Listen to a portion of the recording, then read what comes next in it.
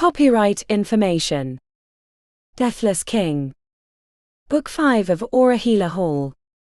100 Halls Universe Series. Copyright 2024 by Thomas K. Carpenter. Chapter 1. Manuel could smell hot, hungry pheromones waiting to be picked out of the packed bar. The tattered tome wasn't his usual hangout spot, but he was on the other side of town tracking a mage who had killed his wife for accidentally throwing away an important reagent. Or that's what the story was. Manuel really didn't care as long as her parents were good for the money, and he was certain they were, given their address in the first ward. He leveraged his way past a group of college-aged guys in collared shirts, drinking from mugs made to look like they'd been used in the Middle Ages. The biggest turned to make something of his passing, but when they saw his staff they turned away, no longer interested in confrontation. When Manuel had first joined Justicars, he'd thought the staff was an outdated sigil of their hall. A gun or something more immediate was to his liking, but over the 5 years of schooling, he'd come to appreciate the staff in both use and symbology. A whiff of floral perfume mixed with a heady scent had him diverting to the bar, elbowing the big man on the way just for fun, to find a sleek honey sitting all by herself in a painted-on white dress. He casually leaned the staff next to her spot as he gestured towards the bartender, who was filling a trio of mugs. Manuel purposely didn't make eye contact, even when the honey glanced his direction. Compensating much? The barb caught in his throat, but he cocked a smile and casually answered. Working. She started to ask another question, but the bartender came over. 2 fingers of nightshade-infused whiskey. Bone fist if you have it. The bartender frowned. I can only serve it to. Manuel tapped the staff with an index finger, and the gemstone at the top flashed with eldritch energies, which put out a soothing aura that would make those around him more pliable. The bartender stared at the fleeting light, then shrugged. Your funeral. You really a mage? Asked the honey with an eyebrow raised. Or just cosplaying as one? Manuel produced his card, flicking it into her lap. She lifted it up. Manuel Iniesta. Private detective/bounty hunter. Bonded by the Bank of the Arcane. Justica Hall. This real? The whiskey was delivered in a chunky glass that could have doubled as a fallen meteor. Manuel swirled the amber liquid, gave it a sniff, then downed it in one go. The nightshade burned through his neural system, lighting up his senses and giving him a warm sense of invulnerability. Another. The bartender walked away shaking his head.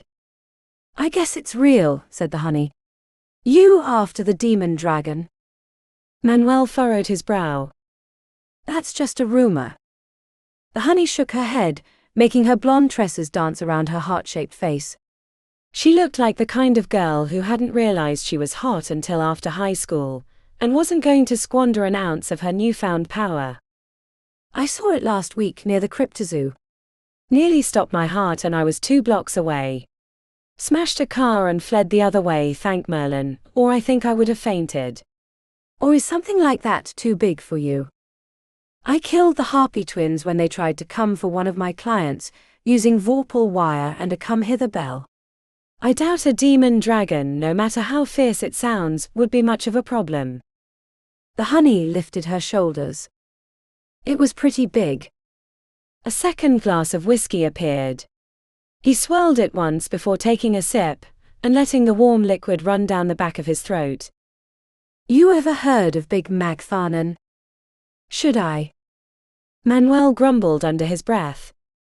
A big ol' hob. Was squatting in some buildings on the edge of the 13th, and scaring the daylights out of the people living in the 5th. When he wouldn't move, I melted his innards and sent him to the sewers. You killed a squatter? Asked the honey, seemingly not too impressed. He was dangerous. He could have hurt somebody. It's no demon dragon. Manuel finished the whiskey, slamming it down next to the honey and making her jump. If the demon dragon showed up, I'd take care of it. Easy as pie. She recoiled, blinking and shaking her head. Not the thing I saw. Had nightmares every night since. It's killed a half-dozen people already, and those are the ones they know about.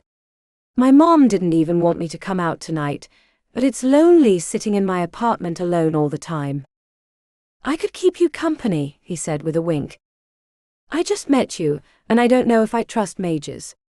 Never know when one might enchant you or slip something into your drink. I'm a bonded Justica. I'd lose my license if I did something like that.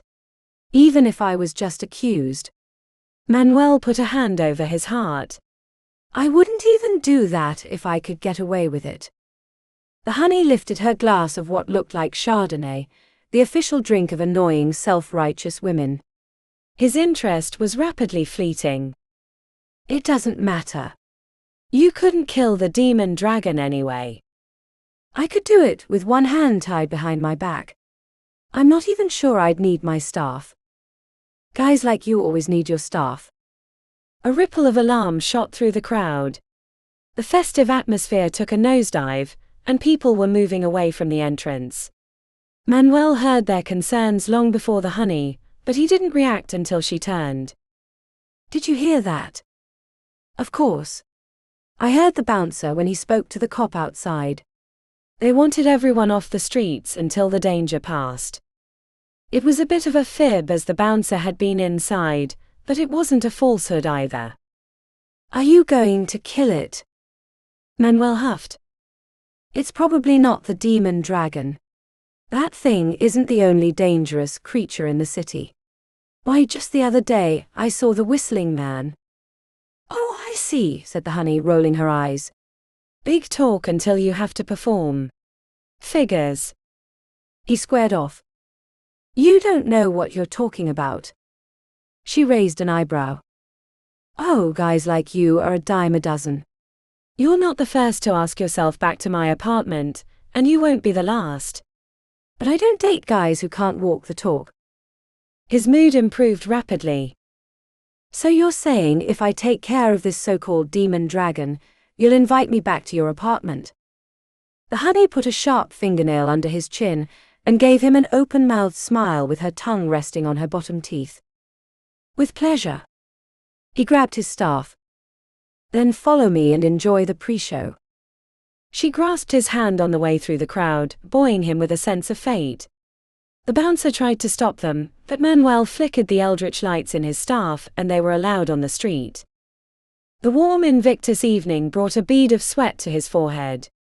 Manuel leaned the staff against the brick wall and replaced the weather enchantment that had faded since he'd been inside the bar. The honey craned her neck in both directions while not moving too far away from the entrance. Do you think it's still out here? A crunch in the distance had him turning his head. 3 blocks that way and another to the north. He grabbed her hand and placed his lips against the cool back of it. She smelled even more ready than when he'd found her at the bar. When I return. The honey licked her lips. I can't wait. Manuel jogged towards the sounds of destruction, his heavy boots ringing across the concrete. He spun the ring on his right pinky finger, waking the protective enchantment, and considered pulling out the Tarka charm. His adrenaline soared as he approached the corner. He'd heard a muffled scream a short time ago, but that could have been anyone. The first thing Manuel saw was a crushed cop car with one faint blue light spinning. It looked like a giant had stepped on the front. He was certain anyone inside was dead. He thought the creature might have moved on until he saw the shifting of shadows in the park past the apartment buildings. The suggestion of movement had him reaching for his Tarka charm from a hidden pocket. He snapped the bracelet around his wrist. The activation sent out a high-pitched buzz before modulating to silence. He was protected from anything short of a major explosion. Activating the charm would cost him later, but he sensed this was a bigger challenge than he was letting on with the honey. You'd better be worth it, he said as he padded down the street, staying in a hunch even though he was walking down the center line. Manuel crouched by the low wall that went around the park. A lamppost snapped and sent up a geyser of sparks about 50 meters away. Okay, what's the plan? It's probably the size of an elephant. Best to blast out one of its legs, reduce its mobility, and then whittle it down to size. He tilted his head, hearing the bevy of police sirens, and at least 2 helicopters headed his way. Manuel jogged into the park, determined to take care of the creature before the cavalry arrived. A thick oak tree provided a good hiding spot. He peered around it to see the next one over had been severed in half. Maybe it's bigger than an elephant, he whispered to himself. Manuel channeled phase into his staff, charging it up until he was certain he could blow a hole through a warship if required. Come on, baby, come to Daddy, Manuel. He saw movement through the trees, and stepped out near a freshly painted jungle gym. The first thing he saw was a scaled leg, wider than the tree trunk. He thought the helicopter had somehow flown over the park without sound, until he realized the movement above the trees was an enormous head. Glowing, fiery eyes peered at him like a bug in a glass, sending ripples of fear through his midsection, but he was no stranger to tough fights. Manuel slammed his staff on the concrete, sending out sparks and warning the creature that he would not be an easy kill. Come on, you oversized worm. I'm not afraid of you.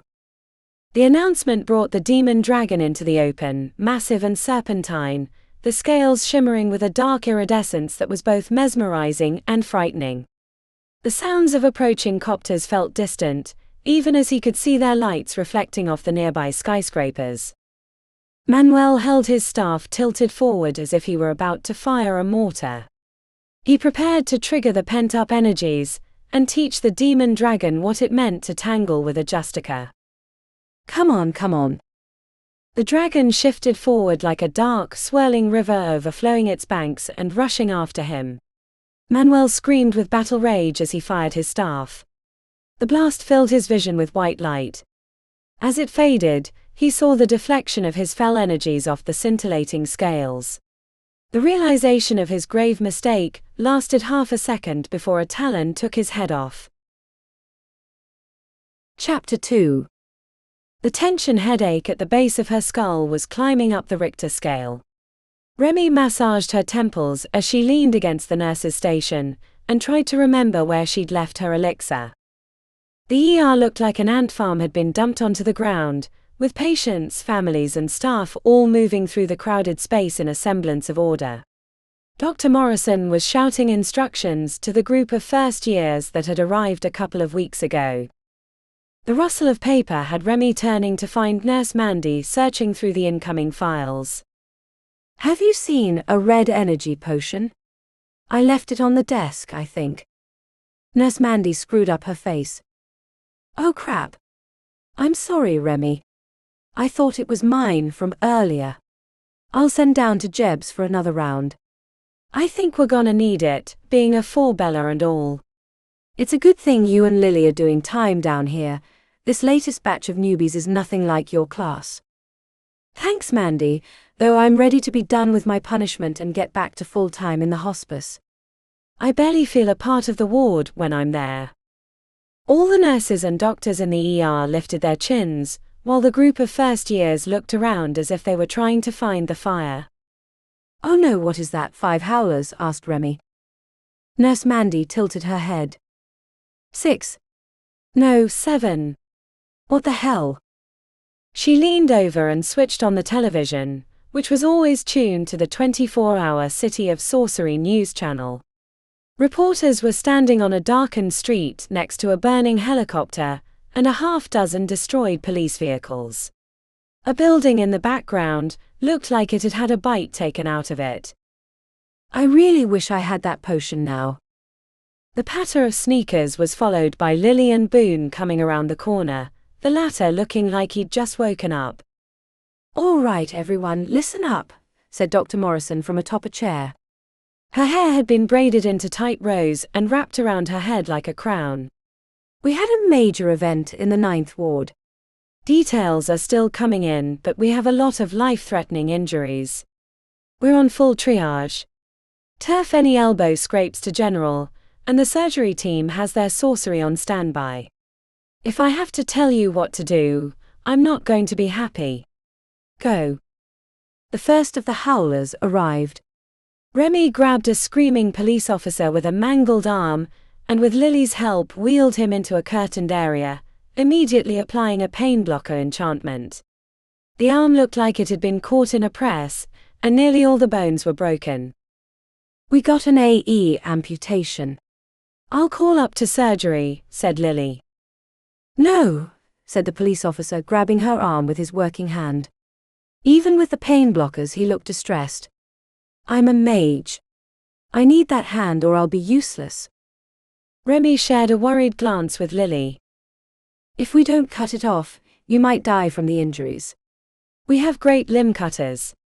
They'll do their best to make sure you have as much of your arm as necessary for prosthetics. The enchanted ones are out of this world." "But not good enough for spells. Please don't take my livelihood from me." When Lily gave her a look, Remi shrugged. "I'd want the same." A phone call, 2 charms and a gurney team later, the officer was on his way to surgery with instructions to save the arm. The next hour was a whirlwind of emergency care. Remi sent 3 more to surgery, a half-dozen to general, and called time of death on 3 more. The migraine lingered at the base of her skull, making it hard to concentrate on the constant spell work, but she knew even a few seconds of hesitation could cost someone their life. When the rush finally started to subside, Remi found herself checking on an officer who had strange burns on his arm. She'd placed his injured limb into a rund glass tube, and filled it with an elixir that would help the skin grow back quickly. "How's the pain, Officer Sam?" He returned a glassy-eyed stare but nodded. "I got off easy, considering." Officer Sam only looked a few years out of protectors, especially with his newly grown moustache. A set of enchanted guns sat on the table. "What's the word on my arm?" Remi tapped on the glass. "The skin isn't healing as quickly as I'd like." "Any idea what it was that did that?" "It'll help us with the recovery plan." Officer Sam ran a free hand through his dirty blonde hair. "Never seen anything like it, not since the event anyway." "When the call came in, they said it was a demon dragon, which I thought was a bit overblown. Until I saw it." The curtains moved aside, revealing Lily, who'd been working next door. Her mass of curly auburn hair was pulled back with a cord, and her scrubs had bloodstains on the front. "What kind of dragon?" asked Lily. "There are different kinds." "You know, we mostly focused on humans and protectors since they're the worst perps." Lily shifted her mouth to the side. "Was it big-chested with wide wings? Or long and sleek like a serpent? Or something else?" "The second." "Damn thing was like a freight train once we engaged with it. I emptied both clips into its chest with barely a scratch on its scales." "What about the color?" "Of the scales," said Lily. "Dark iridescent green." Lily paused with thought. "What are you thinking?" asked Remi, but her friend shook her off. "And what happened with your arm?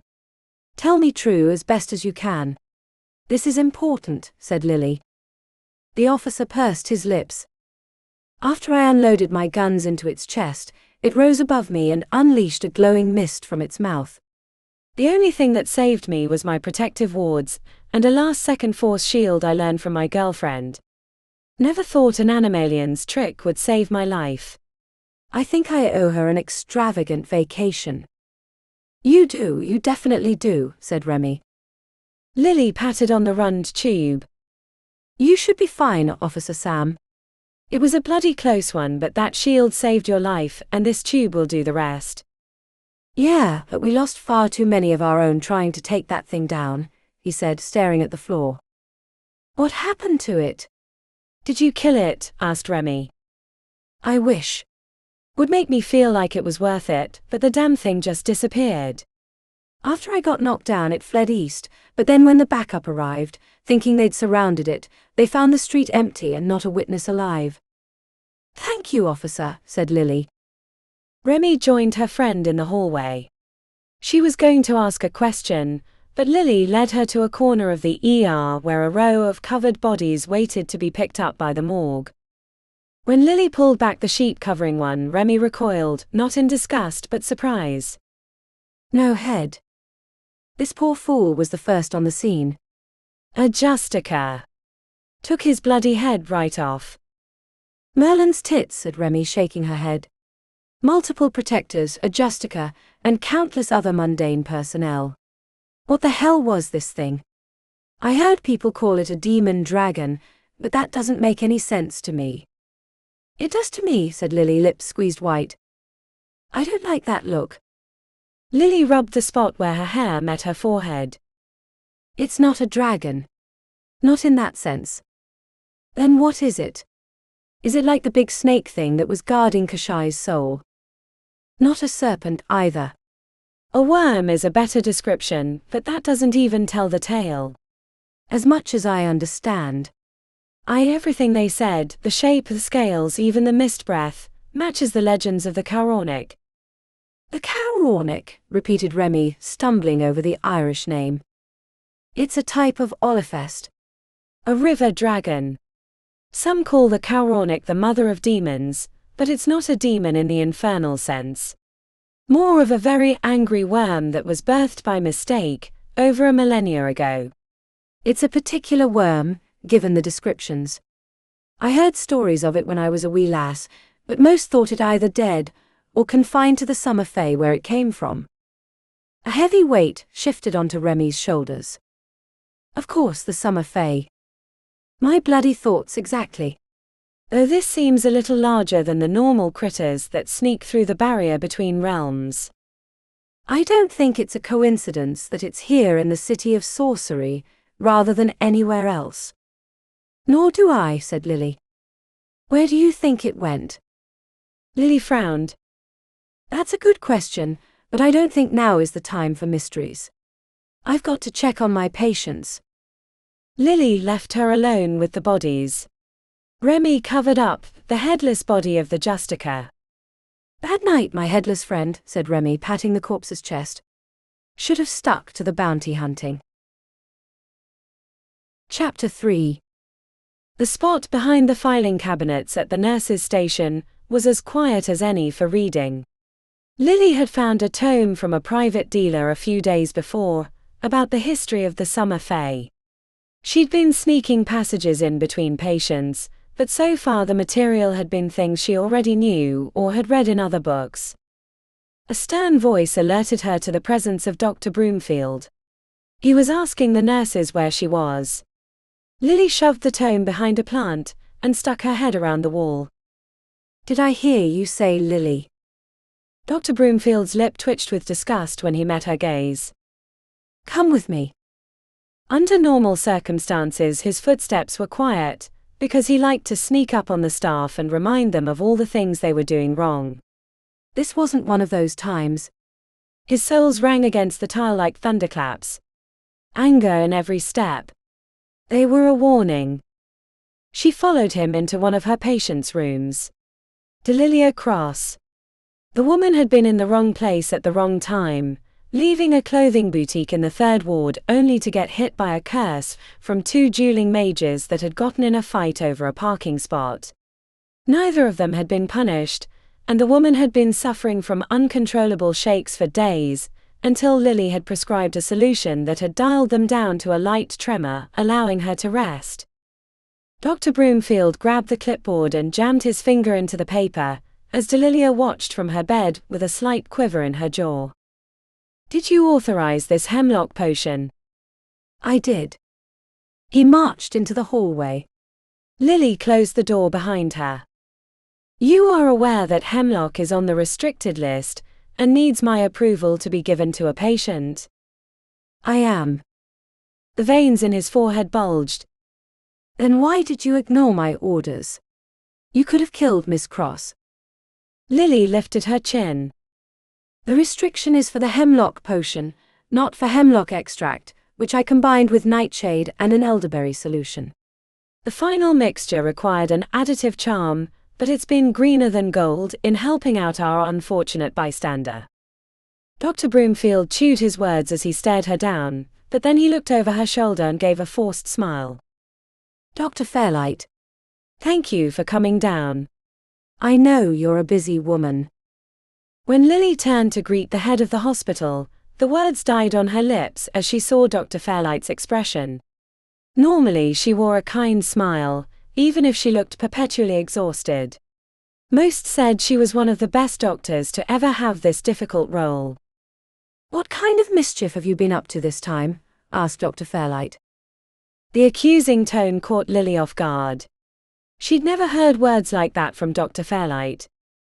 "I found a solution to my patient's curse, without putting her in any danger, I might add. I'm not a bloody hack. Marcus informed me you prescribed a restricted potion. I'm sorry, Dr. Fairlight, that you had to come down here for this considering your busy schedule, but I didn't prescribe a restricted potion. There is hemlock extract in the solution I gave her, but it's in a less dangerous form. It's something my sisters and I." "What is your location?" asked Dr. Fairlight menacingly. "My location?" asked Lily, taken aback. "I don't think my words were confusing."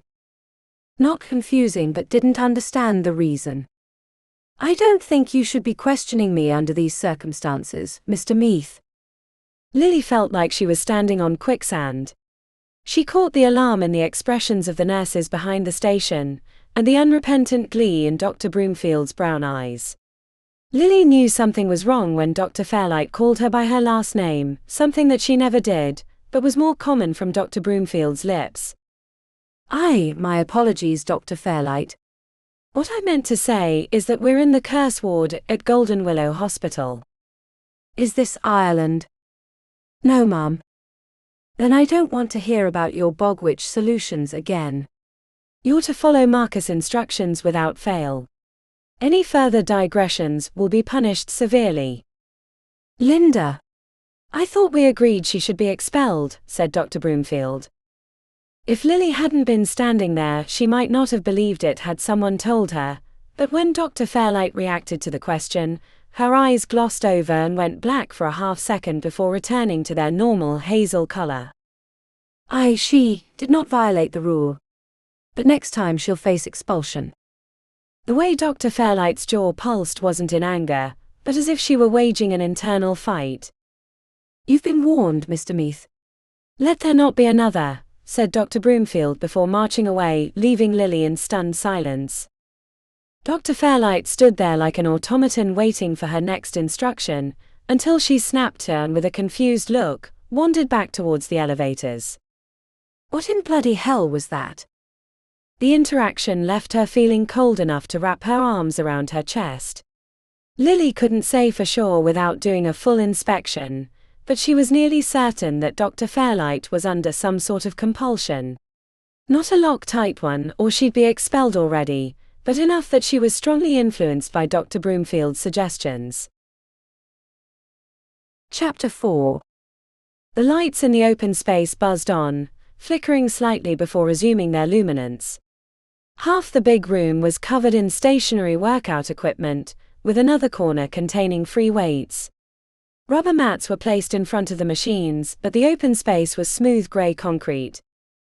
"We're not a fancy gym, but we get the job done," said Engelhardt. Damon unshouldered the huge duffel bag, which clanked on the hard floor. "That should be a big enough space," he said, jutting his chin towards the open corner, then his gaze trended upward.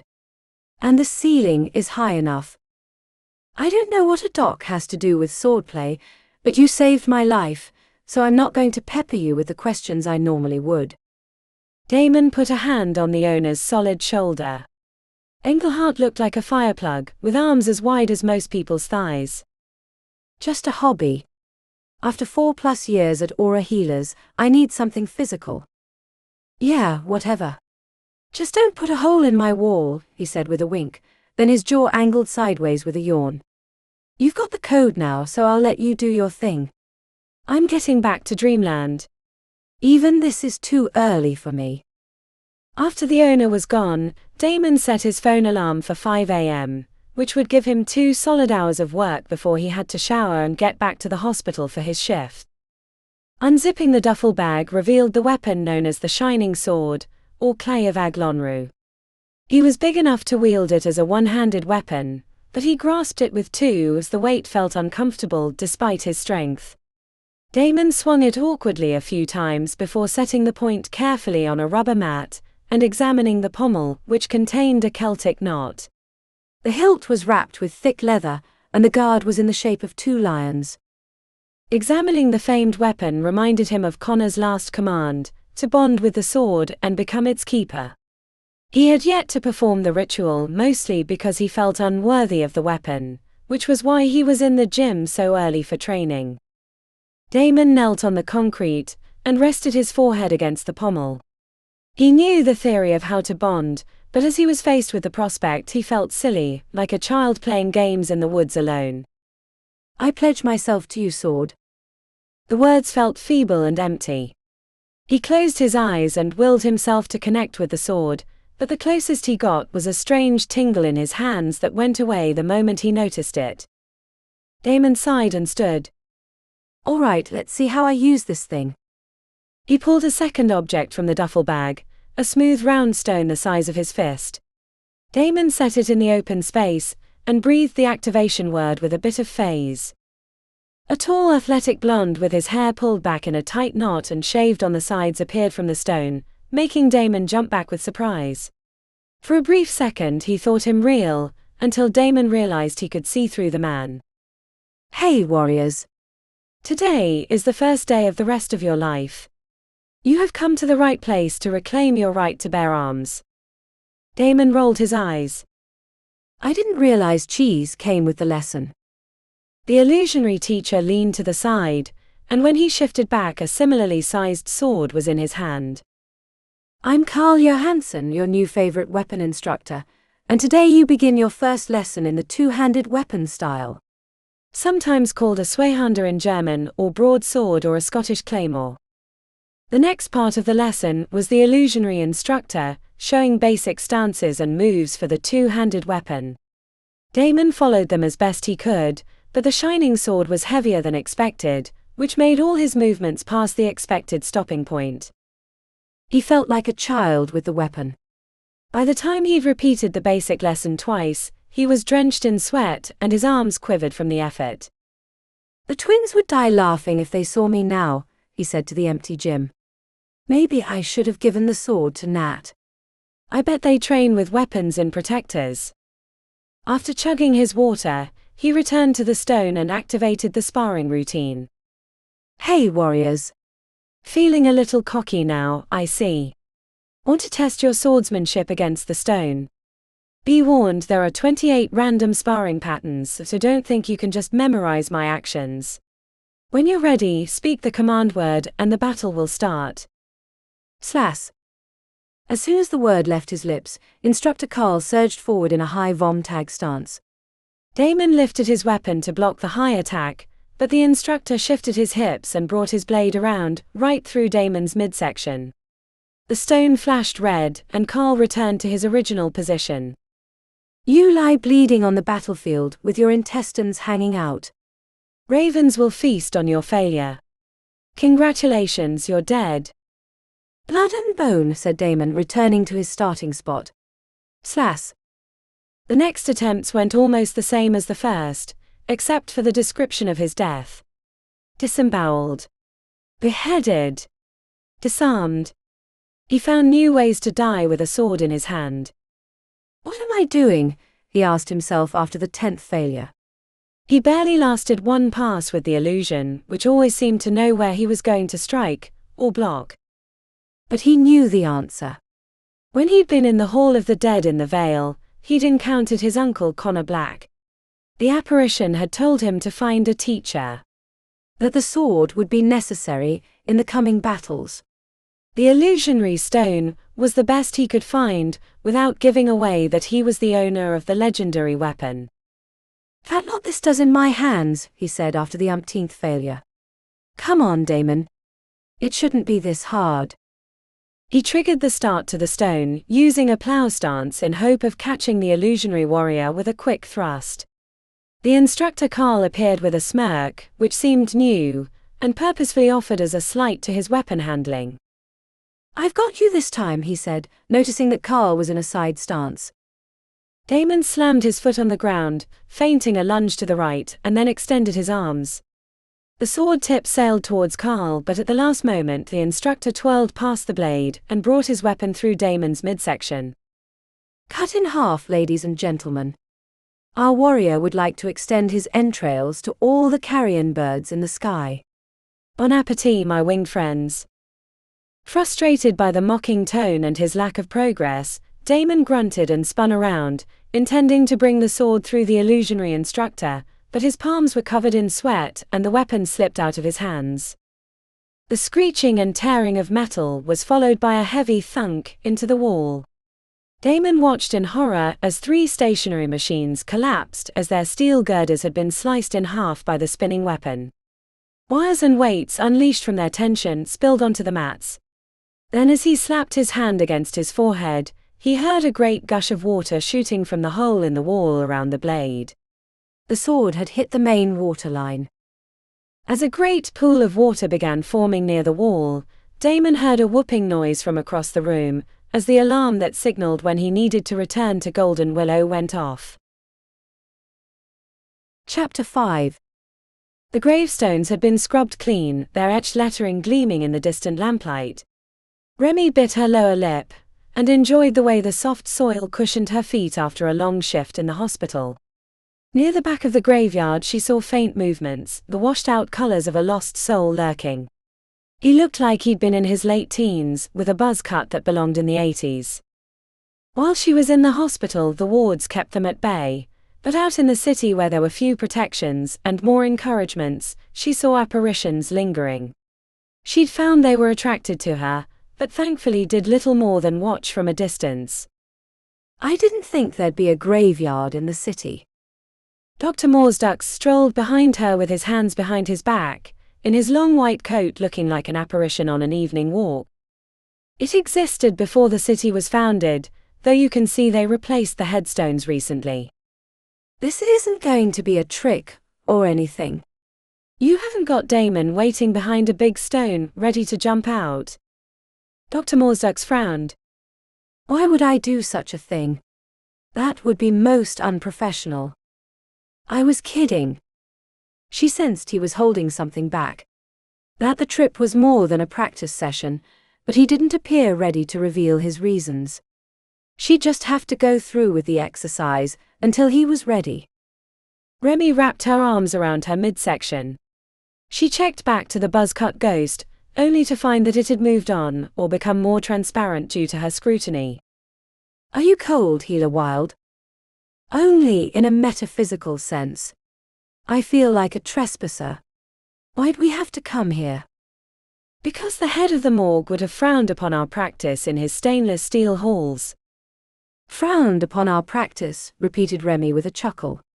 You make it sound like we're just leaving an untidy work area, not summoning the dead. We're not summoning the dead, no matter what it may look like. The dead are just that. But imprints of their soul sometimes remain. Remi smiled to herself. Dr. Morsdux had a habit of repeating old lessons, ones she'd thoroughly ingrained, but she knew he was just making sure. The old teacher hadn't had much practice with students, especially one like her. Shall we begin? An empty spot between the headstones was covered in a few dandelions. Remi reached into her pack for candles, but Dr. Morsdux made a clucking noise in the back of his throat. Let us try this without a spectral field. A stone formed in her gut. She checked back to the location the ghost had been lurking. There were ghosts and then there were ghosts. The ones that traveled from the veil were more solid and irritable. Are you sure? Isn't that dangerous? Especially in a place like this. For myself or most other healers, the answer would be yes, but we're traveling unfamiliar territory. You have a strong connection to the veil. We should explore that safely so you can better help your patients, or whatever problems you have to deal with. I will be here if something happens. Remi ran a hand through her messy black hair. He'd made comments like the last one many times recently, as if he understood that not all was right in her world. She appreciated that he was preparing her, even if she didn't know what it was for. The younger me wouldn't be able to comprehend what I'm doing now. Holding séance in a graveyard. It's not a séance. Oh, I see. This is more of your sarcasm.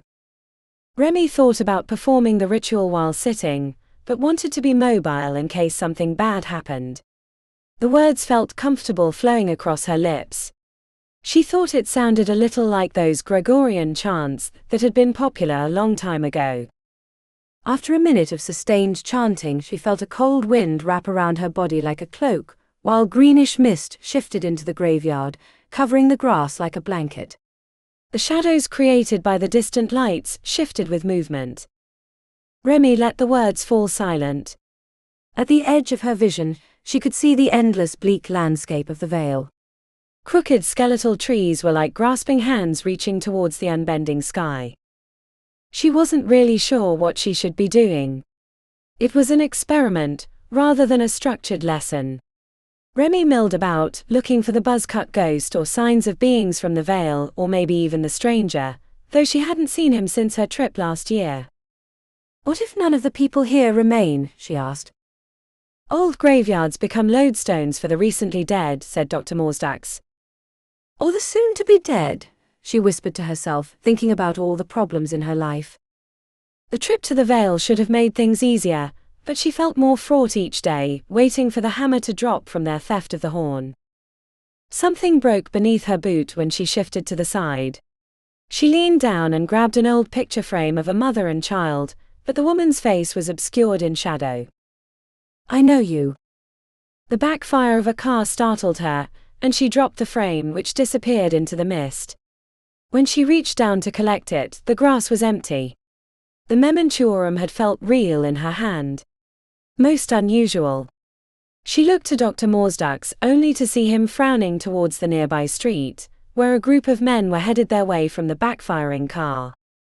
"Shit," said Remi, moving towards the gate until her mentor shook his head. "It's best if we stay here," he said. 5 men carrying brown paper bags hopped over the wrought iron fence. Remi saw at least 2 with knives on their hips. "Hey, you can't be here. This is our fucking drinking spot," said the largest, a bald man with a tattoo of a butterfly on his neck. The men stopped about 30 feet away, eyeing the green mist that surrounded her with suspicion. "We're here performing an experiment," said Dr. Morsdax. "You're welcome to watch, but I would suggest you not interfere." "Not interfere? This is my forsaken graveyard," said the bald man. "Find your own." "Are you a mad scientist?" one of his friends asked, then took a long swig from the brown paper bag. Remi saw the way his eyes glowed with eldritch light. The earlier bad feeling grew worse as she realized they were coming to the graveyard to enjoy glow juice, the latest elixir on the streets. They'd had their fair share of patients who'd injured themselves while thinking themselves invulnerable. The drug simulated what it was like to channel phase for non-majors, and it left them with a supreme feeling of permanence. "We're from Golden Willow," said Remi. "You?" laughed one of the guys. "You look like my sister's cute friend who won't ever go home with me. Even after I bought her flowers." Fucking prude. They continued to drink their glow juice, which was making the situation more unstable. They bounced from foot to foot, enjoying the promise of empty power flowing through their veins. Only the bald man seemed in control of his emotions as he stared at the swirling mist. "What's with the fog?" "We're summoning the dead." "I can't promise you'll be okay if you stay, but I can't stop you either," said Remi. The bald man narrowed his gaze. "Did you threaten me?" "It was only a warning." She knew it was the wrong word as soon as she said it. He was angling for a fight, and she'd just given it to him. Remi glanced back to Dr. Morsdax, expecting to see him preparing a spell, but he watched passively with his hands behind his back. "You didn't set this up, did you?" she asked him. Dr. Morsdax gave a tight shake of the head. "No, but we shouldn't waste it either." "7 hells," she muttered to herself. It wasn't the lesson she was expecting, but it was the one she was going to have to learn. As the bald man tentatively walked forward, examining the mist for dangers, Remi reached into the veil, silently calling for anything nearby. There was no guarantee that Buzzcut, or any other apparitions, would still be in the area. The bald man took a long swig from his bottle as he approached, his confidence growing with each step. The others were drawn forward, but were more wary of the green mist, which was up to her knees. "What have you got on you, little girl?" "I'm not a little girl, and I suggest that you not touch me." He patted the knife on his hip. "I don't respond well to authority." Remi chuckled at the idea that she was the authority in this situation. "What's so funny?" he demanded. "Rolls." She sensed the nearness of veil beings as he closed the distance. "Don't touch me." "Don't touch you or what?" In her past interactions with the veil, like the time they'd helped her at the spirit ward, she'd had to talk with them to explain what she wanted, but as she stared at the menacing expression of the bald man, the words felt unnecessary. "What was that?" he asked, his head shifting to the side. "I said not to touch me." "I haven't yet, but I will soon." "Real soon," he said, tossing his potion to the grass and reaching for his blade. Remi could have blasted him with a force bolt, but that would have only incited the others to reveal their guns. Besides, she wanted to see what was going to happen. "Just fucking tricks," said the bald man as he reached out his hand to grab her arm. His fingers never reached her, as something pale slammed into his cheek, knocking him backwards. "I told you not to interfere," said Remi. The bald man's eyes were wide as he held his knife defensively, his gaze shifting around the mist-laden graveyard. "What touched me?" Another figure lunged from the veil, hitting him across the jaw, followed by a skeletal hand grasping his wrist, which he quickly broke free. His lip started bleeding immediately. "They're drawn to blood," said Remi with a smirk. Cries rose from his friends, who appeared to have similarly been attacked. One of them pulled out a gun and pointed it at Buzzcut, who'd shifted through the gravestone. "Make them go away." "I can't. They were here already." "But we're protected and you're not." "You should have listened and stayed an observer." "Now they see you as fair game," said Remi. A gunshot startled Remi. She reached for her stomach thinking she'd been hit, but saw Dr. Morsduck's fall instead. Anger rose up as she rushed to his side. The words were merely a vocalization of her fury, but in retrospect, she felt like it was what triggered the response. "You bastards! Get out of here." Remi slapped her hands to the blooming crimson around his shoulder. She glanced back to see one of the men aiming his weapon at her back, but then something pale and frightening engulfed him. The screams were primal and filled with pain and fear, followed by the men trying to escape the graveyard, as more incorporeal figures went after them. "Are you okay?" Dr. Morsduck grimaced. "It hurts, but thankfully I have an experienced healer here," he said with a wry grin. Remi pulled the ruined jacket back, as screams followed the men back to their vehicle. She examined the wound, while Dr. Morsduck's mouth contorted into a slash. "Looks like the bullet went all the way through. I'm going to close up the holes." "Do you want a pain blocker first?" He shook his head with his eyes shut. They both knew it was going to hurt. After a summer in the ER, the spell was simple. She closed the wound on both sides. Someone would have to come back later and verify there was no internal bleeding, but the worst of the danger was past. They both looked up when the vehicle squealed onto the road, followed by more gunshots, which lit up the inside, backlighting the frightened men. It went fishtailing down the road, and as it passed the next block and started to turn, red and blue flashing lights appeared behind it. "Looks like they found a friend," said Remi as she helped Dr. Morsduck to his feet. "Shall we get out of here?" "Dismiss your connection first." Remi closed her eyes and pinched off the flow of phase that was keeping the connection open. Faint ghostly figures flashed briefly before disappearing. "You know, I thought you might have planned that until they started shooting." Dr. Morsduck held his wounded shoulder as he limped towards the gate. "I must confess that I knew they frequented this place around this time. I live 2 blocks from here, and I know the complaints of my fellow residents." "You could have been killed." He smiled. "But I wasn't, thanks to you." "Both your veil powers and your healing ones. A potent combination." She spun on him. "This wasn't about exploring the veil." "You wanted me to hurt them," she said. "Not hurt but scare." Mostly I wanted you to learn to defend yourself. She looked into his gaunt face. Try as she might, she couldn't see malice. Why? His chin dropped towards his chest. I do not know the kind of trouble you're in, but I know when things are coming to a head. I've heard the things that Dr. Broomfield has said about you and your friends. They're not the words of a doctor. Something has changed in him. Then tell Dr. Fairlight. Or the board. She's changed as well. Remi sighed.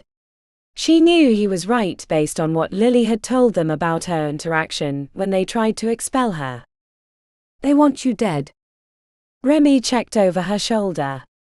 You want me to learn to protect myself using the veil. It would be wise. And I believe I was correct. You managed to summon your spectral guardians with relative ease. Eventually you should be able to learn how to do it, without establishing a connection first. I don't know. I do, Remi Wilde. Since your trip to the Vale, I've seen much change in you. You might not see it, but it's there. The Vale lurks close. You need only to open the way to access it. I wish I felt the same. It will become easier in time. He grimaced. Now let's get back to the hospital. I feel dizzy. Remi put her arm around Dr. Morsduck's midsection and helped him to his car. She took the wheel as he leaned back into the passenger seat. No dying on me, Dr. Morsducks, she said with a weak grin. You can't get rid of an old man that easily.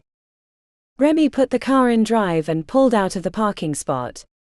She thought back to the graveyard as they headed down the road, wondering what could have happened to her to give her those powers. Chapter 6.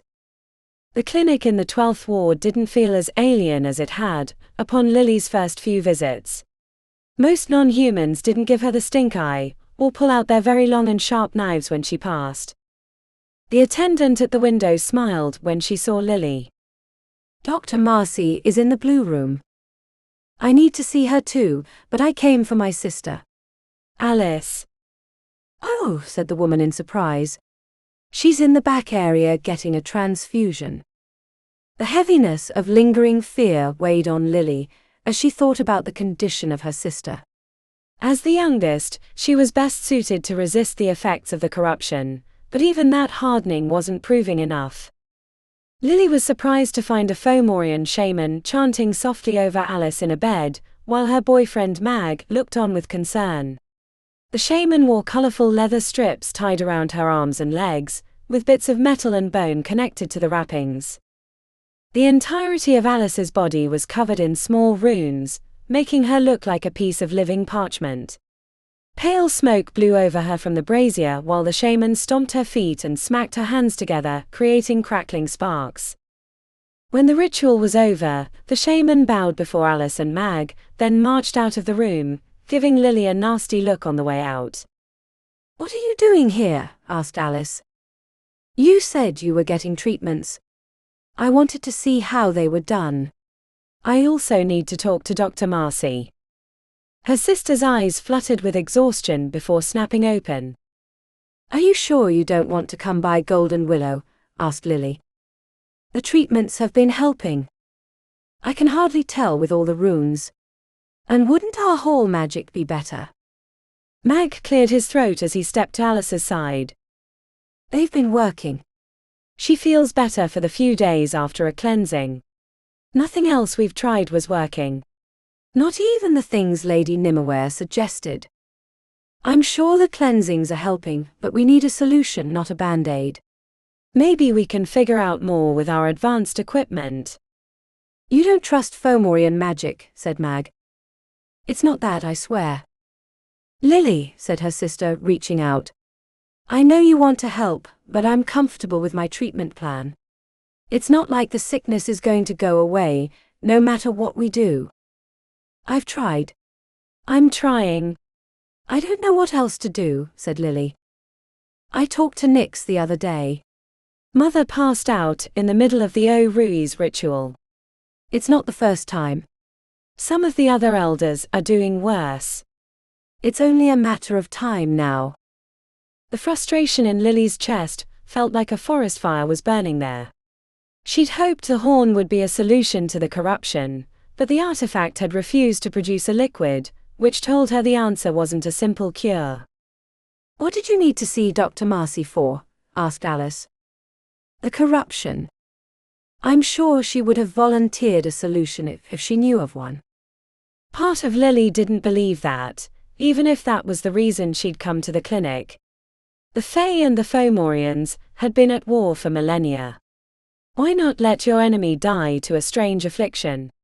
But she wasn't about to let any opportunity pass by. Especially after the failure of the horn. Lily gave hugs and went in search of Dr. Marcy. She found her outside of a patient's room, reaching from her phone. "Healer Lily. Dr. Marcy. Are you here for?" Lily shook her head right away. "No. It's best that it stays hidden." "Then how can I help you?" Lily exhaled. "I've run out of ideas about the Calcati. Nothing has worked. You know Alice's condition. The rest of my family is worse. Maybe it's not a medical solution. If you have an idea, I'll go after it."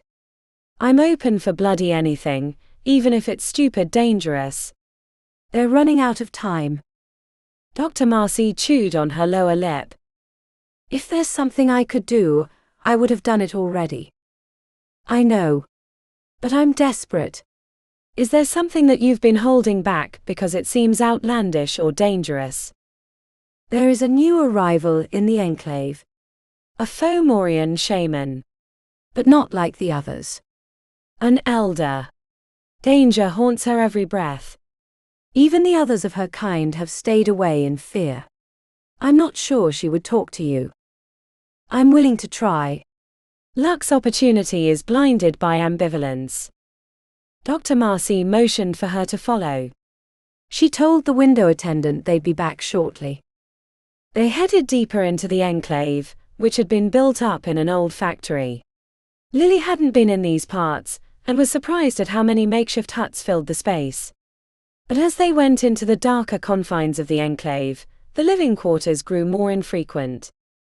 Stepping through a gash in the wall, they entered an old generator room, except most of the equipment had been ripped out except the concrete pads with rusted bolts sticking up. "Tread carefully." A ground fire put out thick smoke from the corner near a set of old tents. Bones and other trinkets hung from wires. The place smelled like rendered fat. Dr. Marcy called out in Fomorian. A rumbling answer returned, and after a brief conversation in which Lily heard her name spoken twice, the elder shaman appeared. Lily wasn't sure what she was expecting, but it wasn't what she saw. This one reminded her more of Balor of the Evil Eye than the other Fomorians she'd met. She was tall but hunched, covered in thick overlapping robes that looked as though they could have been made out of human skin. She couldn't see the shaman's face except for her lips, blackened and scarred as if her flesh had been cut and let heal hundreds of times. "This is the witch," came a rasping voice from beneath the robes, as though she'd been expecting her. Lily girded herself as she looked into the shadowy cowl, already sensing the gathering power within the shaman. She exuded danger. Dr. Marcy bowed deeply, spat in her hand and wiped it into the dirt. When she stood again, the shaman chuckled. "She wishes to speak to you about the Calcati, the corruption of the Summer Fae." "And why would I care about the decline of my enemies?" asked the shaman. "Because whatever is happening in the Summer Fae is affecting the City of Sorcery, and if these lands fall then every realm is at risk of collapse," said Lily. "You speak too confidently for someone who knows nothing." "I admit some of this is bloody thin speculation, but since I've been here we've battled a corrupted green man who was trying to influence the elites with mind control worms, made a sojourn into the Summer Fae ourselves to confirm the corruption, and recently the Caoránarch was spotted in the city killing those that got in its way. And still I do not see why I care." "Because whatever happens to us and this city will be worse for you. The rich, the powerful, these changes, whatever they are, will affect them least. I know it's a shite deal, but I can't change the way the city works. Dr. Marcy stepped forward. Lily has helped our people despite the risk to herself. Her sister is a friend of the Enclave as well, working for Lady Nimmerware, a known ally. The elder shaman hissed and cackled, her enormous hands rubbing together. Are you willing to pay the price? Anything, up to and including my life, said Lily. The shaman continued laughing. Desperation does not suit you. Yet I offer it. The shaman stilled in thought. Lily knew she might have erred in not negotiating, but she didn't want to risk the elder's rejection. There is one thing you might do. What is it? For this, I require a favor in return. Not now, but in the future. What kind of favor? You said you'd do anything. Lily nodded. I would, but knowing my fate would at least help me prepare. It gives me pleasure to know that you would be squirming on the spit, forever in my debt. I will not tell you my intentions. Then I accept your proposal. Dr. Marcy inhaled sharply, but Lily was determined. Come forward and seal your promise, said the elder shaman as she held out her palm. Lily thought she would need to kneel, but the shaman was even taller than expected. She took the hand, which was covered in calluses and scars, and in one long motion licked the palm from base to fingertips. She repressed a shiver of disgust and stepped back next to Dr. Marcy. The elder shaman cackled with amusement. Oh, if my sisters could see me now, with an Irish witch groveling at my feet for unspecified favors. Your answer, please. The shaman cracked her neck with a practiced tilt of her head. It sounded like bones being crushed beneath a heel. In the town of Hogsbreath, not far from the City of Sorcery, a woman of sorrow pretends to be a caretaker for the town's historic buildings. Lily hissed out surprise. A Lianorn she. The Fomorian shaman coughed, a rumbling rattle in her chest. I sensed her when we passed through the town. We did not stay long. She would be no danger to you, said Lily. This one is known as the Broin. Lily cursed under her breath. I've heard of this one. Then you know why we did not stop. But you may receive answers from her. If you're willing to pay her price. Dr. Marcy was staring at her, expectantly. Clearly she did not know what dangers a Lianorn she presented. You have met your end of the bargain, said Lily. I thank you, and hope that in the future our two peoples can coexist peacefully. Such are the words of the overlords. The Fomorian shaman turned back towards her tents and charms, leaving Lily to follow Dr. Marcy back to the more populated areas of the enclave. A Lianorn she. Why would a fey woman be a danger to you? A woman of sorrow is a danger to anyone, even other fey. They come from spring and are called fairy lovers. They prey mostly on men or the occasional woman who seek their good fortune, but it comes at the cost of their shortened lives. It is said some of the great artists of history made a deal with a woman of sorrow, in exchange for their talent. But that day comes faster than they expect. You will seek this fairy lover out. I must, despite the dangers. Can you get your answers safely? Lily turned and grabbed Dr. Marcy's hands. I beg of you, please do not speak a word of the Lianorn she to Alice. It would put more strain on her weakened heart. Dr. Marcy nodded. You've been a friend to the Enclave. I can do that simple thing for you. Lily's thoughts already turned towards the woman of sorrow, calculating how she might survive such a fateful encounter. Thank you, Dr. Marcy.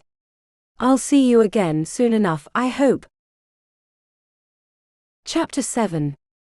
The text message had informed Damon to meet Dr. Broomfield, in the supernatural ward. Dr. Vista hadn't been happy to have one of her students get pulled away again, with so much going on in her ward, but there wasn't much she would do about it. Damon wasn't happy either. Dr. Broomfield had been tormenting his friends all summer and fall. Damon had mostly been left out of it, but now it seemed he was going to see his turn. The soft-souled approach had Damon expecting another doctor, but was surprised to find a smiling Dr. Broomfield with his hand out. "Damon, thank you for joining me for rounds today. I know you preferred Dr. Vista's ward, but I thought you'd find today a special treat." Damon stammered out a response, thrown off kilter by the pleasant turn. "I'm looking forward to it. Come. Let's get started." Dr. Broomfield swung by the nurse's station to pick up a clipboard full of papers, and headed straight to a room down the hall. He knocked on the frame before walking through the open door. "Jeremiah," said Dr. Broomfield with a warm smile. The lanky young man on the bed had been thumbing through his phone, but looked up at their arrival and returned the grin. He had blonde peach fuzz on his cheeks and a thin moustache that looked like a dusting of chocolate milk. "Dr. Marcus, I didn't think you could come by." He approached the bed and gave Jeremiah's arm a squeeze. "I have a special treat for you today." Damon had been standing in the doorway, mystified by the doctor's unusually amiable behavior, but he managed to sniff the air and figure out that the young man on the bed was a fellow therianthrope. "Healer Damon, this is Jeremiah Vindel. He's a cougar. And our talented healer here is a wolf from the Zeph clan." "Hey, Jeremiah," said Damon, holding out his hand. "It's nice to meet you." "Zeph clan?" asked Jeremiah, lips coming to a point. "I'm sorry." "It's okay. I've come to terms with it. The beauty of time and perspective. May I ask why you've come to Golden Willow?" Jeremiah's cheeks blushed as he stared into his lap. "I can't change. Or if I do, it's really painful. The worst thing ever. I don't want to be a therianthrope any longer." The coil of uncertainty around Damon's chest unloosened. He'd been worried about Dr. Broomfield's intention, but for once they were working together as doctor and healer. "Did something happen recently to cause this, or have you always struggled to change?" Jeremiah swallowed, as he continued staring into his blankets with watery eyes. "It's embarrassing." "You can't shock us," said Damon. "You'd be surprised the things that happen to people that have to come to Golden Willow." "Like what?" asked Jeremiah, lifting his head with eyes rounded. Damon leaned forward conspiratorially. "You ever heard the song by the Krakens called Give a Load of This?" "Yeah," said Jeremiah, his forehead knitted with confusion. Damon checked back to Dr. Broomfield, expecting a stern expression, but he was watching with silent approval. "You UHM get the innuendo in the song?" Jeremiah rolled his eyes. "Duh, I'm 13, not 6. The lead singer of the Krakens wrote that song about one of the staff members after she helped him with his problem." Damon wagged his eyebrows as he made air quotes around problem. The kid burst into laughter. "No way. Wait. Okay, like what else has happened here?" Damon leaned against the bed like they were old friends, and told the kid about other events, like the time a woman had somehow eaten 28 bats alive, and when they found the right spell she vomited them all back up. Still alive. Or when a contagious curse that made people's clothes see-through spread amongst the staff one day, until they found the counter. Damon told more tales while Jeremiah was enraptured. "Wow, there's a lot of weird shit that happened here." Jeremiah put a hand to his mouth. "Sorry. I'm not going to get in trouble, am I?" "No, but it would be super helpful if you tell us what happened." Jeremiah exhaled deeply. "My story sounds pretty stupid compared to those." "No story is stupid when you're in the middle of it." Emotions can be difficult to deal with, especially for a therianthrope going through puberty. We've got more to deal with than the average kid your age. It's not easy. There was this girl I liked. I thought she was out of my league, but one day we were seated next to each other during study hour. We started talking, and then we continued on the phone later. I thought she liked me, but then she asked if I would change for her. We were in the woods behind my house. After I changed, I sat in her lap and she played with my ears and was rubbing my back. Jeremiah closed his eyes, the shame coming to the front. His cheeks were bright red. I can hide it when I'm wearing clothes. I should have never let my guard down. I understand, said Damon. I really do. This is normal. It's especially hard to control your reaction when you're changed at that age. Once when I was hunting deer, I got a little too excited and cut myself when I jumped over a barbed wire fence. Let me tell you, I was afraid to look at a cute girl sideways for months after that. Oh wow. What happened with the girl? We haven't talked since. She hasn't told anyone or anything, but she freezes up whenever I'm anywhere near. Damon leaned in conspiratorially. Do you want to know something? She's probably even more interested in you after that. And if she's not, then she wasn't the one for you. But if she knew you were a therianthrope already, then I'm guessing it's the first one. That she has the hots for you and doesn't know how to act around you now that she knows the truth. You think? Are you sure there's not something wrong with me? There would be something wrong with you if you hadn't gotten excited. And if you're worried about puberty, we can prescribe an elixir, but in my opinion, professionally and as a fellow shifter, I don't think you need it. Jeremiah nodded. I guess I could try it. That's the spirit. Dr. Broomfield cleared his throat. Thank you, Healer Damon. We have to get to another patient, Jeremiah, but I'm glad we could work things out. The next 4 hours, Damon worked with the doctor on a number of therianthropic cases. While shifters were a minority in the general population, there were few places other than Golden Willow to go for treatment. When they were finished, Dr. Broomfield led Damon back to his office.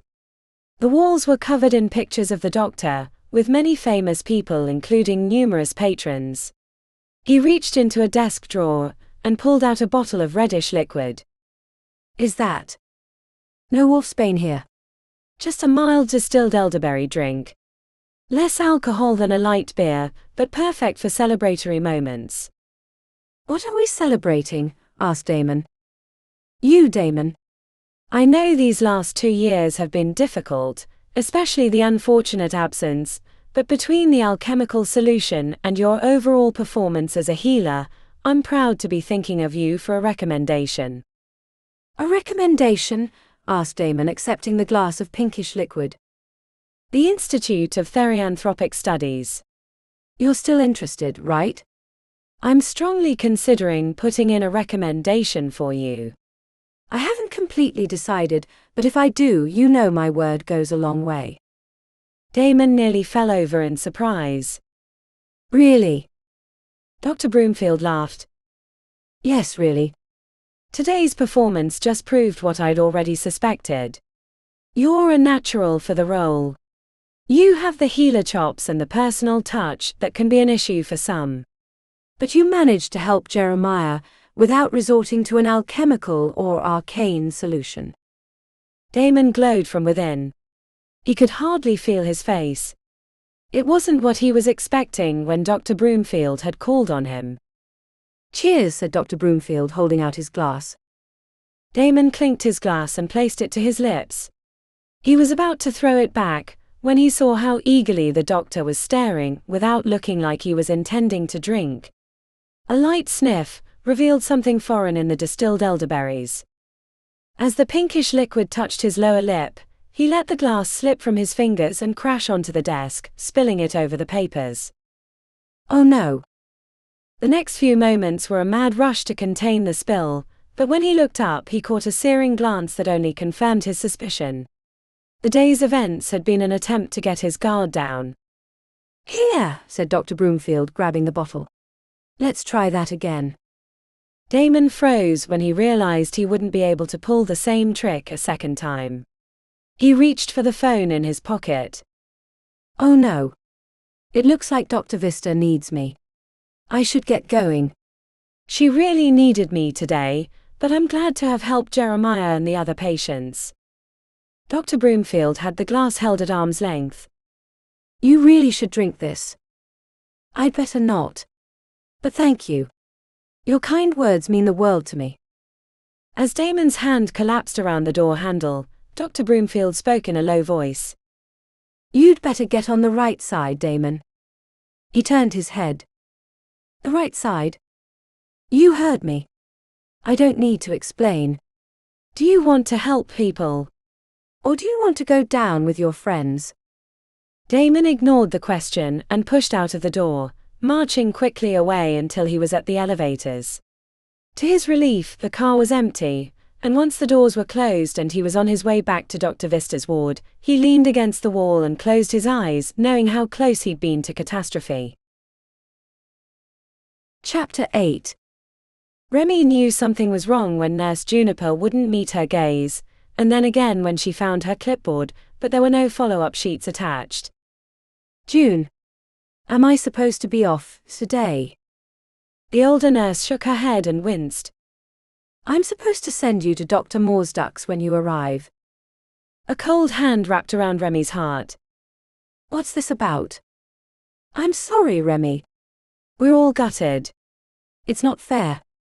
Remi had an out-of-body experience on the way to Dr. Morsduck's office. She'd been enjoying the last few weeks of focusing entirely on her preferred ward, and started believing that Dr. Broomfield had given up on punishing her. What's going on? She asked when she stuck her head into his office. Dr. Morsduck's had been scribbling in an old diary. He liked to keep handwritten notes of his daily routine. The devastation in his normally unshakable gaze had her assuming the worst. What happened? Who died? No one died. But I'm afraid I have very bad news. Remi racked her brain for what might have caused the upheaval, but came away with nothing. You've been moved to EMT services. She furrowed her forehead. Like the double shifts I was doing in the ER. Dr. Morsduck's ran his hand along the edge of his desk. No. Moved. You're 100% dedicated to the EMT department, and it's my understanding you're being embedded with our toughest teams. The ones that deal with the worst problems. I don't understand. I didn't think that was an option for students. Too dangerous. Dr. Broomfield had it approved with patron Jenna. What? He's back. Can I talk to him? Plead my case. I don't understand why this is happening. He's not back, unfortunately. But his message was delivered directly to my door. I'm sorry, Remi. I already spoke to Dr. Fairlight, but she refused to hear my opinion on the matter. The entire ward is devastated by this news. The patients, the nurses, the orderlies, everyone.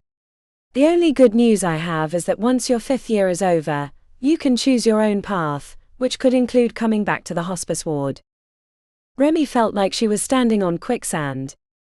Of course I'm coming back, but 7 months feels like a life sentence. I know this is disappointing, but you're a talented healer, and a variety of experiences always makes one even stronger. While the EMT is not the best learning environment, I think someone of your caliber will find a way to shine even in this difficult situation. When do I report? Right now, I'm afraid, he said, handing over a piece of paper with a couple of names on it. Remi left without saying another word. She felt like when her supposed parents hadn't picked her up after Utica. Every time she thought she'd found a home, she got kicked to the curb. And while she had intentions of returning, she knew that diversions like this sometimes completely changed people's lives. She feared she'd never get to return. Remi left the hospital through a side door, and headed across the parking lot to the EMT shed, which was a separate building. Most EMT services were hospital agnostic, and run entirely by the local government, but due to the unique problems that occurred in the City of Sorcery, Golden Willow ran its own ambulances that worked in tandem with the regular system. The lonely walk across the hot concrete felt like last rites. A group of EMTs were outside the shed gathered in a circle, shouting and whooping as if it were a party. She caught a few furtive glances, but most of their attention was focused on what was going on where she couldn't see. 10. 10. 10. 10, they were chanting. Remi had to wedge her way into the circle to see what was happening. A woman with short, spiky black hair and a red bandana was standing in the center, with her muscular arms flexing. The sleeves of her EMT shirt had been cut off, and the dark blue jumpsuit with the golden willow badge was wrapped around her waist. Opposite her was a hulking guy wearing a similar jumpsuit. He had a shaved head and tattoos on his neck that shifted. He held a black baton in his right hand. Near his feet was a pile of crumpled bills. "What's going on?" she asked the black guy with glasses next to her. "Shush. I don't want to miss this." The woman cocked her mouth to the side as she stared at the big guy with the baton. "Okay, 10. The crowd erupted in cheers, which was even more confusing to Remi. Then the big bald guy clicked the base of the baton and advanced on the woman, who had her arms wide. Without warning, he jammed it into her gut, and she went over like a stiff board, landing on a piece of foam that had been lying behind her. She convulsed for a few seconds before finally lying still. Another EMT ran to her side and started checking vitals. "What the? Okay, what's your damage, Greenskin?" "Greenskin." He tugged on his shirt, which made her realize he was referring to her scrubs. "Got it. I'm looking for an ambulance crew." "Drugs?" "What? No. I've been assigned to EMT services." He burst out laughing. "You serious?" "Whose cereal did you piss in?" He narrowed his gaze. "Wait. You're a student. Merlin's tits, girl, you must have really pissed in a lot of bowls." "You're telling me?" Their conversation was interrupted when the woman on the ground popped up like a spring. I'm good." She climbed to her feet without help, and then snatched the wads of cash on the ground to applause and jeers from the rest of the EMTs. "Who have you been assigned to?" Remi pulled the piece of paper out of her pocket and handed it over. The black guy snorted and handed the paper back while shaking his head. "Somebody really doesn't like you." "Which crew?" she asked. He jammed his thumb towards the woman counting bills. "That's your crew. They call them the Kamikaze Kids." "Why?" "You'll see." "Good luck," he said, walking away laughing. Remi approached the woman and the big bald guy. "Vasquez. I don't sell to green shirts. I'm not here for drugs. I can get those on my own if I wanted." "Not what I have, but what's your damage?" she asked while continuing to count. "I've been assigned to your crew." Vasquez checked over her shoulder, then looked between her legs, then back to Remi. "Is this a joke?" "I wish it was. But I've been assigned to your crew, starting today and for the foreseeable future." "Damn it. A green shirt. I guess there's nothing we can do. Come on. Our shift starts soon." "I'm Remi, by the way," she said, holding out her hand as she hurried to keep up. "I'm Vasquez, this is Paxton. Our driver is Ansel, but don't talk to him. He doesn't like people, but he keeps us safe." Remi followed them past the ambulances in the huge vehicle shed. Other crews were putting new gear and supplies into the back of their ambulances. "What were you doing back there?" "Earning money. What does it look like?"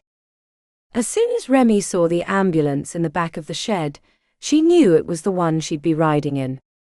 Along the side of the normally white and red wall was a painting of a dragon with explosives strapped to it, gliding into a small building with men shooting automatic weapons at it.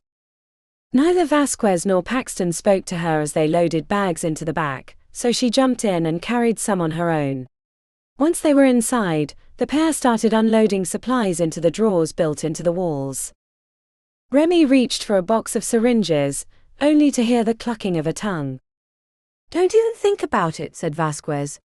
"You don't know where shit goes, which means I won't be my normally speedy self. It's life or death every night for the Kamikaze Kids. I can't afford even a second's delay." Remi nodded and stepped back, watching the pair refill their drawers with surprising efficiency. When they opened what Remi thought was going to be a clothing closet, she saw a miniature alchemy lab instead. "No one gives us the stuff we really need." A few minutes later, they were speeding away from the hospital. Vasquez was seated on the gurney while Paxton sat on the floor cross-legged, playing with a fidget cube. "What's your specialty?" asked Vasquez as she pulled her jumpsuit on. "Do I get one of those?" asked Remi. "Yeah, right," said Vasquez, jumping down and reaching under the driver's seat to produce one in a plastic bag. "This is one of my backups." "You're a touch shorter, but it should work." "Hospice ward," said Remi as she climbed into the baggy jumpsuit. "Merlin's hairy tits, are you kidding me?" "They really hate us as much as they do you," said Vasquez. "I like the death ward," said Paxton, nodding. "You would, big man, you would." "What's the route?" Vasquez snorted softly. "The ass end of the city. 11th through 13th ward. Unless there's a particularly messed up case nearby, then they send us wherever." Vasquez leaned back and yanked down a calendar that was on a pull cord. "Let's see. What's on the schedule?" "Oh, that Harbinger cult in the 11th is having their end-of-times celebration tonight. Can probably expect some of those idiots to blow something off. Looks like we got a Monta parade in the 5th. You can be sure someone will take a shot at them. Let me mix up a few Monta coagulators just in case." Before Vasquez could open the alchemy closet, the radio crackled to life. "Rig 69, there's an 819 with an 888 at the corner of Turner and Alanon in the 11th. Be warned, there might be a heater." "Copy that," said Vasquez, shaking her head. "Damn it. Not a good way to start the night." "Green shirt, grab that piece of PVC pipe above the door." The sirens on the vehicle spun into life, startling Remi. She went for the tube but kept getting thrown into the walls. The sudden high speed turned the back of the ambulance into a shake machine. "You'll get used to it," said Vasquez as she nimbly moved around the drawers, collecting gear that she shoved in her fanny pack while Paxton sat on the ground as calmly as if he were meditating. They arrived outside of a run-down bar called the Phase Demon. Remi had been in the 11th a few times, but this was clearly the older section that most people avoided. "No cops?" she asked. "They might be along eventually, but they generally like to let things work out naturally, if you get my drift," said Vasquez as she threw a duffel bag over her shoulder. "Bring that PVC tube." To get into the bar, they had to step over a woman passed out on the sidewalk. Her left hand and around her lips glowed with a faint nimbus. "Witching powder?" asked Paxton as he knelt by the unconscious woman's side. "Looks like it," said Vasquez. "Keep those muscles of yours on the ready." Once they were inside, the bartender met them and pointed into a back room where whooping and hollering could be heard, along with the occasional smashing of a glass or drywall. "I don't know what Jesper and Sam got into, but there's a lot of blood, and Jesper won't let anyone in." They moved towards the back room, close enough to see through the door that had been ripped off its hinges. A stringy-haired man in a grey tank top was marching around the pool table whooping and screaming with his hands and lips glowing. Sitting against the wall was a second person covered in blood, poking inside their belly with similarly glowing hands. "What do you want me to do?" asked Remi. Vasquez kept her gaze on the room beyond. "Stay out of our way unless I tell you." She turned to Paxton. "Think you can hold 'em?" He pulled an asthma inhaler from a pocket. "Hit 'em with the stun cannon first." Vasquez reached into her duffel bag and pulled out another piece of PVC pipe and held out her hand for the one in Remi's possession. A few connections later, it looked like a long firing tube. Then she pulled out a small heavy bag, unzipped it, and poured a blue powder into the center, then shoved it into the end of the pipe, pushing it all the way to the middle with a rod that had been fixed on the side. "Ready?" asked Vasquez, receiving a nod from Paxton. She held the PVC cannon on her shoulder, pulled a can of hairspray from a pocket, and sprayed it into a small hole on the side. A lighter appeared in her hands, and she nodded at Paxton. The big man put the inhaler to his lips and hit the button. As he expanded his chest, his eyes lit up. "Hey, Jasper." The guy in the pool room turned towards the door. He looked like a maniac. I am a living god. You're a lunatic, muttered Vasquez as she sparked the lighter and shoved it against the hole. A heavy thump was followed by a projectile speeding out of the end and slamming into Jasper's chest, throwing him onto the pool table. Before he could get up, Paxton went running into the room and grabbed him, yanking him around. Vasquez threw the PVC cannon aside and followed, so Remi did the same. The EMT pulled a syringe out of her bag and jammed it into Jasper's thigh, which made him scream. The two wrestled even harder, and Paxton looked like he was barely holding on. Help me. Remi looked over to the man sitting against the wall with blood leaking out of his stomach. Her healer instincts kicked in and she moved towards him, readying a wound closure spell around the same time she heard Vasquez say, "Don't." As she leaned down to tell him not to worry, he grabbed her by the shoulder and threw her across the room. Remi hit the wall upside down, the impact knocking the air out of her lungs. She landed in a heap and knocked an ashtray onto her face, but she was too stunned to move. "Damn green shirt," said Vasquez, pulling a dart gun from her pack, aiming it at Sam and firing into his thigh. The injured man screamed for a few seconds and then slumped over. Vasquez took one look at him before jogging over to Remi, who was struggling to get upright. "You okay? Do you need medical help?" Remi wheezed out a response while shaking her head. "All right, green shirt, you get better while I tend to him." It took a few minutes, but eventually Remi managed to sit up. By that time Vasquez had removed Sam's shirt, exposing the wound in his belly. "All right, green shirt, it's your time to shine. Think you can close this?" Remi grimaced as her whole body still hurt from the impact, but she didn't want to look weak in front of them, so she fought through the pain and closed the wound with a spell. As they were cleaning up the mess, a trio of uniformed officers of Invictus PD strolled in.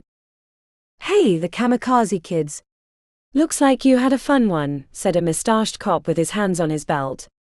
"Need us to take them off your hands?" "Up to the owner," said Vasquez. "But they're stable now. The antidote is mostly working." The mustached cop tilted his head. "I didn't think there was an antidote for witching powder." "That's your problem, Justin." "You don't think," said Vasquez, brushing past them. "Come on, green shirt. Let's get back to the rig." When they were back in the ambulance, Vasquez said, "Come here. I need to do a concussion check." After shining a light in Remi's eyes, she said, "All good. A little rattled, but I think you'll be okay. And hopefully next time you'll listen to me. This isn't like the hospital. By the time you're seeing a patient, they've already been calmed, or you have the ropes team to deal with them. We only have Paxton and our wits out here." "Noted," said Remi, rubbing her ribs where she'd landed on the metal ashtray. She barely had time to get situated before another call came in for their rig, and they went speeding off to the next job, which was a near overdose on the latest rave drug. Then they were off to another. And another. Remi felt like she was simultaneously in a drag race and a 4-Bella ER double shift. Her bones felt loose from the constant rattling, and while she wasn't thrown into a wall again, she was spit on, kicked and almost stabbed. Twice.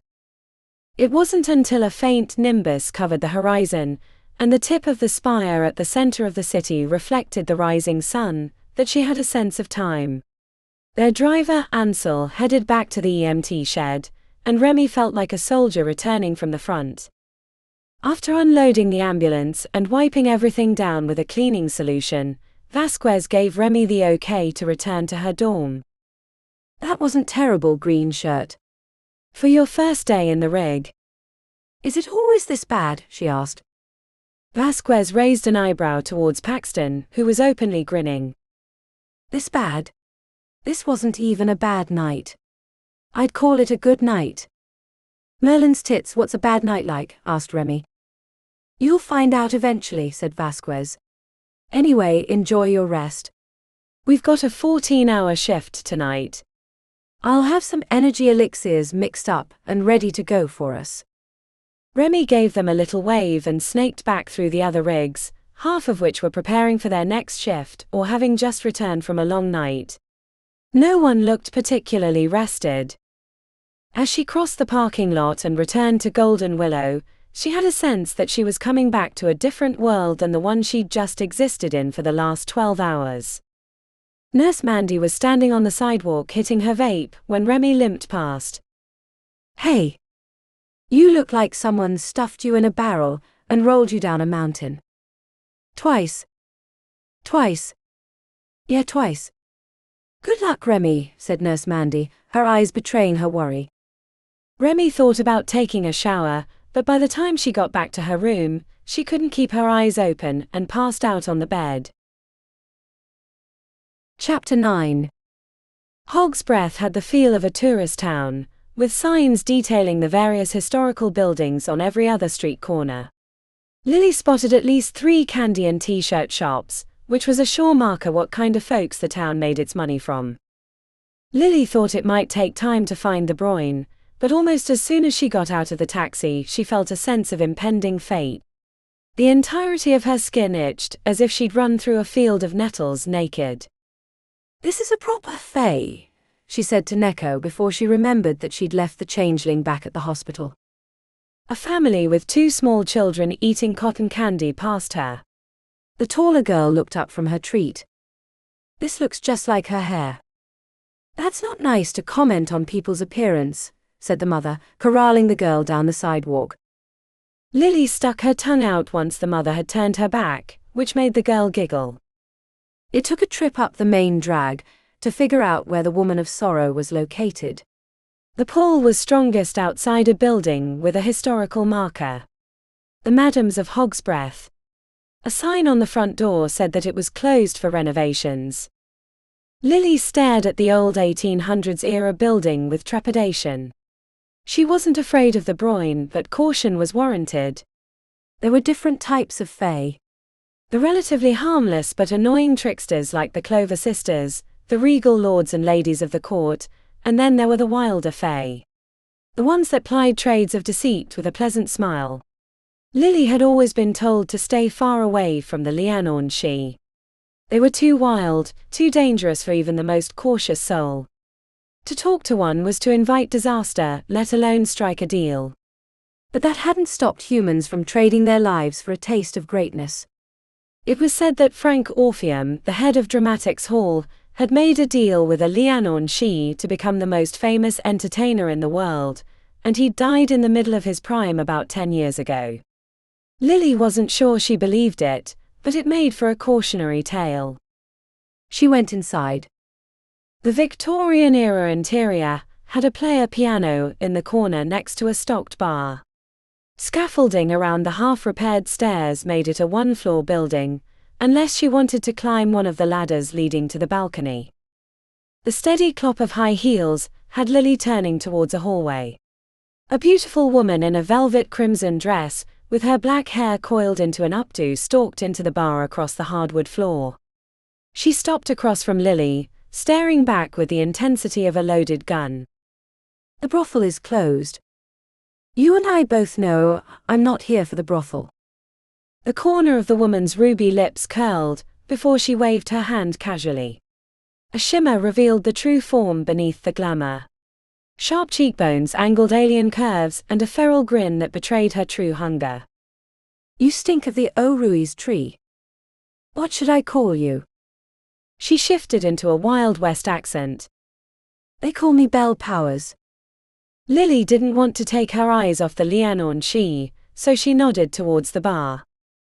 "This was yours before, wasn't it?"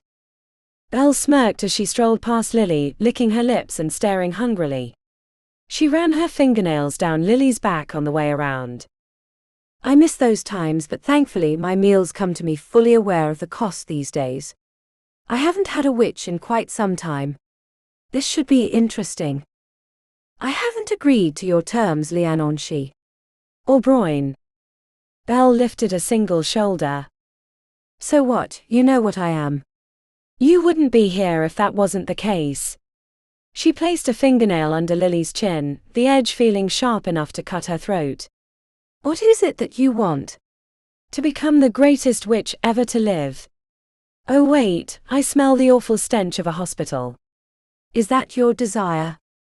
"To become a renowned healer." No, it's close, but that's not it. Not entirely. You seek something darker, more personal. You seek great power. A hitch in her chest told Lily there was some truth to that last comment. She stared back at Belle. I seek an answer. An answer is so boring, said Belle, letting the last part draw out like a petulant teenage girl as she rolled her eyes. Maybe I should cut your throat and drink your blood. It's not my preferred meal, but you're no fun. Lily knew the Broin would do no such thing. It wasn't how they operated, but the comment was meant to corral her towards the decision the fairy lover wanted her to make. After years of hanging out with Remi, she easily saw the way some people tried to manipulate her. Belle angrily stomped towards the bar, reached over and grabbed a bottle and 2 small glasses. It's not fairy magic, don't worry. But you need to loosen up. That stick in your ass is going to cause sepsis. Normally Lily would have declined, but this was part of the negotiation. She took a glass, and after Belle poured what smelled like whiskey, Lily cast a spell over the amber liquid to confirm it hadn't been tampered with. Not very trusting. I don't trust the bloody fae, even under the best of circumstances. Yet here you are at my door begging for answers. Some things are worth the price. Belle held out her glass for a toast, and then they threw their drinks back in unison. The whiskey burned down Lily's throat, but the light pain was enjoyable. What does your heart desire? Asked Belle. Tell me the price. Not until I know what it is you seek. You don't ask a salesman how much a car is before you tell him which one. Are you not affected by the Calcutta? Belle's gaze narrowed. I left that awful place centuries ago. I draw my sustenance from the willing souls here now, which has mostly protected me from its effects. Lily grimaced internally. She'd hoped that Belle would want the end of the corruption as much as her, but at least on the surface it appeared she wasn't as compromised. I need to know how to stop it. Belle laughed in Lily's face, her cheeks matching the crimson of her lips as she cackled for a long minute, until she finally settled. You're serious, said Belle, pouring 2 more shots. Serious as your black heart. Belle arched an eyebrow. That's proper serious. Can you help me? Belle downed her shot, then grabbed Lily's and drank hers too. This isn't the usual request. I typically hear from desperate men who want to become golf pros or rock musicians. Or women who want revenge on a rival or to become pop stars. Why? I am a Demith. If I don't fix the corruption, my whole bloody family is going to die.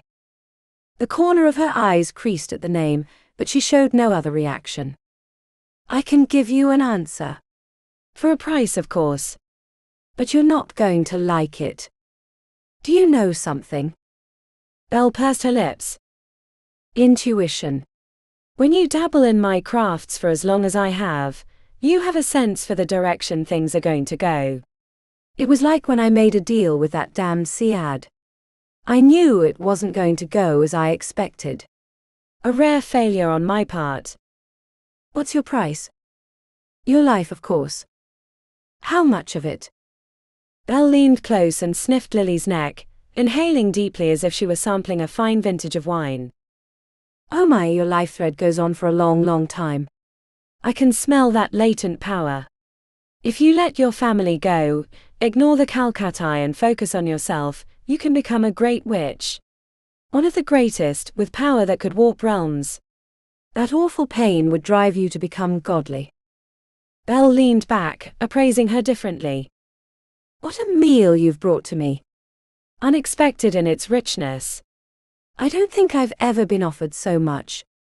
Most of the fools that haunt my doorstep are chances with nothing but a few half-assed years of finance or family man to trade. She stuck a finger down her throat mockingly. Gross. But a girl has to feed on what comes to her door. That's how it works. But you, darling Lily, you're a magnificent feast.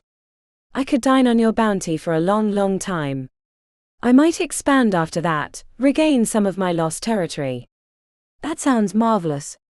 Or maybe I should turn you down, to prevent what you eventually become. Belle was lost in thought, imagining the glories of her future, while Lily felt the walls of her decision closing in. She'd said she'd do anything she could for her family. Even sacrifice her life. And now she had the opportunity to prove it. How long? The Lianorn she put a fingernail on her chin.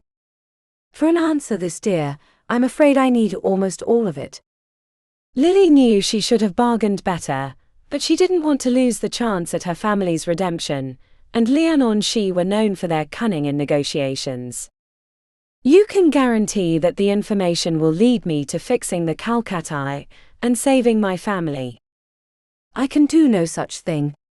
I can give you the answers that lurk on the horizon, but I cannot guarantee that you'll like them.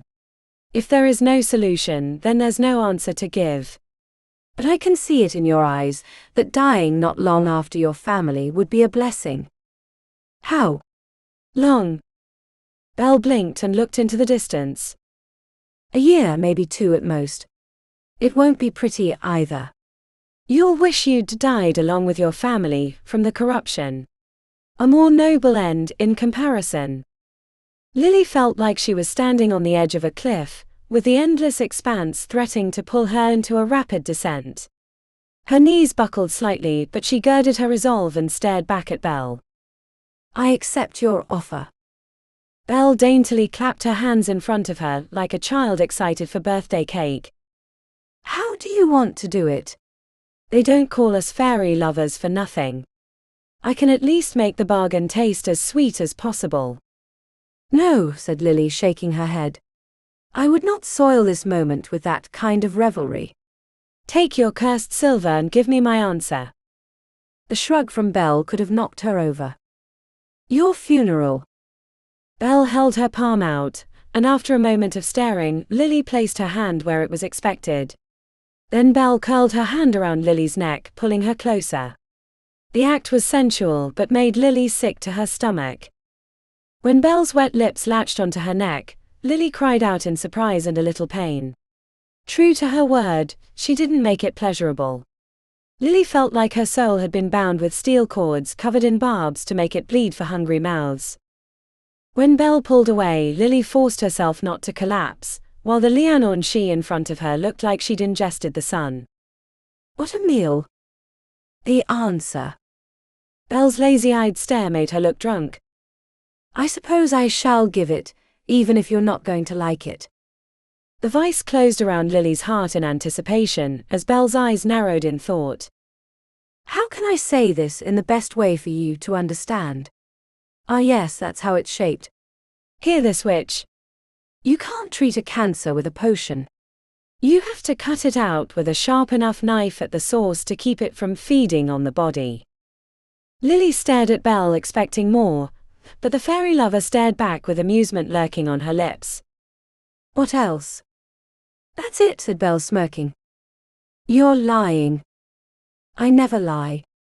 Not when it comes to a bargain well struck. I gave you the answer. I even warned you that it might not be what you wanted, but here it is. Lily needed to throw up. The whiskey in her belly gurgled, and she rushed out of the building, stumbling onto the wooden walkway with her hands holding her stomach until the contents splashed into the bushes. She'd been conned. She could see it now. Desperation had blinded her.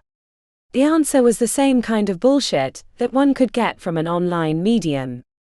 Vague enough to sound real without giving a true answer. Her life for nothing. Lily wandered drunkenly down the sidewalk, wanting to set the world on fire. She passed a candy shop. The girl from earlier gave a little wave of greeting, but Lily scowled and kept going. It was strange to know that she'd given up a powerful future. But maybe Belle had been right. Better to die with her family than know she was the only survivor. Chapter 10. A colorful bird flew past Damon, making him duck as he entered the lush garden. He wasn't expecting the thick foliage in the Fourth Ward building, especially with the plain glass front. The employee working the retail area had sent him back with a smirk. Hello, Master Chi. It's Damon Wolfard. I spoke to your assistant a few days ago. The plants swallowed his voice, and he had the urge to head back to the hospital and forget the whole thing.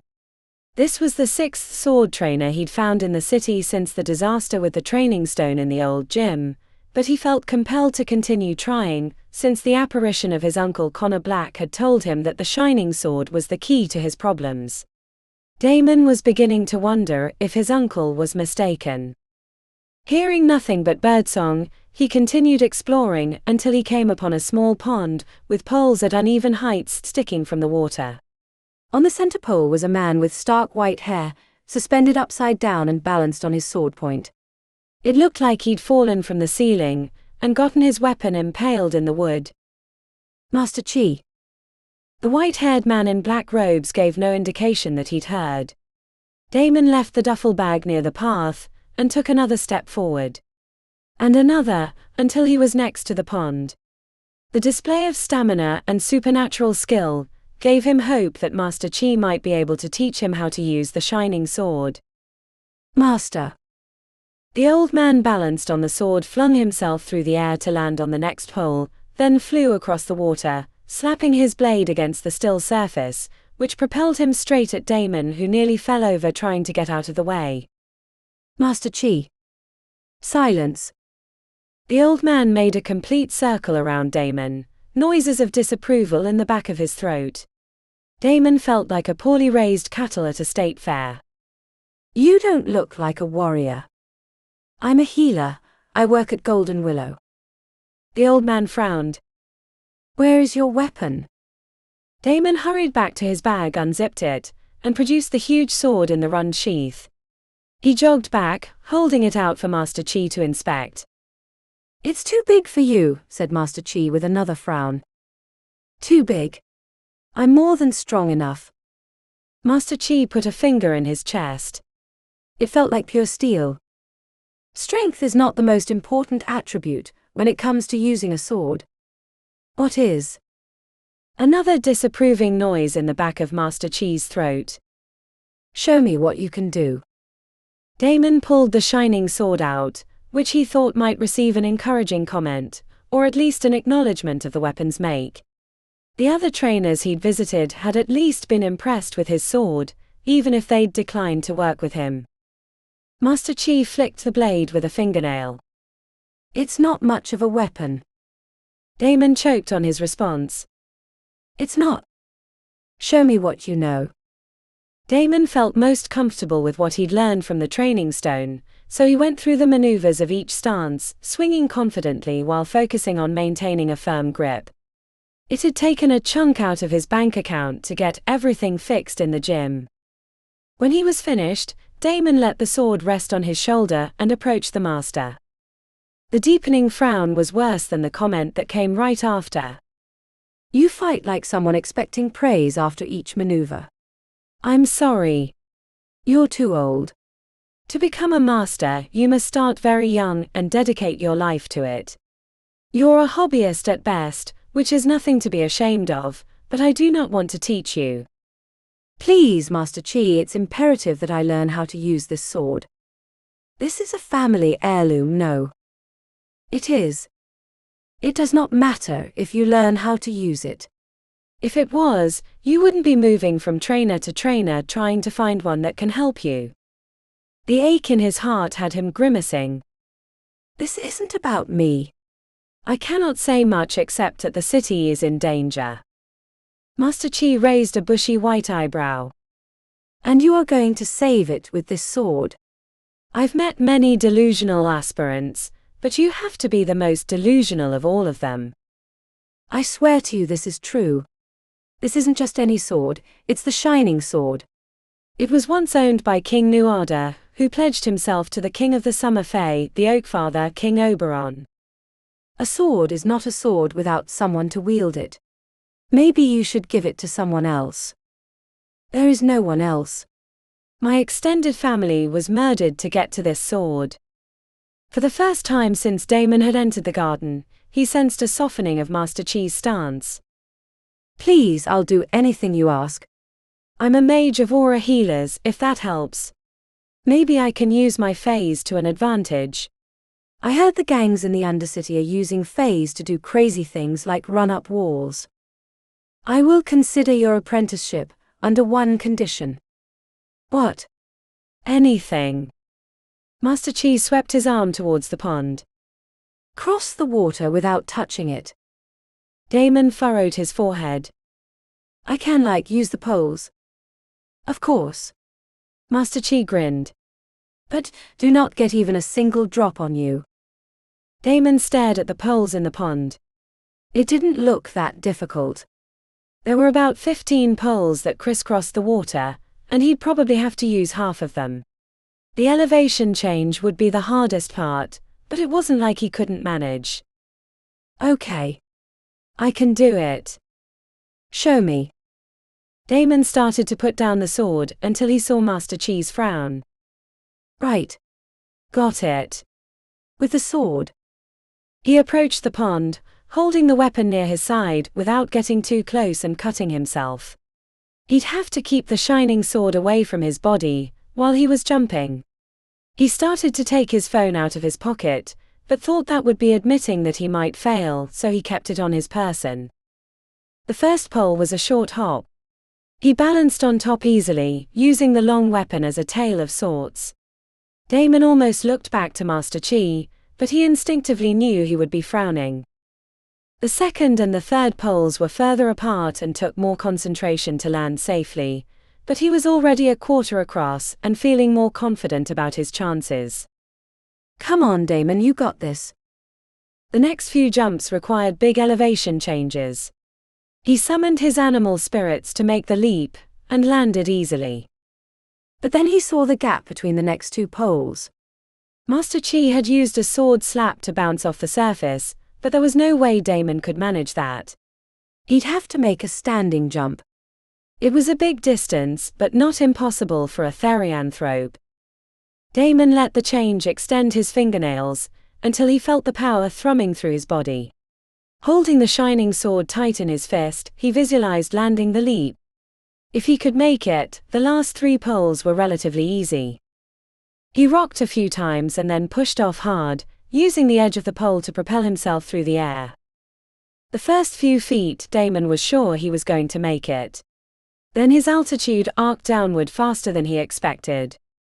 In a last-second desperation move, Damon brought the blade downward, hoping to bounce off the water like Master Chi. The tip sliced through the still surface, and Damon followed it into the pond. Submerged instantly, Damon flailed to regain the surface so he could breathe, and then with the weapon making his paddling awkward, he made his way to the edge. Dripping wet, Damon pulled his phone out of his pocket, cursing under his breath. Can I try again?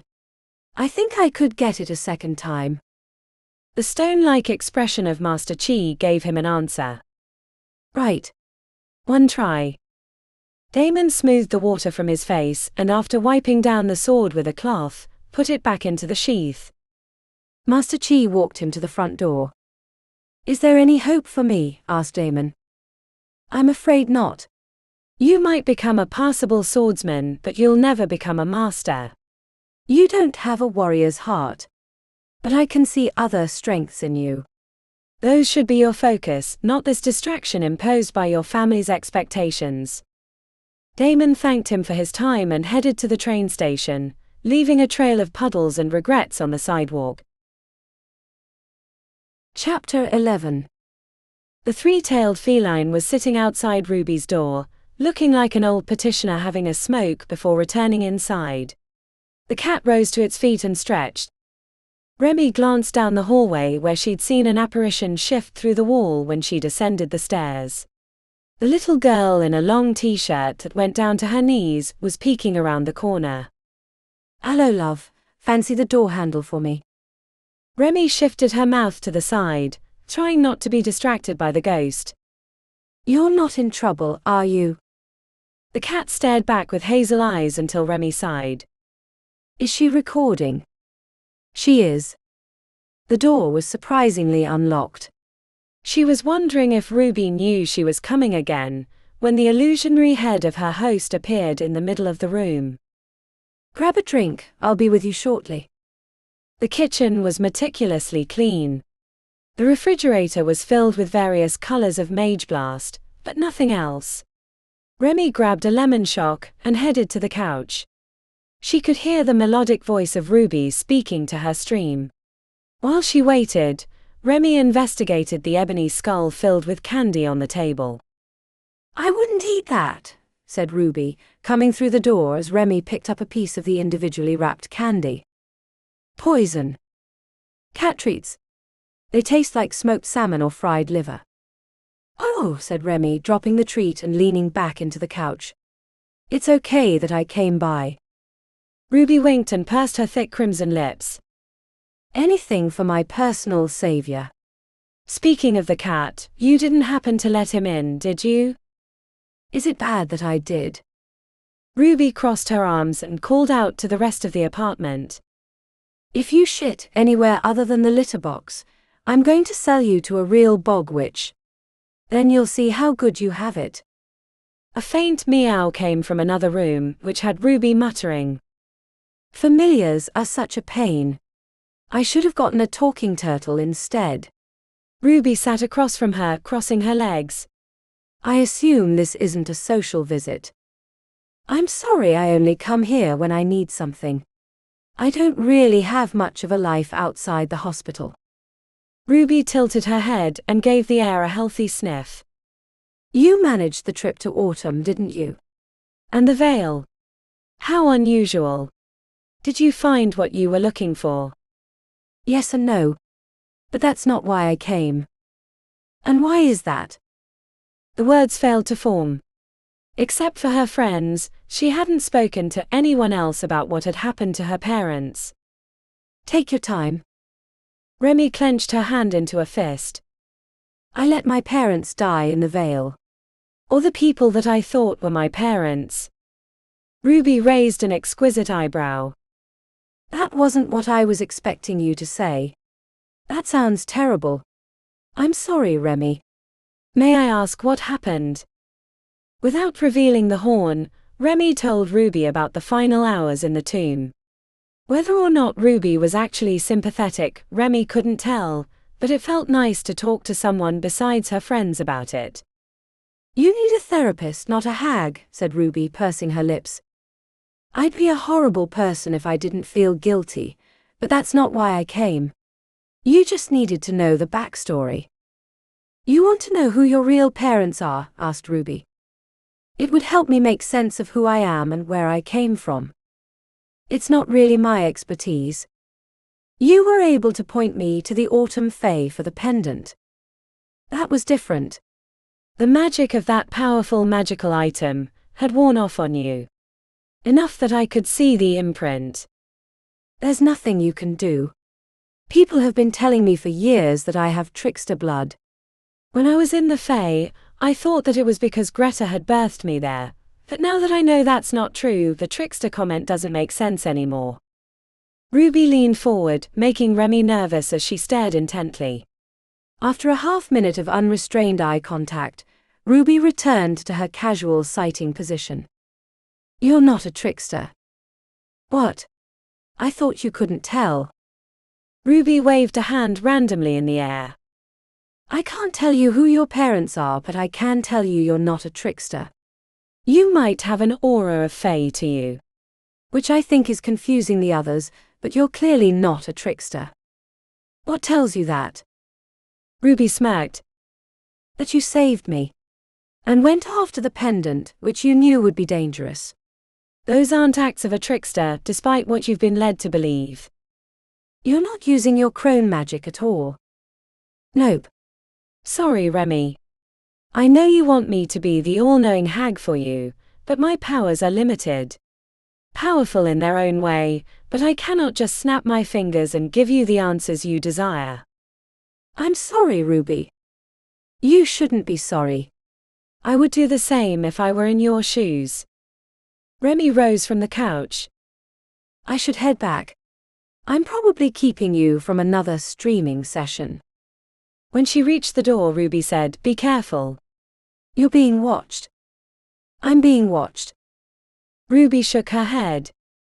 "I can't tell you anything more than that, but my senses went on high alert the moment you arrived, and now that you're about to leave, I'm feeling them fade.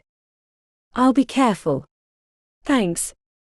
Remi almost forgot about the little ghost girl until she was leaving the apartment. She looked back to see her wagging a finger. It was unusual for the ghosts to try and communicate, but the apparition faded from view before she could think to ask a question. The October night air was cool on Remi's face. The laughing and constant chatter of the canal district rose above the blocking buildings. She headed the other way towards the train station. The quieter the noise from the canal district got, the more she checked over her shoulder. The station was 2 blocks away. Remi watched a northbound train rumble over the elevated tracks, while sirens wailed in the distance. She smelled old hot dogs and sewer steam and then the rot of vegetation. It smelled like the Calcutta. Her entire body went on high alert. That scent was permanently ingrained into her nose from the battle with the white worm and her trip to the summer fae. It was unavoidable. Remi suddenly had the urge to run all the way to the station. Then she heard a huff. A slow turn revealed something enormous behind her in the street. Remi could scarcely believe it when she was faced with the triangular head of the giant worm. It was the Caoránarch. Questions of how it could have snuck up without her hearing it was lost beneath the fear ricocheting through her system.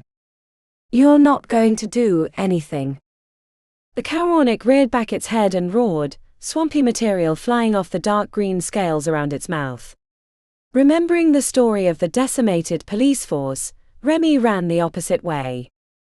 The pounding of heavy feet cracking concrete followed her. In that moment, she wished she'd been from another hall, one that could give her supernatural speed. The impacts grew closer. She felt hot, swampy breath on her backside. A parked car went screeching out of the way when the Caoránarch hit it, nearly taking out Remi's legs, but she managed to avoid it and cut around the corner. The turn gave her space, as the huge river dragon had to keep to the center of the street. A car with blinding headlights came the other way and veered onto the opposite sidewalk, crashing into the concrete steps of an apartment building to avoid the Caoránarch. When Remi realized that she wouldn't make it to the station, she instinctively reached out to the veil and called for help. It wasn't until she was another 100 feet down the street that she realized her call had been answered. Half turning, she spotted the Caoránarch, halted in front of a spectral being. Remi stumbled to a stop, mystified by the success of her request. A ghostly woman with her hand out had placed herself before the river dragon. "Keep running, you idiot," she told herself before turning back to the mad sprint. She made it another 100 feet before glancing back again to see an empty street, and slowed to a light jog. Neither the ghost she had summoned or the Caoránarch were anywhere in sight, which made her wonder if she'd seen anything at all. But fear still coursed through her veins, so she kept up her run until she reached the station. The turnstile guard gave her a funny look when she pushed through covered in sweat. Late for a meeting. Even when she reached the platform, Remi kept checking back to sky above the building to make sure that the Caoránarch hadn't followed her. She didn't know why any of it had happened, but counted herself lucky that she wasn't dead. Chapter 12.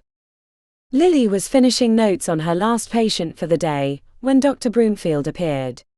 She tried not to stiffen, but the head of instruction made her nervous, especially after Damon had told them the story about the spiked drink.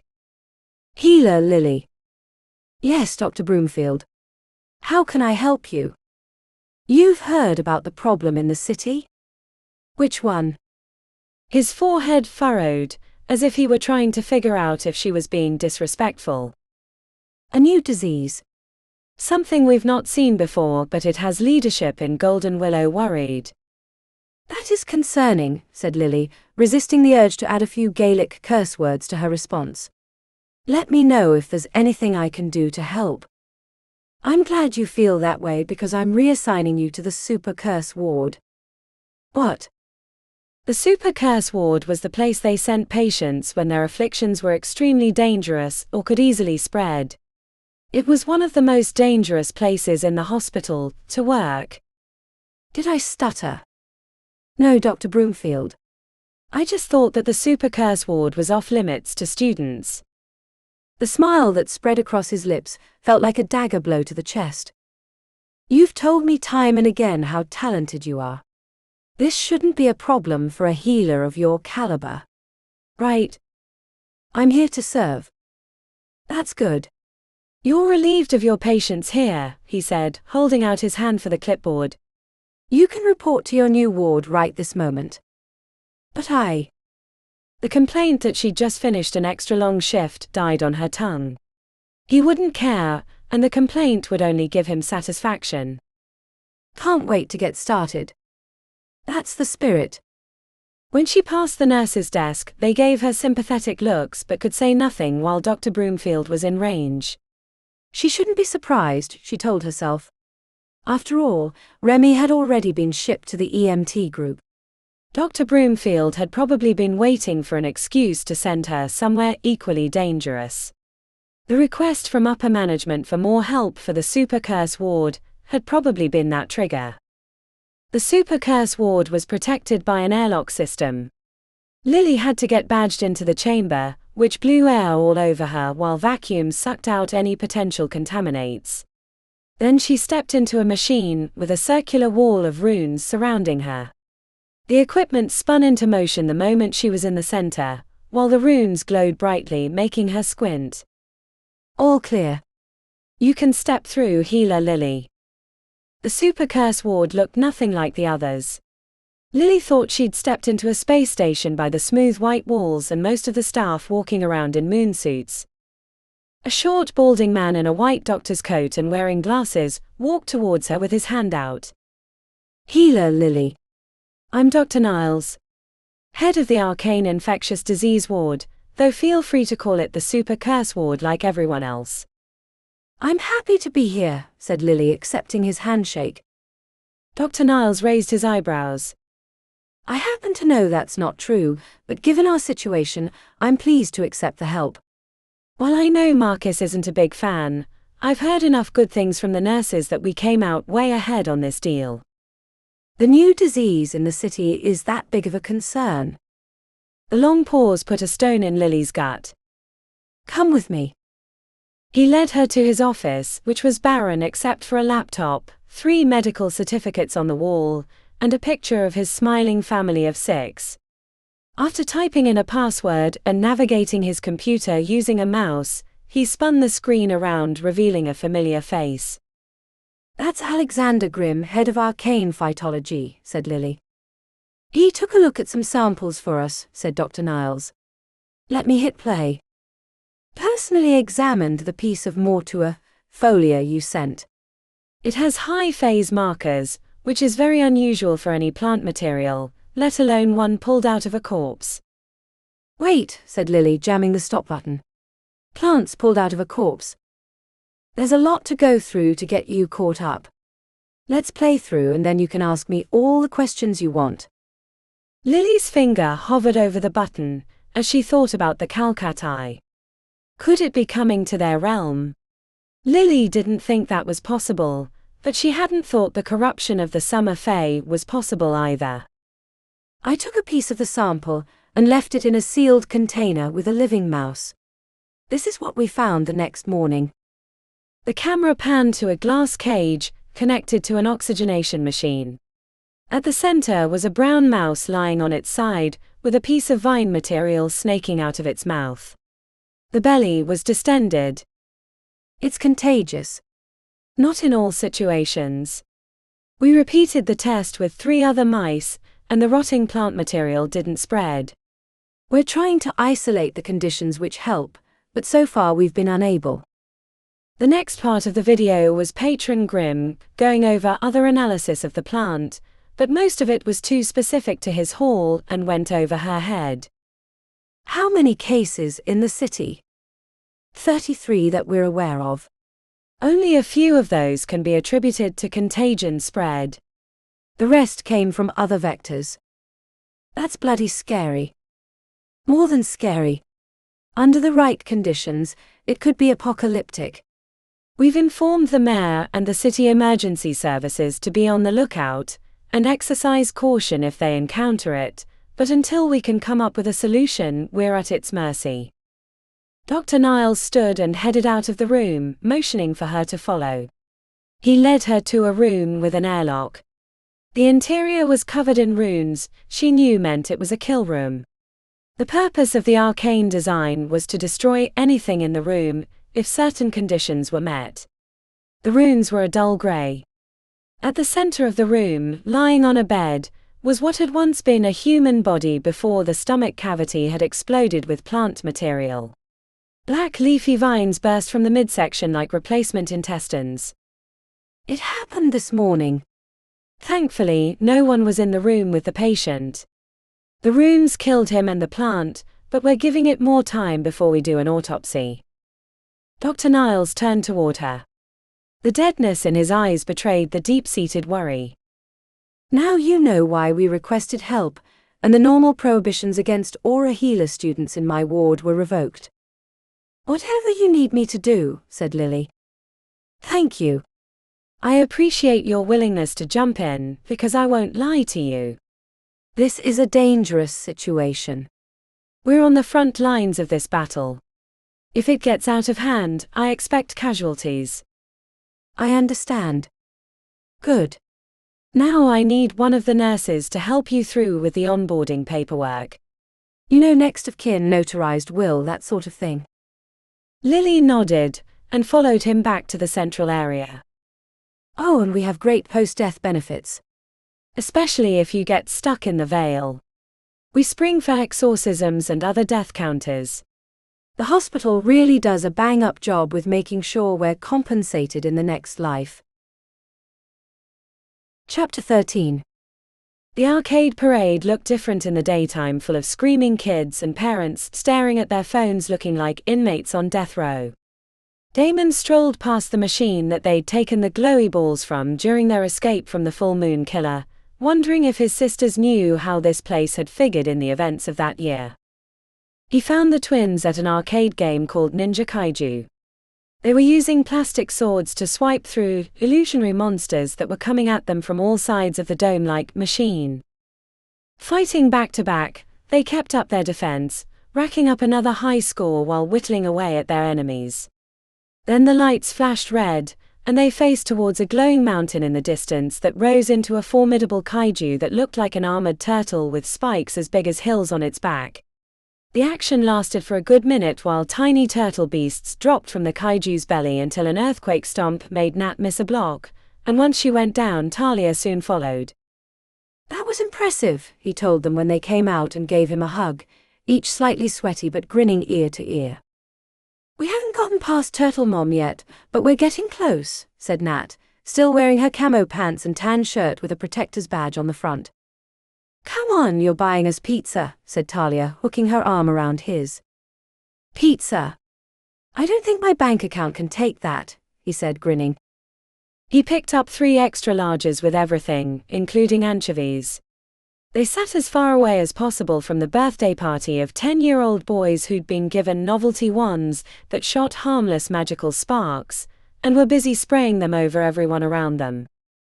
"That was you too at that age," said Damon, smirking as he glanced back with a piece of pizza in his hand. Nat rolled her eyes. "We'd never get caught dead with those stupid wands." I recalled Talia modified those more expensive ones to shoot actual fire. "At least until Mom found them and threw them away." Talia frowned. "Some of my best work. I was so close to turning one into a bomb. Those stupid wand makers put too much resident phase in them." "How's the hospital?" asked Nat. Damon finished chewing his bite before he leaned back in the plastic chair, while a sparkling disc went flying over their heads. "That's what I wanted to talk to you about." "Oh," said Nat, grinning at her sister. "Big brother talk." "Something serious is going down." Talia gestured at him. "Real serious by that look. Our poor brother has aged 10 years since joining Aura Healers." Damon leaned forward and spoke quietly. "I'm not messing around. There's a really bad affliction going around town. It's turning people's insides into contagious plants." "The death rot," said Nat, nodding. You know about it. Of course. Second and third years have been put on the regular beat, because they need officers with magic to deal with the infected. Sanchez had to roast a body with a full-on flame blast, like a funeral incinerator last week. He smelled like burnt hair for days. Heat rose in Damon's chest, thinking about his sisters in danger. Hey, wolf boy, said Talia, gesturing towards his right hand. What? The pizza slice he'd been holding was now a ball of crust and toppings because he'd squeezed it with his fist. Blood and bone, he said, using a napkin to wipe off his palm. At least one of us isn't exposed to this. What did you call it? Death rot. Not true, said Talia. They've been quietly checking people coming into the theater for signs. I'm playing to a packed house 3 nights a week. It's worse than that, said Nat. The mayor is considering a lockdown on the city. I've heard rumblings from the instructors. It probably would have happened last week, but that cold front really put a damper on it. Or that's the theory.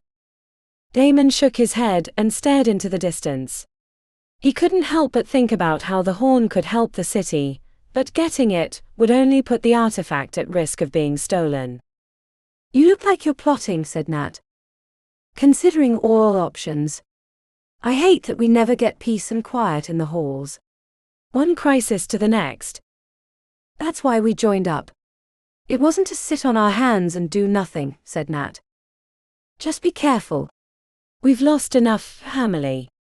We can't lose each other. We're more worried about you, big brother. Trouble seems to follow you and your friends. You still haven't told us where you were when you disappeared last spring, said Talia. The less you know, the better. See, said Talia. It's a good thing we like Remi, because she seems to attract trouble. Damon checked the time. Shift soon, asked Nat. I should get back. You can have the rest of my pizza.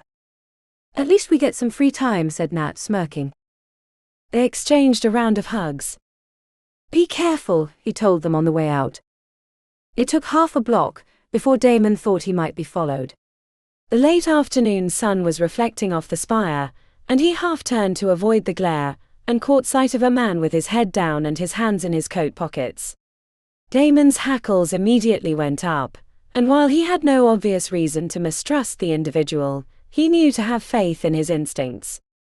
Damon thought about texting the twins to help with the guy, but decided he was too far away from the arcade parade, and didn't want to get them involved if the death rot had a human origin. Crossing traffic ahead of the light put some distance between him and his follower. Damon made a show of hurrying and checking his watch as if he were going to be late.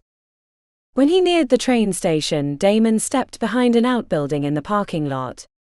The guy appeared 30 seconds later. Damon grabbed him by the collar and slammed him against the wooden building. Why are you following me? Even before the guy answered, Damon saw the sickness in his pale face. Flop sweat covered his forehead. Damon dropped him immediately and stepped back. I got paid to follow you, said the guy, swallowing hard. He had a distended belly and dark circles around his eyes. Damon took a second step back. By who? I don't remember, said the guy as he knitted his brow. I mean, I should remember. I don't understand. If you tell me everything you know, I might not tear your arms from your body, said Damon, holding out his claws. The guy rocked on his heels and exhaled with effort. I'm sorry, I know I should. No offense, but I needed the money. I thought it was an easy job. He put a hand to his mouth and belched, which smelled like a dead swamp. Damon took another step back. I need to get you to the hospital. What? You've been infected. Infected? With what? Damon was pulling out his phone when the guy collapsed to one knee. He put a hand to his forehead. He was tall. A gurgle was followed by him falling over on his side and hugging his midsection. Knowing everything that Lily had told him about the precautions from the super curse ward was the only thing that kept him from rushing to the man's side. He hated seeing someone suffer. Hold on, I'm calling the ambulance. Damon had barely finished punching in the numbers when the guy released a low rising moan then was slowly strangled from within. Hello, yeah, I need. Before he could get the words out, the guy started convulsing and his eyes rolled into the back of his head. A couple walking nearby started to move towards him, but Damon yelled at them to stay back. Then dark crusty vines climbed from the guy's mouth and he stilled with his back arched and staring at the sky. After Damon identified himself as a member of Aura Healers, he finished giving instructions, which included deploying the hazmat team and directing that he be put into isolation when he returned to Golden Willow. Then he performed a self-cleanse enchantment he hoped would be enough to protect him from the death rot while he waited for the ambulance to arrive. Chapter 14. The back of the kamikaze kids' rig bounced as they rumbled over the broken streets of the 13th Ward, while Remi texted with Damon, who had just gotten out of isolation the day before. It had been over a week since the exposure, which was longer than anyone else had stayed in isolation, but the order had come down from Dr. Fairlight. They hadn't wanted to risk his patients given the severity of the affliction, but Remi wasn't sure that was the only reason. "Hey green shirt, a 669 just came in," said Vasquez as she was assembling another one of her contraptions. It looked like a kid's water pistol combined with a pressurized air tank. "I need you to grab the powdered Camazotz membrane from the alchemy cabinet." Remi went straight for the closet, rocking with the rig as it went around a corner. Her knees were bruised from constantly running into the walls. The drawers slid open easily, but after the first 2 tries, she had to ask Vasquez which one they were in while Paxton looked on with silent amusement. "Not C, but A for apparition." "Apparition. Didn't you hear the call?" "Got 2 injured at a 4th Ward apartment building near the Ring Road. Sounds like an energy ghost. We're going to be first on scene, so we'd better be ready." With directions from Vasquez, Remi mixed the Camazotz powder with a neutral base solution and a jar of fresh cinnamon. When it was ready, Vasquez loaded it into the squirt gun and attached the air canister. Ansel banged on the wall between them. "Arriving in 20 seconds. It was about as much as she'd heard him talk. Their driver mostly kept to himself with headphones on, but she'd come to appreciate his skill behind the wheel. "Hey Vasquez, when we get in there I might." Remi never got a chance to finish her comment, as the rig slammed on the brakes, sliding into a parking spot sideways. Vasquez was out the door with Paxton right behind carrying 1 bag of emergency supplies, while Remi had the other. Unlike most of the EMT teams, the kamikaze kids didn't wait for the police or other emergency services to make the scene safe. A group of residents was standing outside the apartment building. An old woman in a flowery housecoat pointed upward. "It's on the 5th floor. "Elevator?" asked Vasquez. "What does this look like, the Royal Grand?" Vasquez led them into the stairwell. She paused at the bottom. "I hate stairs." Halfway up the first flight, Remi tried again. "About the ghost, in the hospice ward The rending of metal from above had them slowing and staring up the center of the stairwell. Does that sound like an energy ghost to you, big guy?" "No, but that doesn't mean it was the ghost." "Come on," said Vasquez, charging upward. Remi's third attempt at notifying Vasquez of her experience died in her throat from running up 3 flights of stairs carrying a giant red duffel bag of emergency supplies. "Blood and bone," said Remi at the bottom of the 4th as her thighs screamed for relief. "No time to rest, green shirt. Get a move on." The weight of the duffel bag grew heavier with each step. Remi wished she could have drank one of Jeb's specials, but she didn't have access from the EMT shed. The ground trembled when Remi caught up with the 2 EMTs. Remi was covered in sweat, while the 2 EMTs looked unfazed. "Got eyes on it?" asked Vasquez, peeking around the corner. Paxton tilted his head down the hallway. "Something went sideways fast." "You going to make it?" asked Vasquez, smirking. "You look like a tomato." Remi raised her middle finger because she didn't have the lungs to speak. Vasquez chuckled as she checked down the hallway again. I like you, green shirt. What about protocols? Asked Remi. Vasquez frowned, then reached into her pocket for the enchanted mask. The hospital had implemented a new round of safety measures until they could figure out what was causing the death rot. They put their masks on, and then Vasquez jogged down with her modified squirt gun until she peered into an open door. They're in here. Remi reached them right after. Two people lying limbs akimbo on the carpet, moaning softly with feet kicking. Vasquez dropped to her knees, tossed the squirt gun to the floor, and started checking pulses and other vital signs while Paxton dug into the first bag. The sensation that they were being watched had Remi on high alert. She stayed in the hallway, but close enough to hear any of Vasquez's requests. I think they're going to be okay. Nothing seems too wrong, even though I don't know why they're unconscious. No bad smells? Asked Remi. No death rot here, said Vasquez, furrowing her forehead. First thing I checked. The cold had kept the spread of the strange disease down, but cases popped up from time to time. They had yet to run into any, but Damon in isolation had made them all abundantly cautious. The building rumbled again. Any construction nearby? Asked Paxton. I didn't see any cranes. I think we can move them back to the rig, said Vasquez. Greenshirt, you stand guard. We'll take the woman down first. Roger that. After they unfolded the stretcher, they loaded the unconscious woman and disappeared down the hall, while Remi stood in the doorway with the squirt gun, feeling a little ridiculous. Without the rest of her team, she felt the walls close in. The hair on the back of her neck was at full attention. She swore she could detect something just beyond her senses, but she had no proof. Remi knelt by the unconscious man, and after a moment of quiet examination, she set the squirt gun down and cast a quick spell over him. She was expecting greenish mist to form over him, which would indicate the veil, but what she got was flashes of dark pulsing purples and the smell of pine.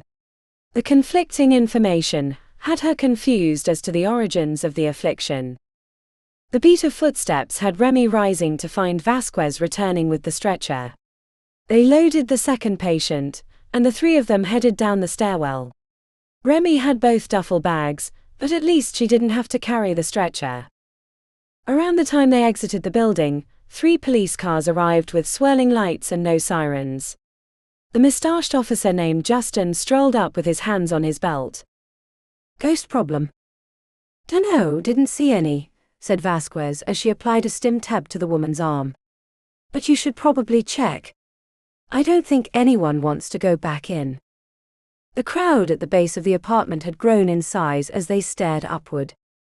Officer Justin saluted them before yelling to his team about grabbing their ghost hunting equipment. The rig was about to close the back doors, but Remi jumped out, much to Vasquez's annoyance, and ran over to the police cars. Hey, I don't think it's a ghost. Officer Justin raised an eyebrow. I don't take suggestions from wet behind the ears EMTs. I normally don't work in the rig. I'm an aura healer, and I was in the death ward before this. I know the veil. Whatever took them down wasn't from there. Better get back to your rig. Your mommy and daddy are waiting, said Officer Justin, eliciting laughter from his fellow officers. Remi mumbled curses under her breath as she returned to the team. How'd that go? Asked Vasquez with a smirk. Bunch of wankers. No worries. We got what we came for. Let's get them back to GW, and let someone else figure out how to wake them. As the ambulance sped away, Remi couldn't help but feel like she was missing something. With 2 loaded beds in back, there wasn't much room, so she wedged herself against the wall and repeated the spell on the woman. The signs came back even stronger than with the man. What the hell is that? Asked Vasquez, frowning. I don't know. As the rig went around a corner, Remi noticed black threads shifting opposite of their direction. She peered out the small side window at a parking garage and saw movement on the second floor. Something large and shifting. Stop the rig. The vehicle started to slow until Vasquez said, "Keep going, Ansel." Seriously, stop. When the rig sped up, Remi grabbed the handle and opened the door, which brought swirling chill winds into the back and screams from her teammates.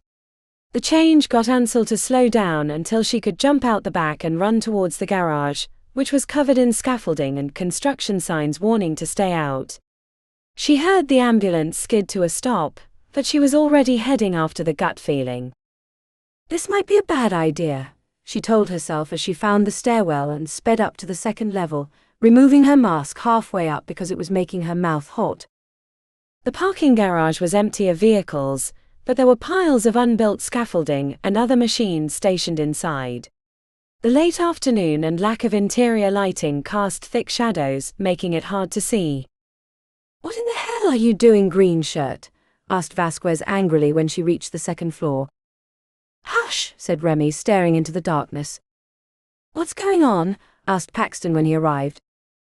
Vasquez gestured towards her and shrugged, but Remi was too busy trying to figure out what she'd seen before. "There," she said, extending her hand. The darkness had shifted over the opposite edge. Remi ran across the concrete, feeling her lungs burn and promising to do more cardio in the future. When she got to the opposite side, she saw a river of shifting dark green scales snaking down the alleyway away from the parking garage. There was no stairwell in sight, so Remi vaulted over the edge, landing hard enough to clack her teeth and twist her knee slightly. She limped into the alleyway, but there was no sign of the Caoránarch. Remi repeated the spell she'd used on the patient, which revealed streaks of darkness leading further into the alley. She hauled herself forward despite the pain in her knee, until the black threads led her to a closed sewer lid issuing steam. "Have you gone mad?" asked Vasquez when they arrived out of breath. "Can you open it?" she asked Paxton. He dug his fingers into the small holes on either side, and with a grunt yanked it upward. As soon as the way was open, Remi scurried down the metal ladder, hating the way it clanked in the darkness. The other two followed her down. Before Remi could go further, Vasquez grabbed her arm. "What are you doing? Did you see it?" Vasquez screwed up her face. "I saw something." "What was it?" "A Caoránarch, but it somehow went down here, which doesn't make any sense." "The big dragon worm thing that everyone's scared shitless about in the city?" "Yeah, that one." "Then why are we following it? Do you have a death wish?" "If it were really the Caoránarch, it wouldn't have been able to squeeze past a sewer lid." "Which means it's something else that I don't understand." "It's not the veil. It sort of has hints of the Fae. But there's something else more rotten, more, oh shit." "What?" "The corruption. That's what that weird black stuff is." "Like what Lily saw in her green walk." "Which means, oh no. We have to get back to the rig." When Remi couldn't run fast enough because of her knee, Paxton let her climb on his back, and they ran all the way to the street, where they found Ansel with his headphones around his neck, staring at the ambulance from the sidewalk. The open doors revealed a mass of rotting vines that had exploded from the two now dead patients. Vasquez put a hand to her mouth. "We're not." Remi gathered them together, and cast the same spell she had on the body and in the sewer. The auras revealed were normal. She cast it again towards the ruined ambulance, and blooms of purple darkness appeared in the air. "I think we're safe." "Good thing we had our masks on, but we're gonna need a new rig." Vasquez had her hands on her head as she stared at the plant-based destruction. "Hey, green shirt." "Yeah. Good work." Chapter 15. The moon suit made it difficult to analyze the body on the stainless steel table. Lily felt like she'd been wrapped in bubble wrap. It didn't help that she was wary of the mass of plants and vines that had exploded out of the man's midsection like a host of angry snakes. "Stop being a bloody Egypt and do your job, Lily." The voice echoed in her helmet. Lily grabbed a scalpel from the tray and used it to slice a section of black rotting vine. She still couldn't believe how close this person had gotten to Remi. The EMT team had just gotten out of observation this morning, once it had been confirmed they weren't infected. When she'd spoken to Remi, she'd told her about the Caoránarch, and how the great worm had disappeared down a sewer entrance, which made no sense for many reasons. Remi had also reported the presence of a greenish-black aura, but Lily's initial investigation hadn't given her the same information. She wasn't sure she believed Remi's suggestion that it was the same thing as what she'd seen in the Green Walk, but since neither of them had witnessed what each other had seen, it made it hard to corroborate. The section of blackened vine fit beneath the phase analyzer, which was a fancy magical microscope that could help see enchantments, curses, and other artificial spells. Using the one-way tube, Lily breathed phase into the machine, which helped activate the runes. The apparatus heated up as it bombarded the plant material. It was the same thing she could achieve with a series of spells, but since she was in the moon suit, casting them would be extremely challenging. With her own eyes, the plant material looked like it was rotting, but under magnification the vine looked like the surface of an alien planet. The sections of living material appeared healthy and normal, while the cracks of black goo looked like oil coming up through fissures in the surface of the planet. "What are you?" It wasn't anything like she was expecting. Lily pulled away and mentally revisited her plan. Then she clicked the analyzer one rune over to shine different lights on the subject. The competing auras wavered like the northern lights over the sample. She caught the greenish-black spots sizzling at the barrier between the two materials, and when she looked closer she thought she saw a pulsing purple-black glow. It reminded her of the chaos-shaped hole she'd seen in the court of the Summer King. It was the same, she was sure of it. But what did that have to do with the death rot? Was it as simple as the corruption was leaking over to the City of Sorcery? That might make sense if Remi hadn't seen the Caoránarch disappear into the sewers. Nor did it explain the virality of the cursed plant material. Lily couldn't help but think the two people who'd been infected had been left for Remi like a trap. If she'd stayed in the ambulance a little bit longer, the bodies would have exploded and infected her and the rest of her EMT team, and no one could have done anything about it. Using the clicker, she shifted the analyzer to other runes so she could try to figure out where the foreign material had come from, and possibly what the chaos-shaped hole she'd seen in the summer fae might be. It was hard to focus on the purple-black glow because it appeared fleetingly, but she managed to catch the edge of it a few times. It wasn't from the fae, nor their realm. In fact, as Lily cross-referenced the information into the chart, it didn't appear to come from any known realm. As she contemplated the new information, and how she might tease out where the strange energy was coming from, Lily leaned sideways against the table. It was probably the only thing that saved her. She spotted the vine moments before it wrapped around her ankle. Lily threw herself over the analyzer table. A half-dozen vines snaked from the dead body, reaching after her with spiked ends that looked hard enough to rip through the moonsuit. Lily grabbed the scalpel that she'd used to slice a piece away and slashed at the grasping vines. She managed to cut the thorny end off one vine, but then she watched as it regrew with new sharp edges. Trapped in the corner with no way to reach the exit, Lily kept up her defense using the tiny knife. If she didn't have the suit on, she could unleash a fury of flame. As it was, she'd be likely to burn a hole in her suit even if she could pull off the spell in the protective gear. Seeing only one chance to escape, Lily put her shoulder into the heavy table with the expensive analyzer on it and shoved it over. It tipped over and landed on the vines, trapping them enough that she could vault over the ends and make it to the door. Lily threw herself into the airlock as new vines slammed against the barrier behind her. She watched as they undulated like tentacles from an angry octopus.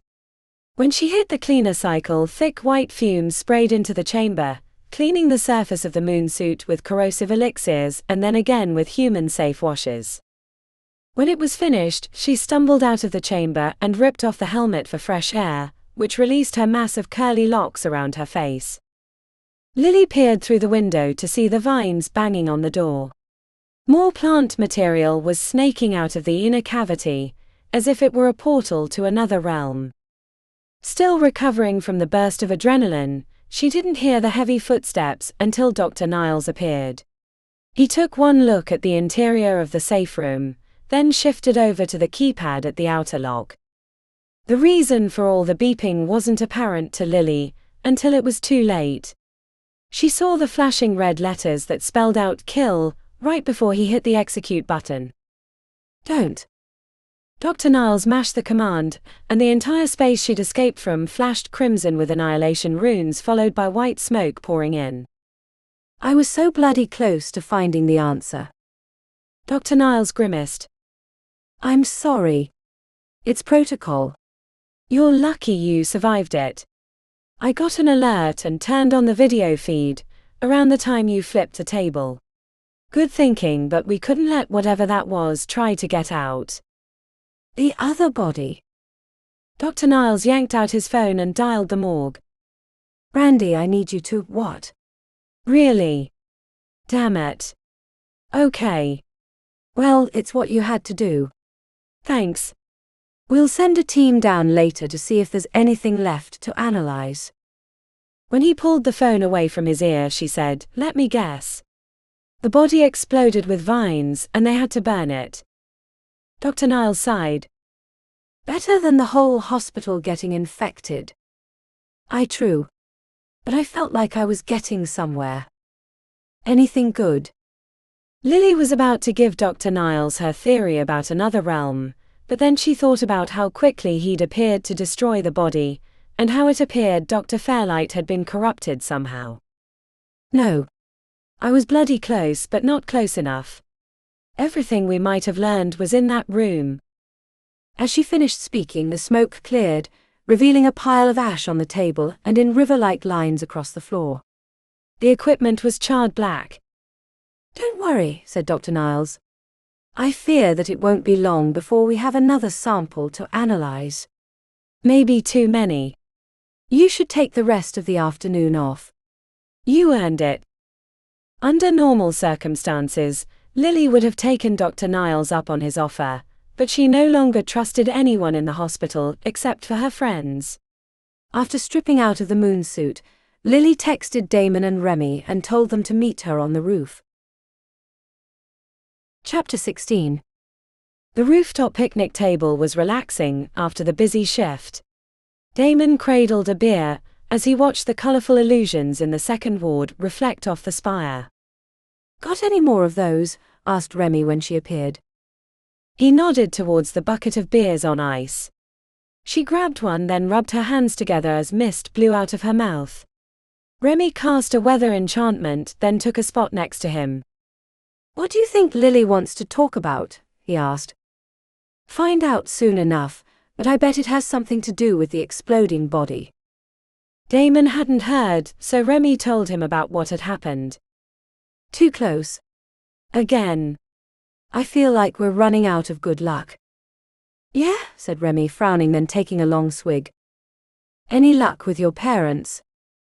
Remi exhaled deeply. Nothing new. The scuff of footsteps alerted them to Lily's arrival. Her hair was shaped weird, which Damon assumed was from the moonsuit. Heard you had a close one. Too bloody close. And that Egypt Dr. Niles burned the body. I was near an answer. Good enough to share. Lily grabbed a beer from the bucket and joined them at the picnic table. You remember when I told you about the weird thing I saw in the Fae court? I think I saw signs of it in the vines. I was trying to narrow down which realm it might have come from, but it wasn't anything that was in the reference books. Or at least the hospital ones. They only cover the common realms. If it was anything strange or exotic, it wouldn't be there.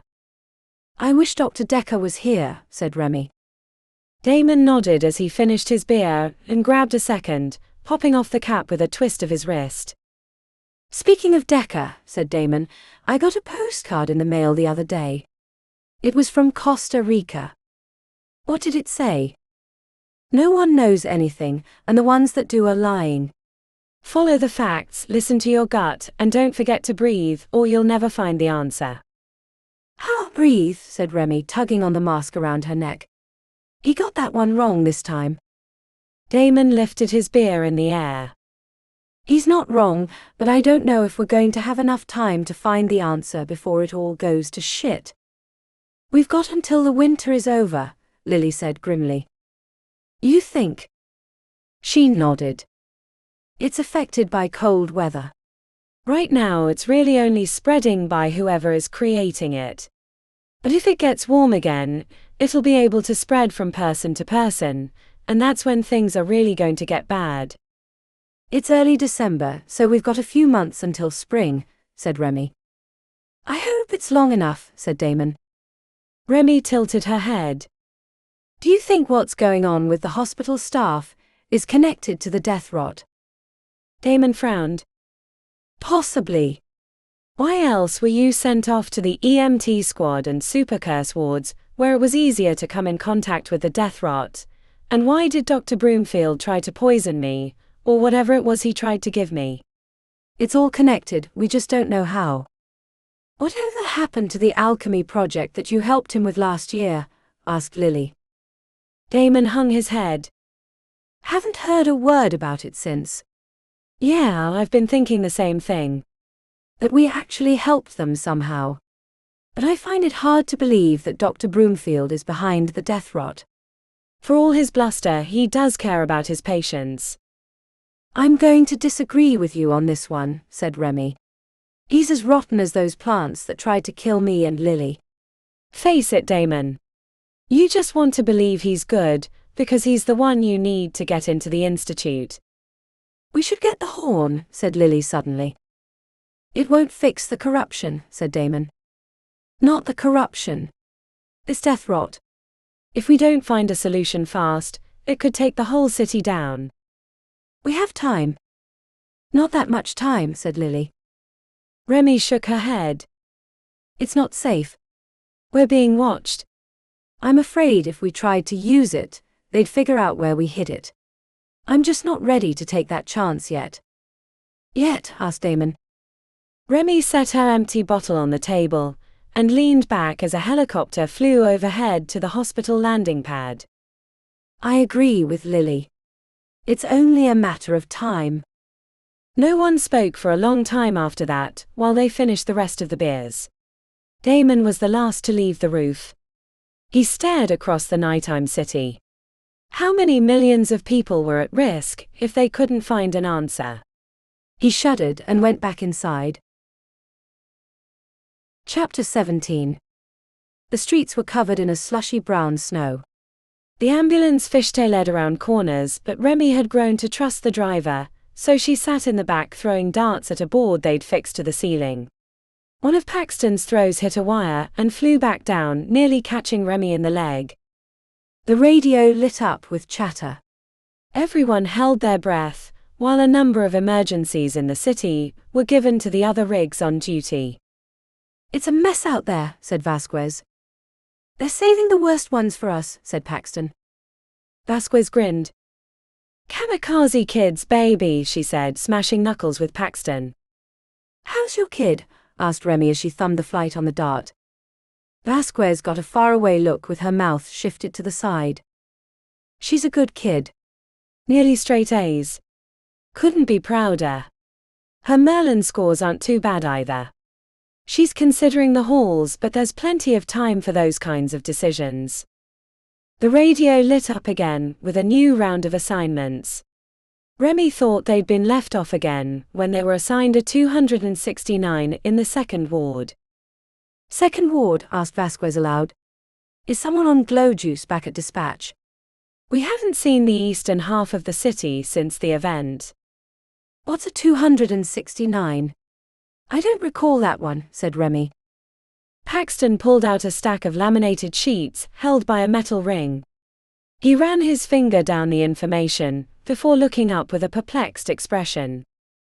There isn't a 269. Remi's entire body tightened up, as if someone had wound the spring. I don't like this. Yeah, green shirt, said Vasquez, frowning.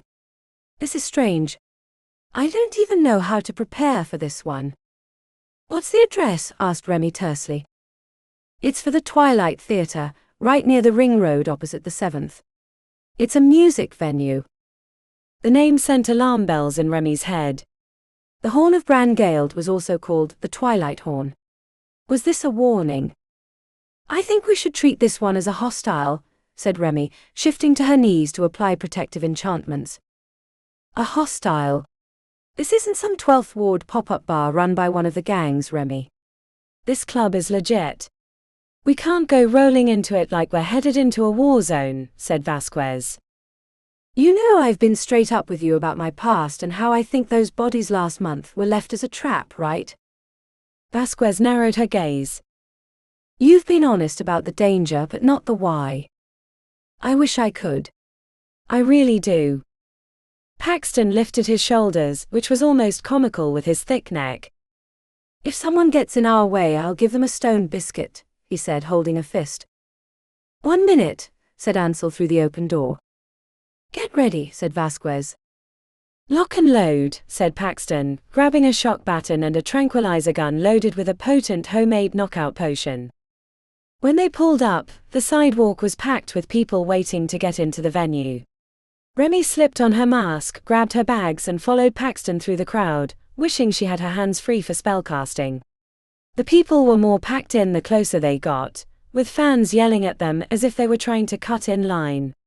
Someone tried to reach their hand into one of her bags, so she kicked them in the ankle.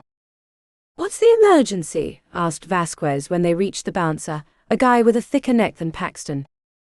A flat stare was followed by the bouncer removing the rope so they could enter the club. Front of stage. Remi racked her brain to see if she remembered the guy.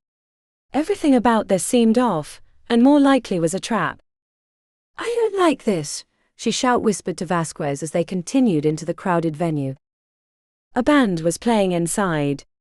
Thrumming bass notes pounded the air while electric guitars screamed into the void. The music was vaguely familiar, but she focused on her surroundings, investigating every face to make sure they weren't going to attack. The nearer they got to the front, the more her entire body was on high alert. She kept expecting someone with vines crawling out of their mouth to grab her. When they finally pushed through the last knot of people to reach the front of the stage, there was no one they could see that was injured. What's going on? Asked Vasquez, turning in a circle. Remi had dropped her bags and had her hands up, ready to cast a spell when the house lights focused on them, and the music downshifted in a light beat. It's a trap, I can feel the veil somewhere near, said Remi, but her comment was swallowed by the cheers from the crowd. She tried to force her way out, but she was easily pushed back into the open circle that had formed around her. The band was playing behind her, but she was too focused on her surroundings to notice until the words leaked into her brain. She got me going halfway heartache all day. Charms and whips, love and hips, with a spell I dance, that half-pint hex made me blow my chance. The world dropped out from beneath Remi. One moment she was worried she was going to be attacked by an animated corpse filled with rotting vines from an unknown realm. The next she was blushing from her head to her toes. Remi turned as the crowd's cheers grew in intensity. She pulled the mask around her neck. Standing on stage was the handsome lead singer of the Krakens, Gerard Lyons, who when she saw him last had been screaming at the top of his lungs in pleasure. He cocked a grin and held his hand out for her to climb on stage. Punks and pussies, may I present to you half-pint hex? The crowd went nuts. Vasquez's jaw was nearly on the floor. By the time Remi turned to Paxton in hopes that he would help her escape, he was laughing incredulously, and he grabbed her by the hips and lifted her onto the stage next to Gerard, who was continuing to sing the song. Gerard grabbed her hand and held it up as if she'd just won a prize fight. Desperate to get out of the limelight, she turned to the band, to see them each grinning maniacally at her. There were 2 guitarists, a bass player, and a translucent drummer. The reason she felt the presence of the veil became clear, even if she didn't know how the band had gained a ghost drummer.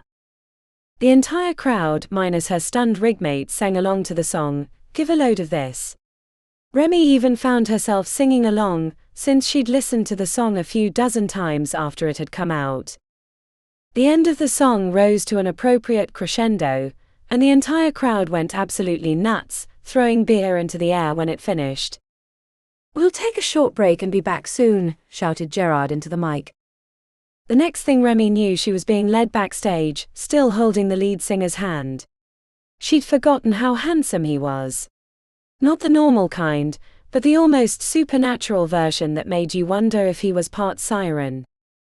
A minor ruckus behind them revealed Paxton and Vasquez, who'd forced themselves backstage. They ended up in a small room filled with ratty lime green couches. The table was filled with empty bottles of beer, a half-eaten pizza and a bucket of fried chicken. "Hey," said Gerard when he turned around.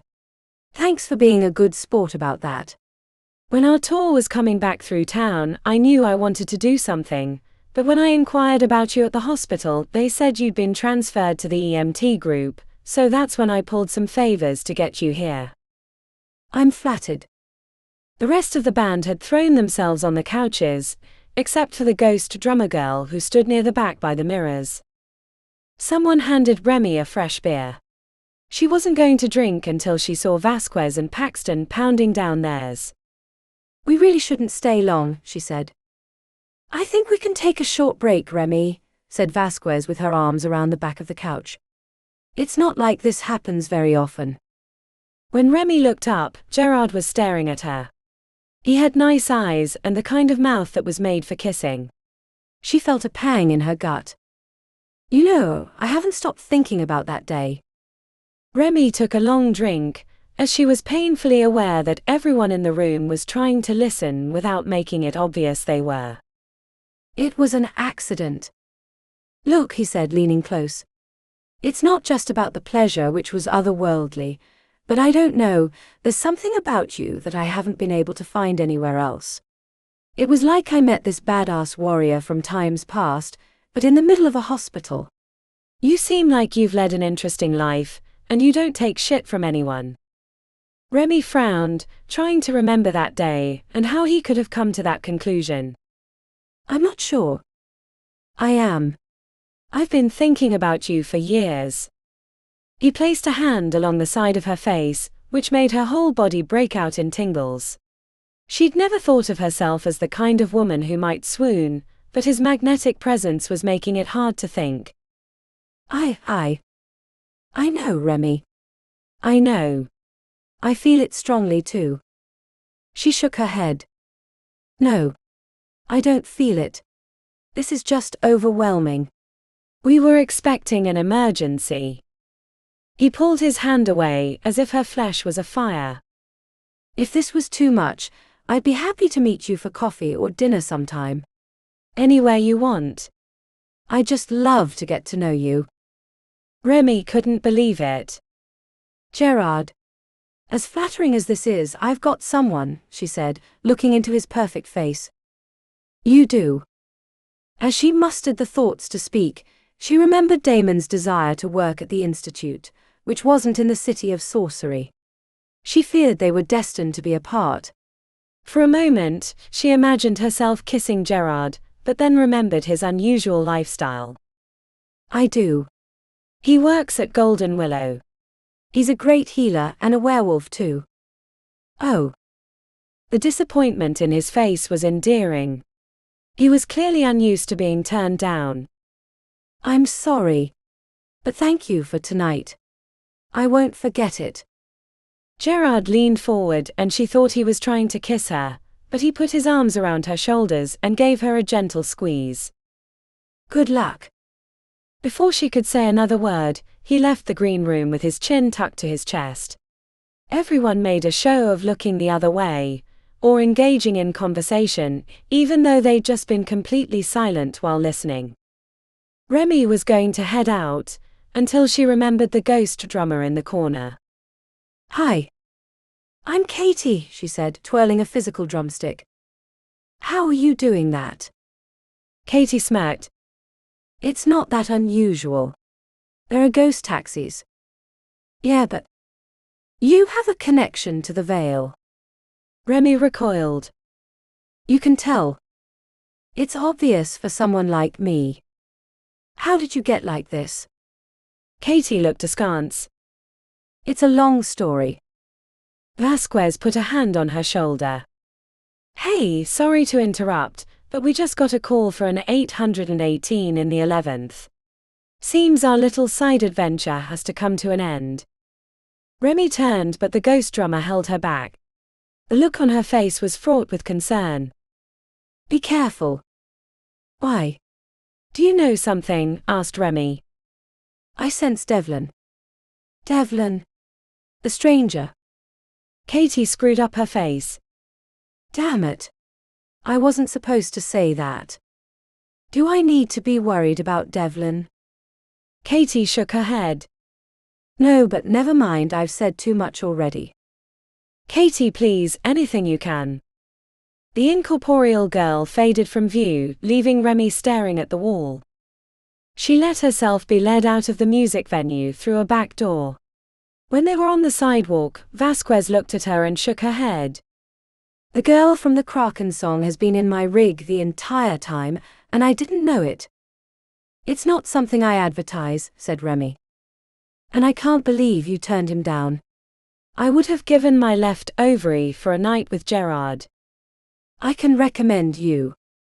Vasquez pushed her towards the open doors of the rig. Get in, Remi. We've got lives to save.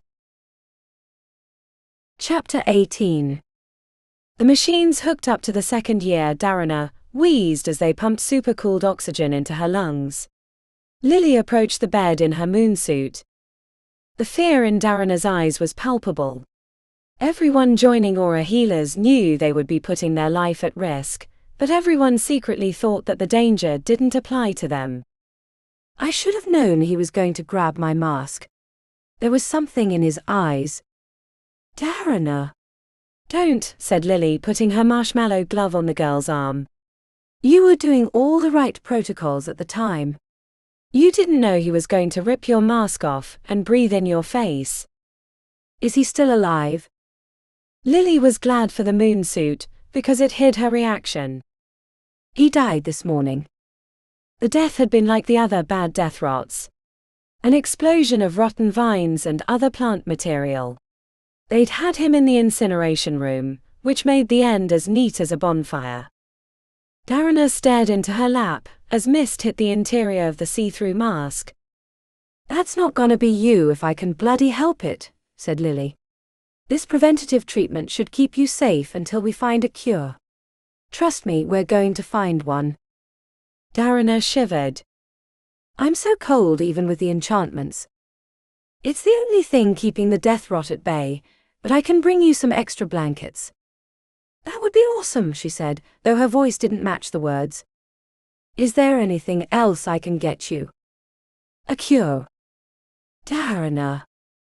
She lifted up her phone. I've got everything I need. All the channels are boring-ass old people stuff anyway. Lily couldn't help but chuckle despite the dire circumstances. She grabbed Darana's hand and gave it a squeeze. Why would he do that to me? Darana asked in a voice that suggested it was an internal thought, not directed at Lily. But Lily had an awful suspicion. The two of them looked alike. Not completely, but the second year had messy curls, pale skin and freckles. Their facial features were different, but if someone was sick and in the throes of a compulsion, they looked close enough. The patient would have been sent up to the super curse ward next, and since he hadn't exhibited signs of the death rot, it was likely that he could have gotten close to her. I'm going to go. I'll get one of the nurses to bring you some heavy blankets. Text me if you need anything. I'll be your personal healer while you're in this ward. I'll treat you like one of my sisters. Why are you being so nice to me? I know I was a disaster of a first year, said Darana. Because you're a healer and we're all screw-ups our first year. From what I hear, that wasn't you. Lily leaned in close. Technically, it wasn't my first year. I've been a healer since I was a wee lass. Lily gave her hand another squeeze and left the isolation chamber. The faint runes on the wall reminded Lily that it was a kill room. If something went wrong, Darana would be condemned to an inferno and turned to ash. After she removed the moon suit and put it into the cleaning machine, Lily leaned against the wall and massaged the bridge of her nose with her forefingers. At the nurse's station, Lily caught the patter of the weatherman talking about the next few weeks. She was expecting another snowstorm, since that's what the forecast had been a few days ago. The jet stream shifted north, which means, guess what, instead of snow, we're going to be seeing warmer spring weather for the next few weeks. Starting tomorrow. Lily froze. Her whole body went into shock. She'd thought they'd have a few more months of winter. It was only the first week of January. They shouldn't be having a heat wave, but here it was. Dr. Niles was off today, so she asked one of the nurses if Dr. Fairlight was in the hospital. Another nurse mentioned she'd just seen her on the first floor talking to some potential donors. Lily took the stairs rather than the elevator. Since the death rot, she didn't like being in confined spaces with others, especially knowing someone was trying to infect her and her friends. She found Dr. Fairlight at the entrance, having just said goodbye to a group of older men with graying hair. "Dr. Fairlight, I'm bloody glad I found you." The older woman's forehead knitted. "Is there an emergency?" It's the weather. We're looking to have a warm streak starting in the next few days." "That sounds lovely. I'd like to leave my winter jacket at home if I could." "No, you don't understand. The death rot. It's not spreading right now because of the cold weather. If it warms up, it's going to find an easy time of jumping from host to host. We'll be overrun. More than my first year, and maybe worse than the event." "Healer Demeath. This kind of fearmongering doesn't become you." The tone of the rebuke didn't sound like the Dr. Fairlight she knew. "Fearmongering? We're a bloody hospital, in the middle of the City of Sorcery. We deal with awful magical crises all the time. This isn't fearmongering. It'll be a bloodbath if we don't start preparing." Dr. Fairlight frowned. "I spoke to Alexander Grimm about this plant. Sent him some samples. He said it's not contagious, and that there's nothing to worry about." Patron Grimm. It wasn't so much a question, but a stone-dead worry. "Yes. Patron Grimm. Head of arcane phytology. If anyone can understand this plant, it's him." "Always check for parasites," said Lily under her breath. "What was that?" "Nothing, Dr. Fairlight. I'm very sorry that I bothered you." The chief of staff gave her a head tilt, before heading the other way. Lily wandered around the first floor in a daze. She knew she should be getting back to her ward, but connections were being made, and she didn't want to interrupt her thoughts. Either Patron Grimm, much like Dr. Fairlight and Dr. Broomfield, was compromised, or he was one of the people behind it. Remi's once parents had said that a big shot was behind the pursuit of the horn. What if it was Patron Grimm? He seemed to be lurking around the edges of everything going on in the city, and related to the hospital. She found herself near the ER when a nurse announced that 3 howlers were set to arrive. 3 howlers. Lily's curiosity drew her towards the automatic doors. At the same time, the 3 vehicles pulled up.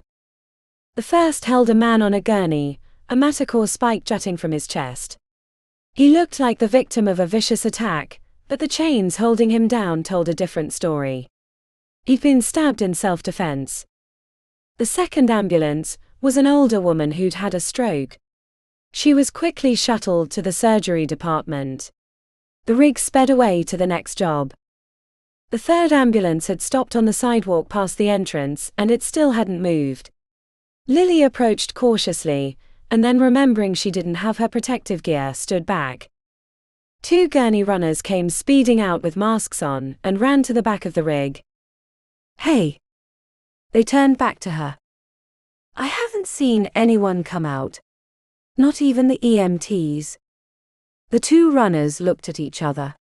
They threw hands, then the loser stepped forward and put his hand on the silver bar. He cranked it down and yanked the door open, stepping out of the way at the same time. The rot hit Lily's nose right away. Then she saw the carnage. The entire interior was covered in rotting vines, even the 2 EMTs who'd had the unfortunate luck to have picked up that patient. Lily checked back to the sky. To the west of the city was a rolling storm front. The warm weather was about to arrive. Chapter 19. Damon watched as Lily paced the edge of the hospital roof while chewing on her fingernails. She kept staring at the brooding sky, which was threatening rain during the evening. Lily, are you going to tell me what's going on? The Irish witch glanced over, then went back to her pacing and mumbling. He'd never seen her this rattled, and it was spooking him. Remi appeared a short time later, still in her EMT jumpsuit. I came as soon as you messaged. The kids dropped me off before they went to the next emergency. Aren't you gonna be in trouble? He asked. They'll cover for me. All right, Lily. Stop freaking me out and tell us what's going on. She stared at the incoming storm once again before facing off with them, arms crossed, chewing her lower lip. We've been idiots. All of us. What do you mean? He asked. The death rot. What hall would be perfectly suited to creating such an awful affliction? Coterie, he asked. No, think about it. Arcane phytology. Alexander Grimm's hall. He shared a glance with Remi, who appeared equally skeptical. He killed the white worm our first year.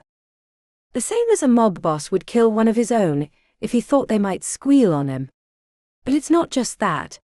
There's a warm front coming tonight, and I went to warn Dr. Fairlight about it so we might prepare for an explosion of the death rot, but she told me there was nothing to worry about. That she talked to Patron Grimm, and he told her that it wasn't contagious. Merlin's tits, said Remi, shaking her head. Even a first year would know this shit is highly contagious. What if Grimm was behind everything that first year, and the white worm was just his patsy? Grimm could be using those mind control worms on Dr. Fairlight, or Broomfield, or anyone else for that matter. What if that's what he was trying to get me to drink? There weren't any worms in it, said Remi, punching him in the shoulder.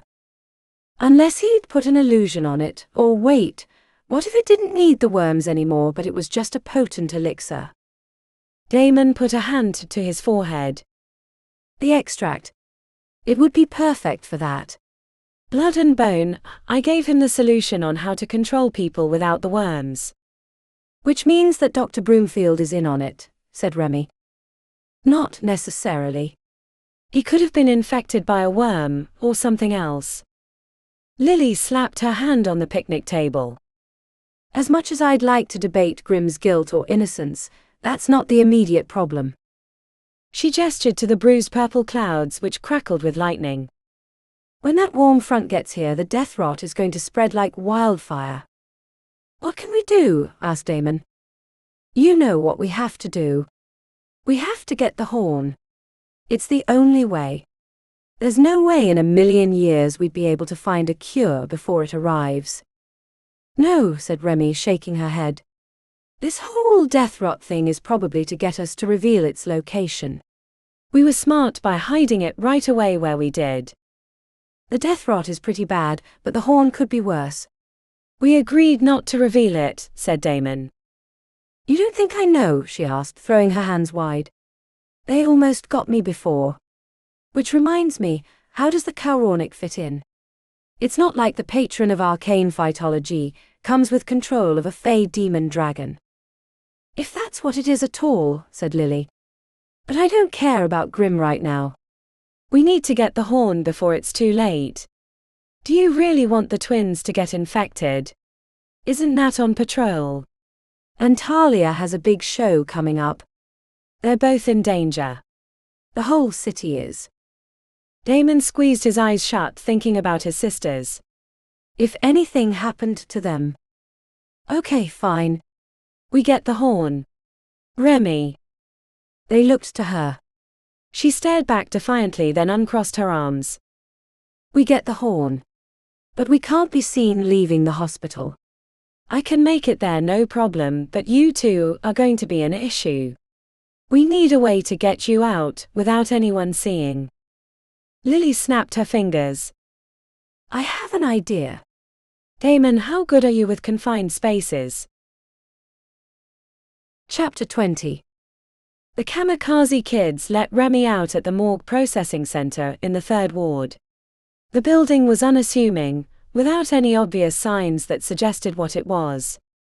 To her surprise, there were no apparitions lurking about, but since they hadn't died here, the place was for body storage and analysis, it made sense. A scrawny guy in glasses was sitting behind the counter, reading a book titled No One Goes Home Alone. He glanced over the pages with an eyebrow raised. "I'm Remi." He set the book down. "Roger. Follow me."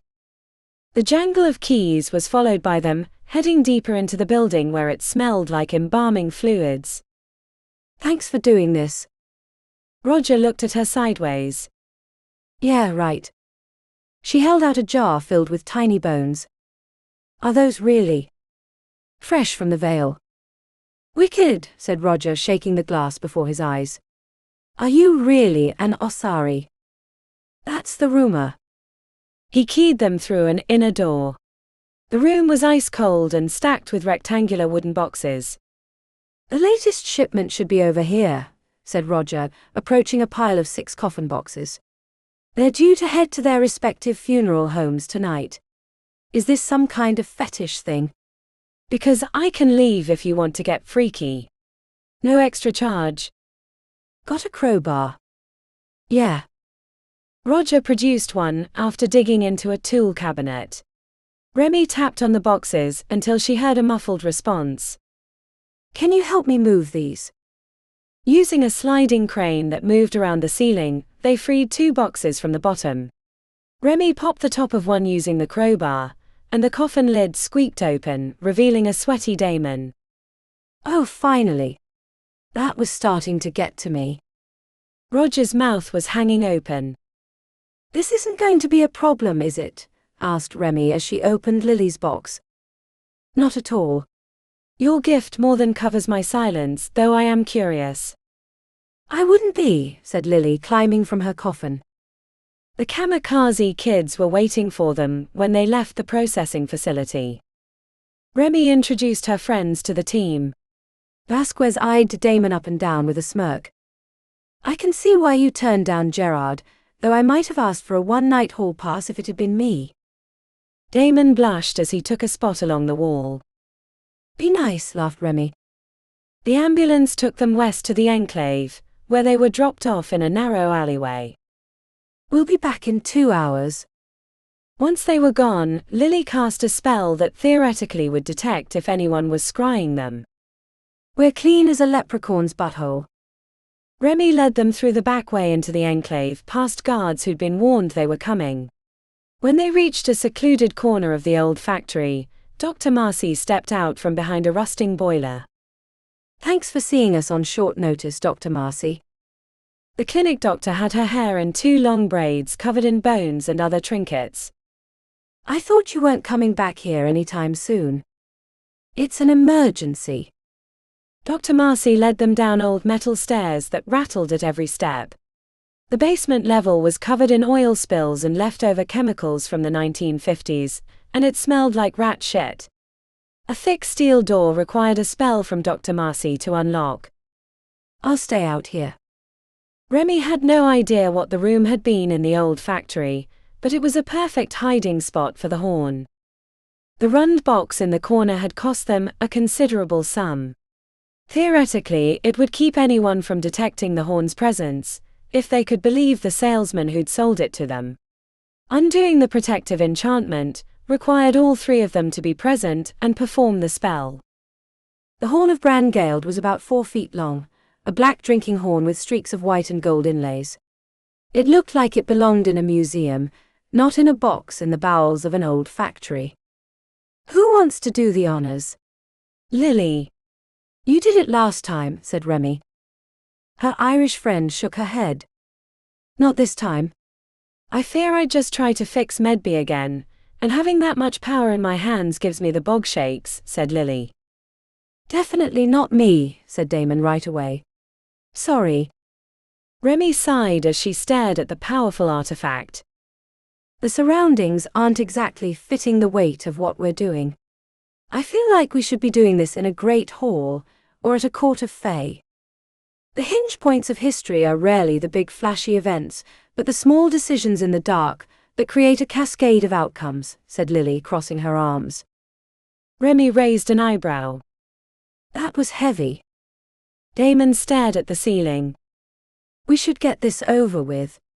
The longer this box is open, the greater the chance that someone can find it. Remi pulled 3 collapsible plastic bottles out of her pack. She'd gotten them at an outdoor store. The sales representative had extolled the product as a way to stay hydrated on the trail that could be collapsed down for easy storage when not being used.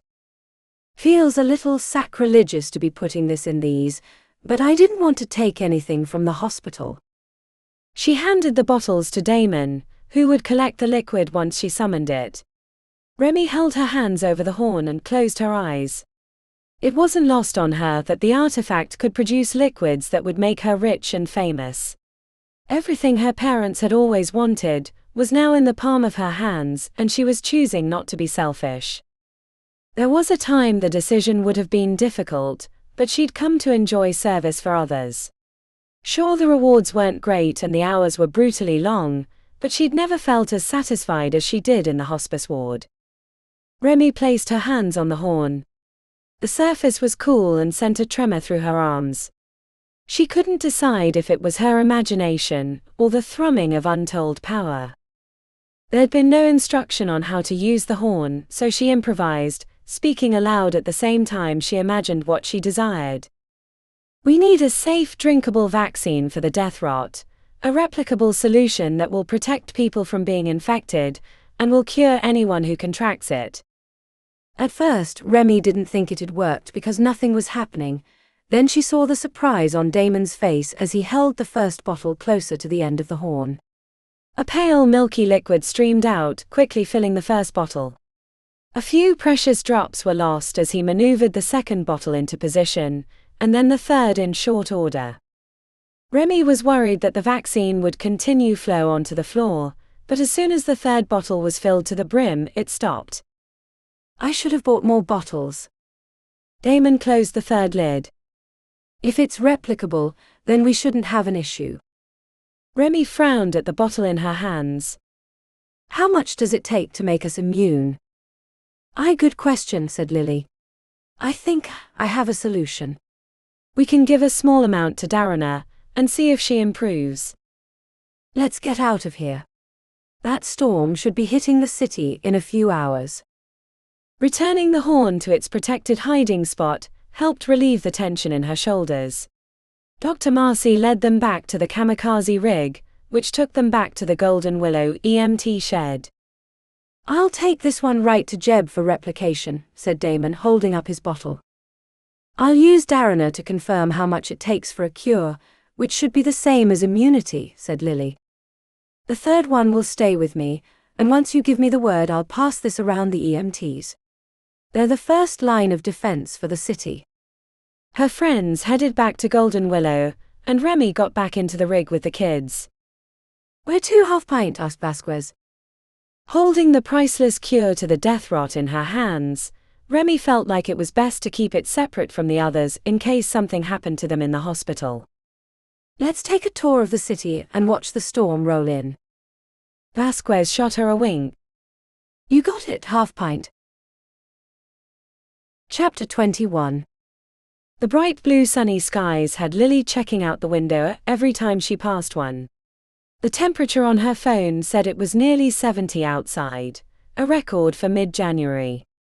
She kept expecting a wave of ambulances, even though Remi said she'd warn her if things changed in the city. How are you feeling in there? Lily asked Darana through the speaker. The second year gave her an enthusiastic thumbs up. They'd taken her off the chilled oxygen that morning, and the enchantments had come back negative, except for some chest crud they thought was the dead vines once the vaccine had attacked them. A round of elixirs would help clean them out. The initial vaccine direct from the horn had been passed around their classmates and the staff in the supercurse ward. Then as Jeb synthesized new vaccine, it was given to the ER and then the other wards in order of potential exposure. Lily was kind of surprised at how easily they'd been able to get the staff to take the vaccine, But the stories of the death rot, and that the super curse ward was promoting it, helped with its acceptance. It also helped her know that Dr. Niles wasn't compromised like some of the other staff. A text from Dr. Niles told her that Dr. Broomfield wanted to speak to her in the Aura Healer's common area. The location was suspicious, but she knew better than to keep him waiting. She arrived to find the rest of her class, minus Remi, who was with the kamikaze kids, sitting on the hard plastic chairs that had replaced the comfy couches. The whiteboard had been scrubbed clean. "Hey, I heard you were behind getting us the vaccine," said Boone. "I don't know how you did it, but I don't feel so exposed now in the ER. Best thing that's happened in this hospital in a while." The rest of the class added their thanks and congratulations, while she shared a look with Damon, who lifted a single shoulder. Lily wasn't sure how she got associated with the cure, rather than Damon. "Anyone know why we're here?" she asked. An answer from Boone was cut short when everyone stiffened, announcing Dr. Broomfield's arrival. The door slammed behind him, rattling the blinds. His red-hot gaze settled on her before he checked back to the rest of the class. "Who's behind it?" The veins on his forehead pulsed with anger. "An unauthorized and untested vaccine has been given out to the staff of Golden Willow without approval. Do you know the potential consequences if this vaccine is bad? It would destroy the hospital and leave the city crippled in the face of our oncoming threats." No one spoke or made eye contact with Dr. Broomfield. "I don't need your corroboration. I know where the vaccine originated." His gaze fell upon Lily. "Do you have something to say?" "No, sir." His nose wrinkled with an internal snarl. "Silence isn't an option. I know you're behind it. It has your grubby little bogwitch fingers all over it. You've a long history of ignoring protocols and applying your folksy medicine despite the prohibitions. The staff has looked the other way thus far, but I can no longer ignore this blatant disregard for hospital norms." "You're right," said Lily. "I made the vaccine." Someone had to, since the hospital leadership was ignoring the problem. Dr. Broomfield's lips curled with disgust. "You're not smart or talented enough to create a vaccine like that. You got it from somewhere else or someone else. You'd better tell me now, or there will be grave consequences." "There would have been grave consequences without it. Now we stand a chance against the death rot." Dr. Broomfield pointed a finger into her face. "Tell me now." He looked to the rest of the class. "Which one of you helped her?" You. I can make an example out of all of you, if you won't talk." "They don't know nothin' 'cause they weren't involved. It was my bloody project, so don't you be slinging blame elsewhere." "What did you say to me?" he asked as he puffed up his chest. "You heard me well and clear. You don't have bog mud in your ears last I checked." The corners of his eyes creased with anger. He listed to and fro before turning back. "Tell me now," he began in a quiet, intense voice. "Tell me how and who else did it, and I'll go lenient on you. There's a slim chance you can stay in Aura Healers, but you'd better spill your guts." "Everything."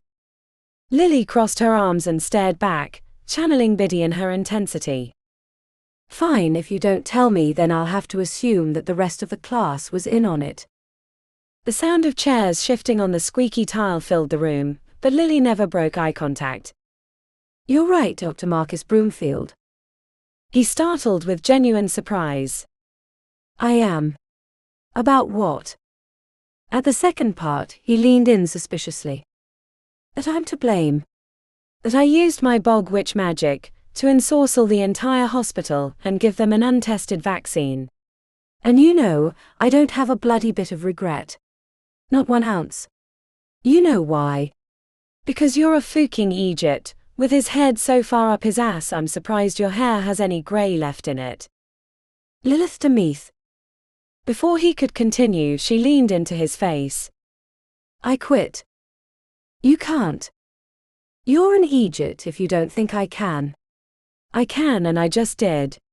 You said it yourself, Whoever is to blame should face the consequences, and that someone is me. So you can end your little witch hunt because you found her. The witch is me. And I'm a bad witch. His incredulous look nearly made her burst out in laughter, but she kept up her glare until he broke eye contact. He stewed in his anger until his cheeks bloomed darker. I should call the Invictus PD on you. The threat hid the quiet muttering of a spell from somewhere in the room. Dr. Broomfield pulled his phone out. That's just what I'll do. We'll charge you with attempted. Before he could finish speaking, Lily smelled the smoke. Dr. Broomfield did too. The bottom hem of his white jacket burst into flames. Ah! He spun around trying to put it out, which only made the fire grow. Quick, put him out! Shouted Boone. As Dr. Broomfield put his hands up, the entire class unleashed a variety of fire-extinguishing spells onto him. There were slime smokes, a spray that looked like year-old ketchup, other unusual liquids, and at least one audible fart noise that came with the onslaught of spellcasting. Dr. Broomfield ripped off his jacket and threw it on the ground, but the class continued to pelt him with their unusual and disgusting liquids until he fled down the hallway. Oh bloody hell, you shouldn't have done that, but I won't forget it. The class circled around Lily. I can't believe you quit, said Damon. Not like I had a choice. He would have forced me out either way, better to go out on my terms. She looked down the hallway. You know, he's going to be looking for revenge. Boone winked. There's a lot more of us than him. He's going to regret what he did today. The murmurings and head nods had her warm from within. I'd better get out of here before he comes through with his threat. Thank you all. After getting smothered with hugs, she pulled Damon aside and whispered, Stay out of it with Broomfield. You're the only one left inside the hospital. We need your eyes and ears. Lily. No arguing. Keep your nose out of it. Let Boone and the others torment him. We have bigger dragons to fry. Damon leaned down and kissed her on the forehead. She pinched his cheek and hurried to the dormitory side of the complex to grab her things. Neko was on the bed napping when she arrived. It didn't take long to pack, and she headed out a side door as she saw a trio of police vehicles pull up front. Lily smirked to herself before she headed into the night. I am a bad witch. Chapter 22. The young patient was staring out the window when Damon came in. Lisa barely turned her head to acknowledge his arrival, which made his heart sink. Hey! Hey! She responded without turning her head. I heard from a very good source that the cafeteria has chocolate ice cream today. Lisa perked up. Really? Damon pulled 2 small cups out of his jacket. I might have even swiped some. Lisa greedily grabbed the cup, pulled the lid off, and used the wooden spoon to scoop a hunk of chocolate ice cream into her mouth. Thank you, she said around a mouthful of ice cream. He sat on the edge of the bed and ate with her in silence. As she finished, he asked, How are the visions? Lisa's eyes fluttered closed. The spells aren't working. It's going to take time to find a counter to the curse. I swear to you on my claws that we'll find one. Sooner than later. On your claws? He held out his hand and with an audible grunt, made them appear at the end of his fingers. She cooed with excitement and touched the ends. Can I see you change? Damon tilted his head. Maybe. If you promise to keep your chin up, and let the doctors help you. I know it hurts sometimes, but it's the only way they're going to find a solution. Okay, wolf boy, she said with a sly grin. He mussed up her hair and rose from the bed. Promise me you'll try and I might let you see me change. I promise. He left with a heavy heart. Dr. Lara met him in the hallway. Thanks for doing that. You're the only one that can get through to her. Whatever it takes, though I wouldn't mind finding that asshole who did that to her. I could put these claws to use for once. Dr. Lara headed into Lisa's room. At the same time Remi came rushing into the ward.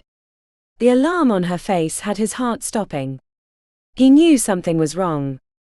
Very, very wrong. Is Lily okay? She's fine. Shaken up but fine. Remi lowered her voice. They took the horn. What?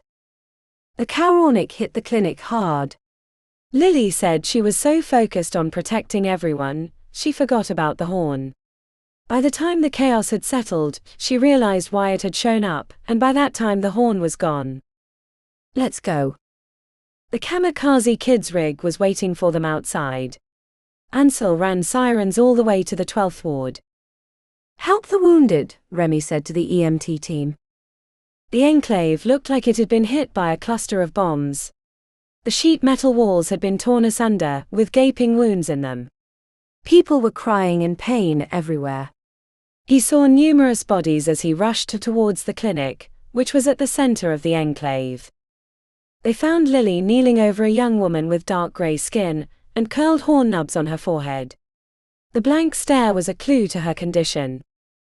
They took the horn. Who? Asked Damon. When the Caoránarch hit the enclave, it was pure chaos. The residents put up a good fight, but even they were outmatched. The demon dragon took it? Lily's mouth came to a point. I saw men with antlers. Any you recognize? Asked Damon. Their faces were obscured by enchantment, but I saw which way they went and I can follow the trail. They left a swath of phase residue behind them a mile wide. We should go right away, said Remi. What about the wounded? Asked Damon. Damon's right, said Lily. We can't leave them like this. Too many will die. Too many will die if we don't get the horn back right away. Come on you two, you know exactly what Dr. Decker would say about triage. Staying here is the wrong choice. Damon hated that she was right, but he couldn't leave. You're right, but we can't, said Damon. Lily put a hand on Remi's shoulder. I'm not leaving either. I promised Dr. Marcy that I wasn't just joining the clinic because I didn't have anything else to do. We'll help them and then we'll head after the horn. The trail won't go cold in that time. What if I can get people to replace us? Asked Remi. As long as they're being cared for, said Lily. Remi disappeared back to the front of the enclave. She returned shortly after. There are at least 5 EMT teams on the way. They were just getting off their shift, but they've agreed to come here instead. Now can we leave? Damon shared a look with Lily, who gave a short nod. Come on, said Remi. Ansel will drive us. Chapter 23. The rig drove the entire way with its sirens. No one spoke as Lily steered the driver. She sniffed out the trail left by the Caoránarch and the antlered men. We don't know it's him, said Remi at one point, receiving a frown from her friend. It's him. It has to be Alexander. Think about it, Remi. She did. It wasn't that she disagreed. Everything fit.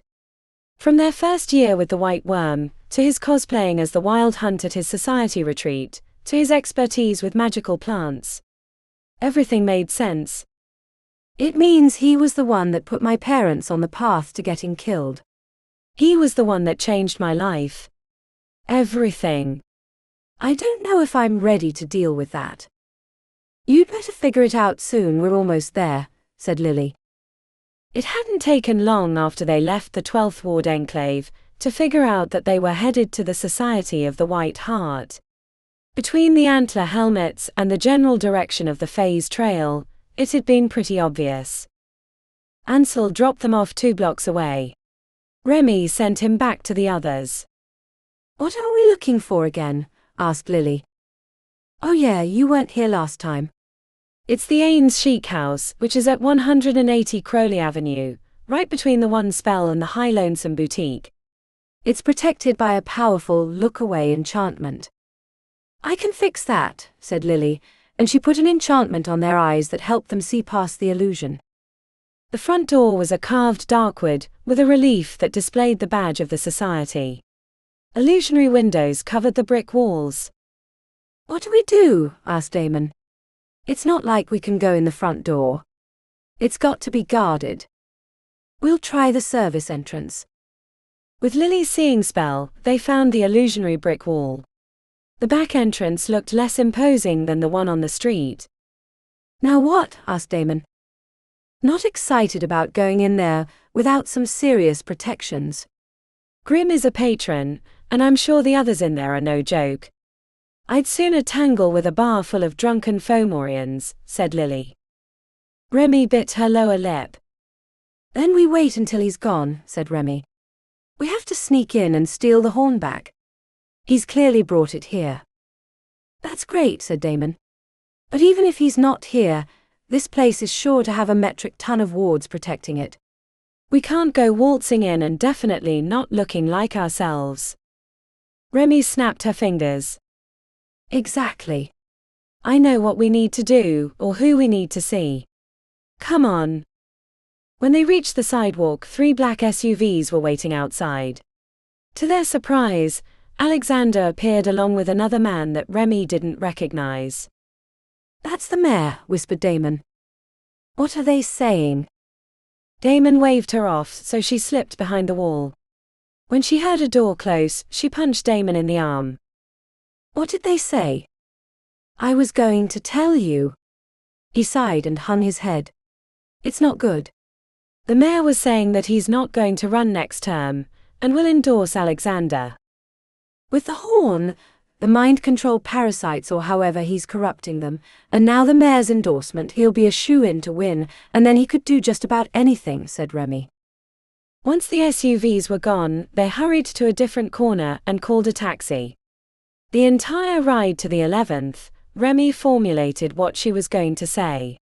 She hadn't spoken to Warnick since her once parents had disappeared into an abyss inside the veil. It was bringing back the gut-wrenching emotions she thought she'd gotten past. The regular bartender was working behind the counter at the Charm and Hammer. He started to speak, but she pointed a finger at him and he held his hands up. At the bottom of the stairs past the secret door, Remi barged into Warnick's office. The dreadlocked owner was sitting on a couch with a beautiful woman with 2 different colored eyes, and platinum hair weaved into a beehive. What's going on? Asked the woman. Warnick stood, an angry retort on his lips, but then he stopped and his expression broke. He leaned over to the woman. I'm going to need a bit. Head into the bar and have a drink. The woman huffed and stormed away on her high heels. Remi. The softness of her name broke down her defenses. She hadn't planned on thinking about her parents, but standing before one of their oldest friends sent her thoughts tumbling. A blustering sob shot from her lips, and before she knew it, she was surrounded by Warnick's comforting arms. The tears flowed like rivers, even when she told herself she needed to stop and focus on the problem at hand. Some time later, and after a quick introduction to her friends who had been standing in the back quietly, he led her to the couch and handed her a box of tissues. Then he went to his little bar and poured a round of whiskies for all 4 of them. Does this mean what I think it means? Asked Warnick when he sat across from her. Remi nodded. Was it the big one? It was. He leaned back in the couch shaking his head, which made his dreads dance around his face. I knew that shit would get them in the end. They're not my real parents, she spit out. What? Warnick leaned onto his knees. They're not my parents. They admitted it, once I figured it out. Wait. You were there. I was. The job. Remi squeezed back her emotions. We pulled it off. Warnick leaned back with a whistle. You were always the best of them. But they weren't my parents. He shrugged. The problem now is someone stole it, and we need it back. Warnick tilted his head. You know they were always working for some heavy hitters. It might be time to step away and cut your losses. We know, but we don't care, said Remi. This is too important. Every job seems important, but you have to know when to walk away. This isn't one of those times, Warnick. Bad shit is going to happen if we don't get it back. Real bad. The patron of arcane phytology is behind it. It seems he's been behind a lot of stuff for a long time. How bad? Apocalyptic. With the artifact he has, he can do just about anything he wants. Then maybe it's a good time to get out of Invictus. I've got good friends in other realms. You all could come too. No, said Remi right away. I'm not running from this. We're the ones that made it possible, so we have to stop it. Warnick snorted softly. You really did it. You really did. What? Changed your life?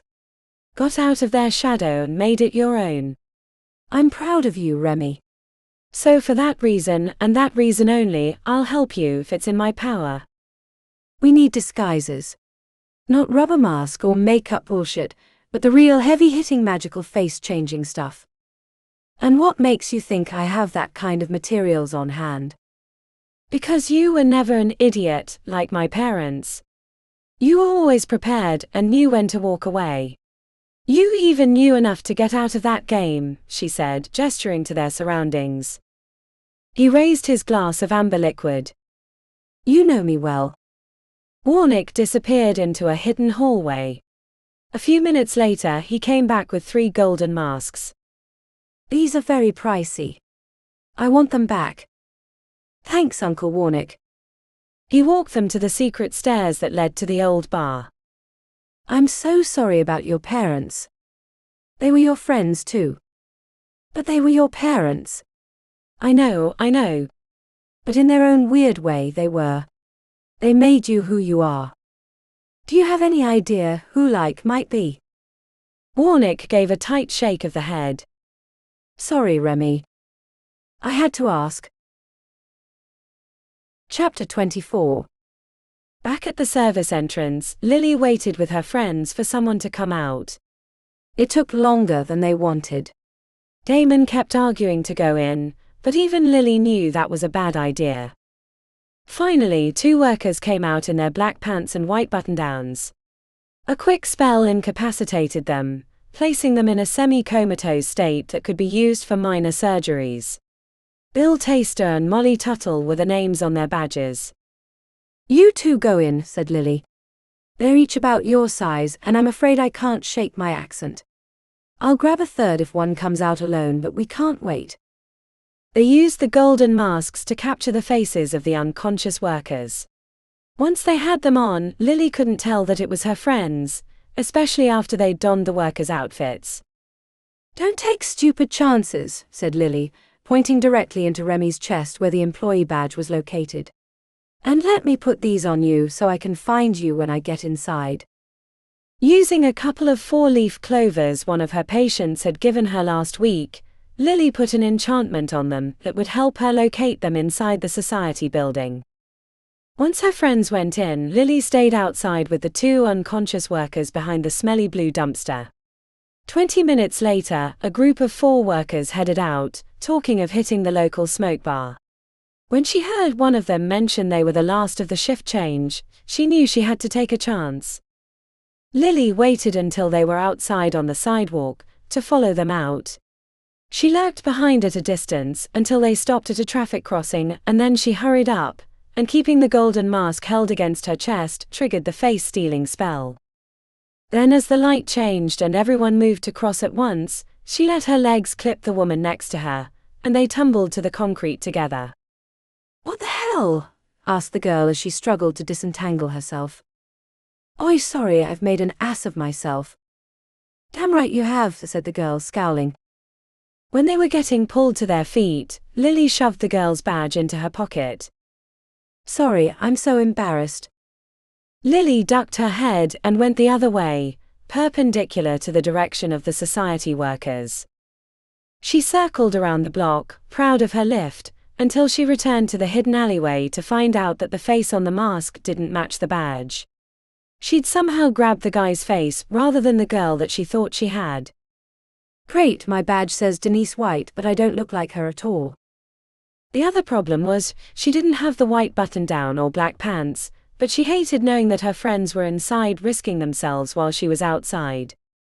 Lily stood by the workers' entrance, psyching herself up to go inside, despite having mismatched disguise and badge, and not wearing the right uniform. You can do it, Lily Demeath. You've green-walked to the Court of Summer, and survived a tomb in the Vale. Surely this can't be as bad. She just about convinced herself to go in, when she heard the scuff of footsteps. Hey, you're the bitch that ran into me. And you've got my badge. The girl reached into a pocket, producing a plastic whistle. Lily did the first thing that came to mind, and blasted her with a force bolt. The impact threw the girl 5 feet onto her back, landing hard onto the concrete, while the whistle tumbled out of her hand. I'm sorry, I truly am, but I had no choice. Lily repaired the girl's bleeding head before dragging her behind the dumpster, stealing her clothes, and redoing the mask spell. Once she had the right face, she headed into the back entrance. The doorway led to a locker area, next to a bustling kitchen. She peeked through the gap to see a half-dozen cooks working the stoves and chopping vegetables. The smells were divine. She saw one chef throw a lobster into a pot while another was plating a tray of appetizers. When the kitchen was at peak chaos, Lily swooped through and grabbed the finished tray and quickly scooted through the swinging doors while a chef yelled at her. But she knew there was no way he would follow and cause a scene. The plush carpeted hallway led 2 different directions. She followed the quiet murmuring of conversation, until she reached a grand hall. The amount of darkwood, mahogany, and dead supernatural animals was staggering. She'd stepped out next to a stuffed camazotz or deathbat that loomed menacingly over the party. Milling about the large area were at least 24 men and women, with others seated at the little corner areas enjoying appetizers and drinks. Lily was certain someone would see her and know that she wasn't who the badge said she was, but then an older man she thought might be a famous Thunderball player strolled past and snatched a handful of treats from her tray. Lily scanned the room for her friends, but she saw neither Remi's nor Damon's disguises. There were other rooms, so maybe they were there. So she strode into the space, keeping her head down but watching with her peripheral vision. Damon couldn't believe the people who were at the Society Hall. In the first 5 minutes since he'd taken a tray of champagne into the open sky room, he'd seen at least 3 patrons and a half-dozen other famous people that he hadn't realized were members of the Society of the White Hart. The ceiling had been replaced with an illusion of a brilliant night sky. The Milky Way rotated slowly, with the occasional shooting star descending past the horizon. Damon had to remind himself that he wasn't new and shouldn't be gawking at the sights. He tried to stay moving, getting close enough to the knots of people that they could scoop off a glass, but not so close that they might notice he was in disguise. He hated the feeling that he was always a minor mistake, or fated chance away from being discovered. Damon didn't know how Remi could have done this as a career before aura healers. The anxiety alone was worse than even the most difficult patient. When his tray only had 2 glasses, he stood against the wall and examined the other exits, thinking about places the horn might be hidden.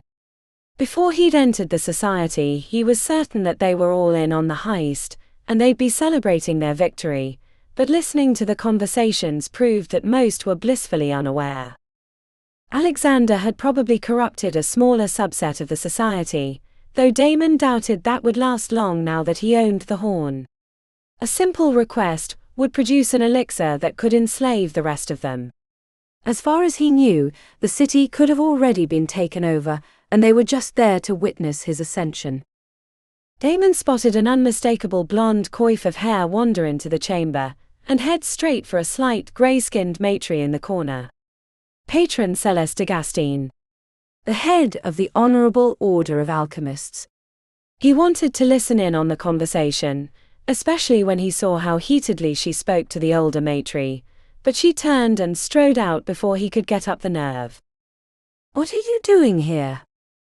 The voice came from his right. He'd been so focused on the famous patron, he hadn't heard someone come up from behind. "Working, what does it look like?" he said in a forced whisper. The woman on his right was wearing the same outfit. "What's wrong with your voice, Bill?" He tapped on his throat and gave a shrug, which brought a furrowed brow. The woman looked ready to lay into him until someone waved her over, since she had a full tray of drinks.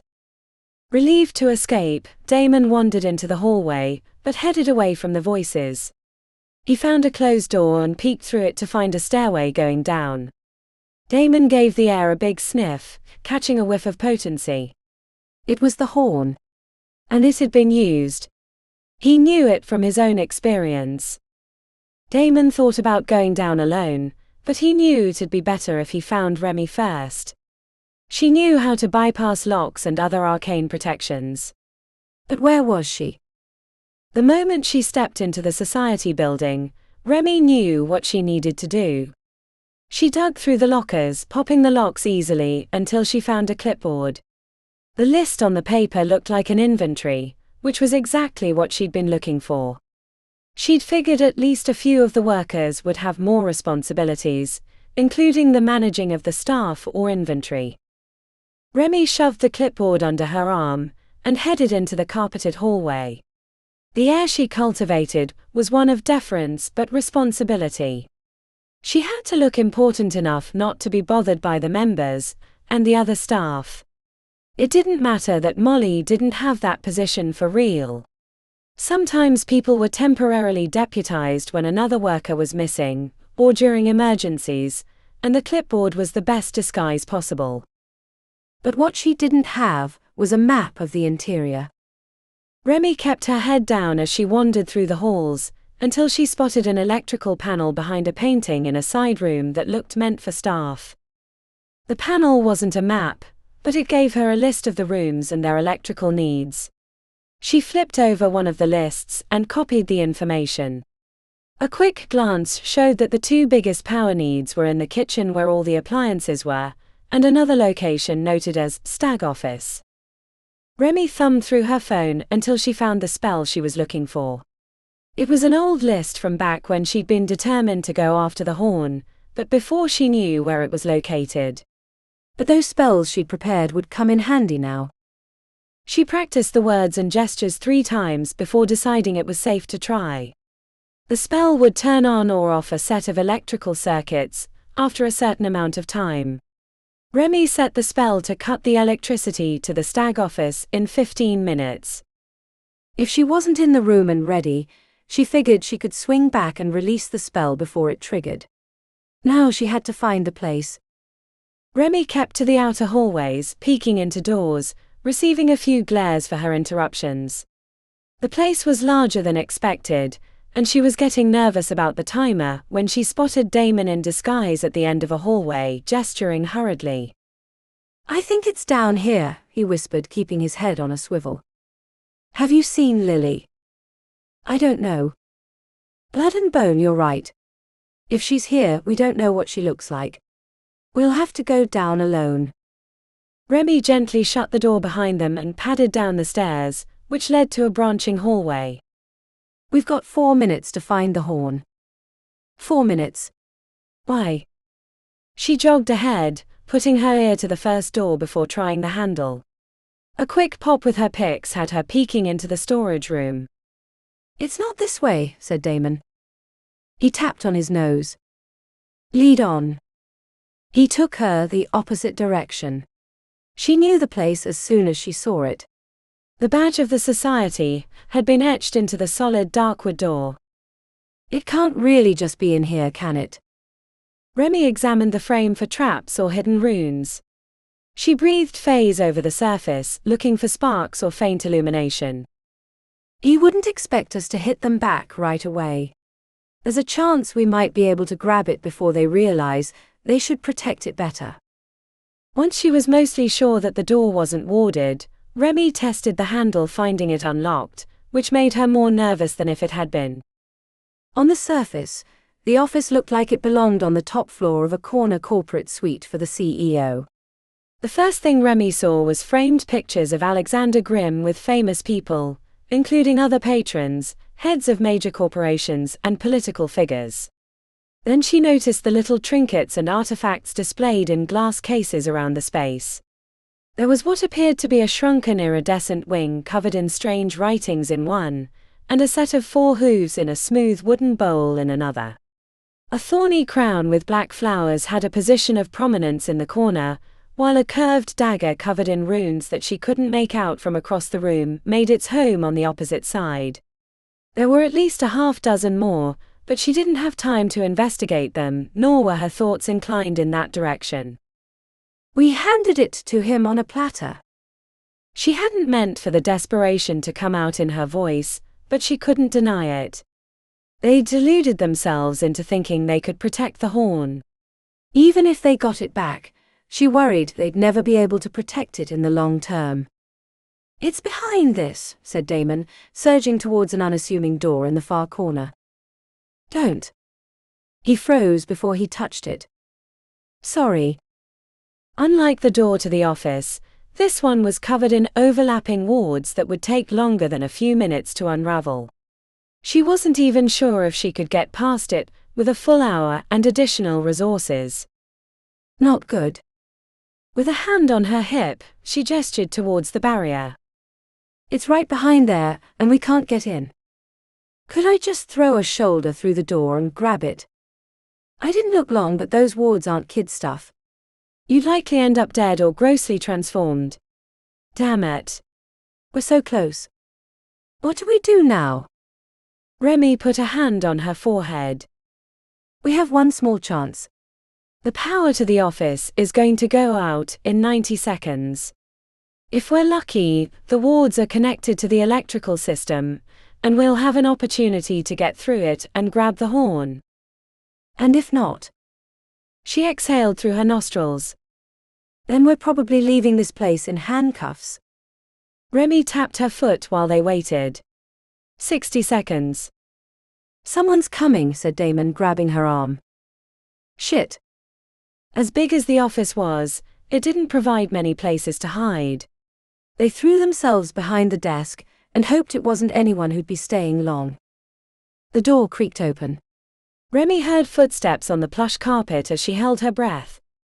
Remi. Damon. They both popped up to see a strange woman with Lily's voice. Oh, thank the trees that I found you. Alexander is back. We have to get out of here. I heard them say they were going to check on their little project. How much time? They're coming. Now. We have to get out. Remi eyed the barrier. Let's go. They ran down the hallway, but when they heard voices, Remi tried to route them into a side room. It was locked. The picks flew into her hands, and she was working the tumblers as Alexander's distinctive voice grew louder. The moment the lock clicked, they slid through the opening and closed it behind them gently, right when Alexander and his companions came around the corner. She checked her watch. 32 seconds. Right about the time Alexander and his crew would be settling into the office. As soon as we hear the door close, we have to get out. Fast. Her friends nodded. She risked a peek into the hallway to see the office door closing.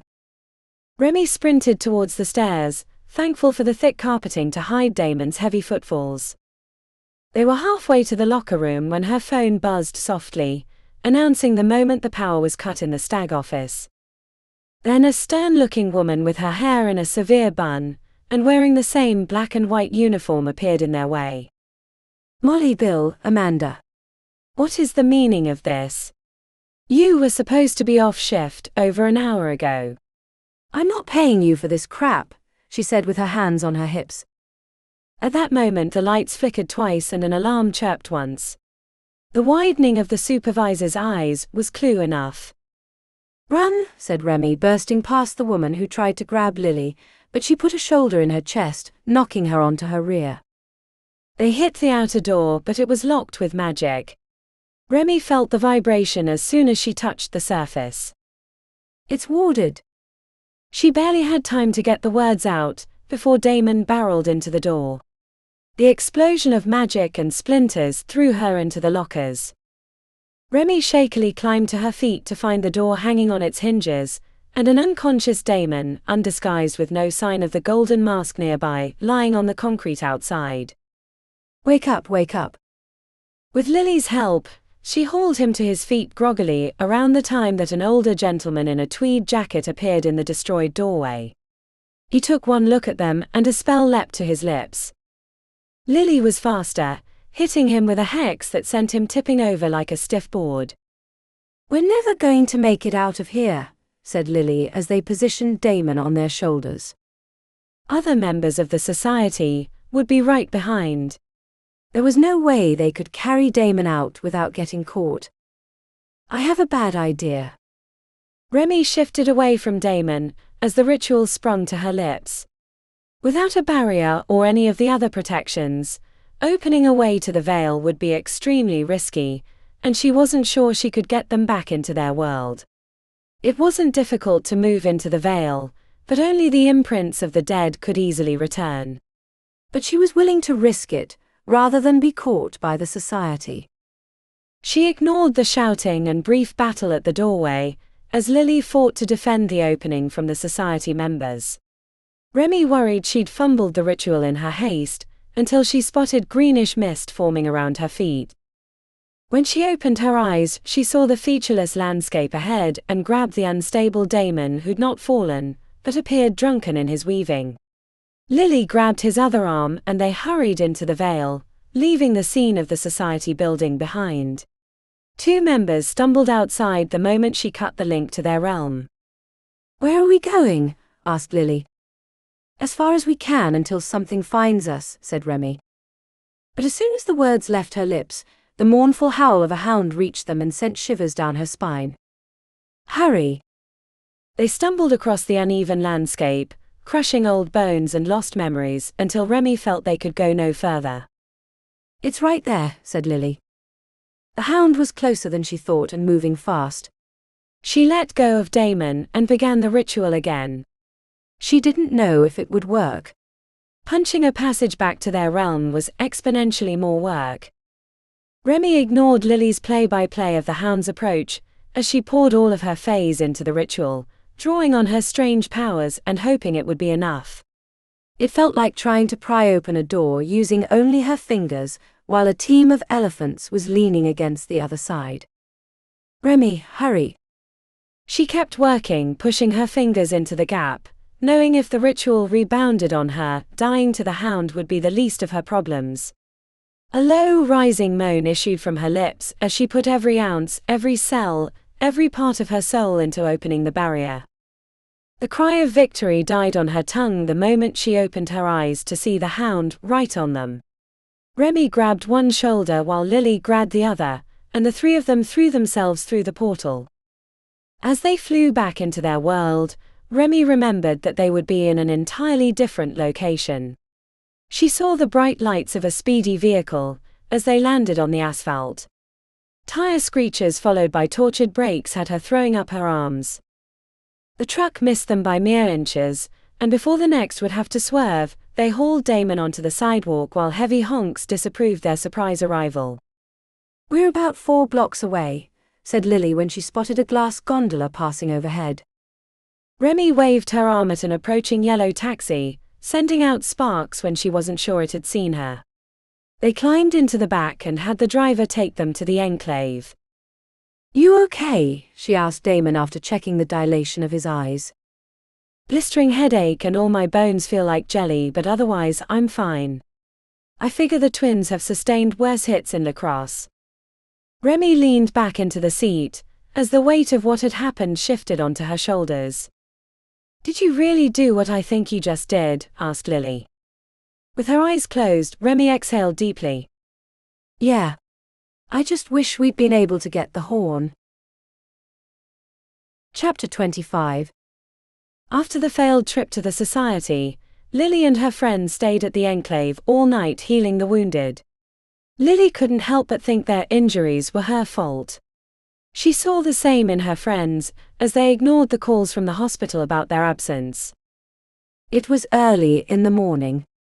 A nimbus formed on the horizon, and they were sitting on the upper level of the old factory drinking coffee.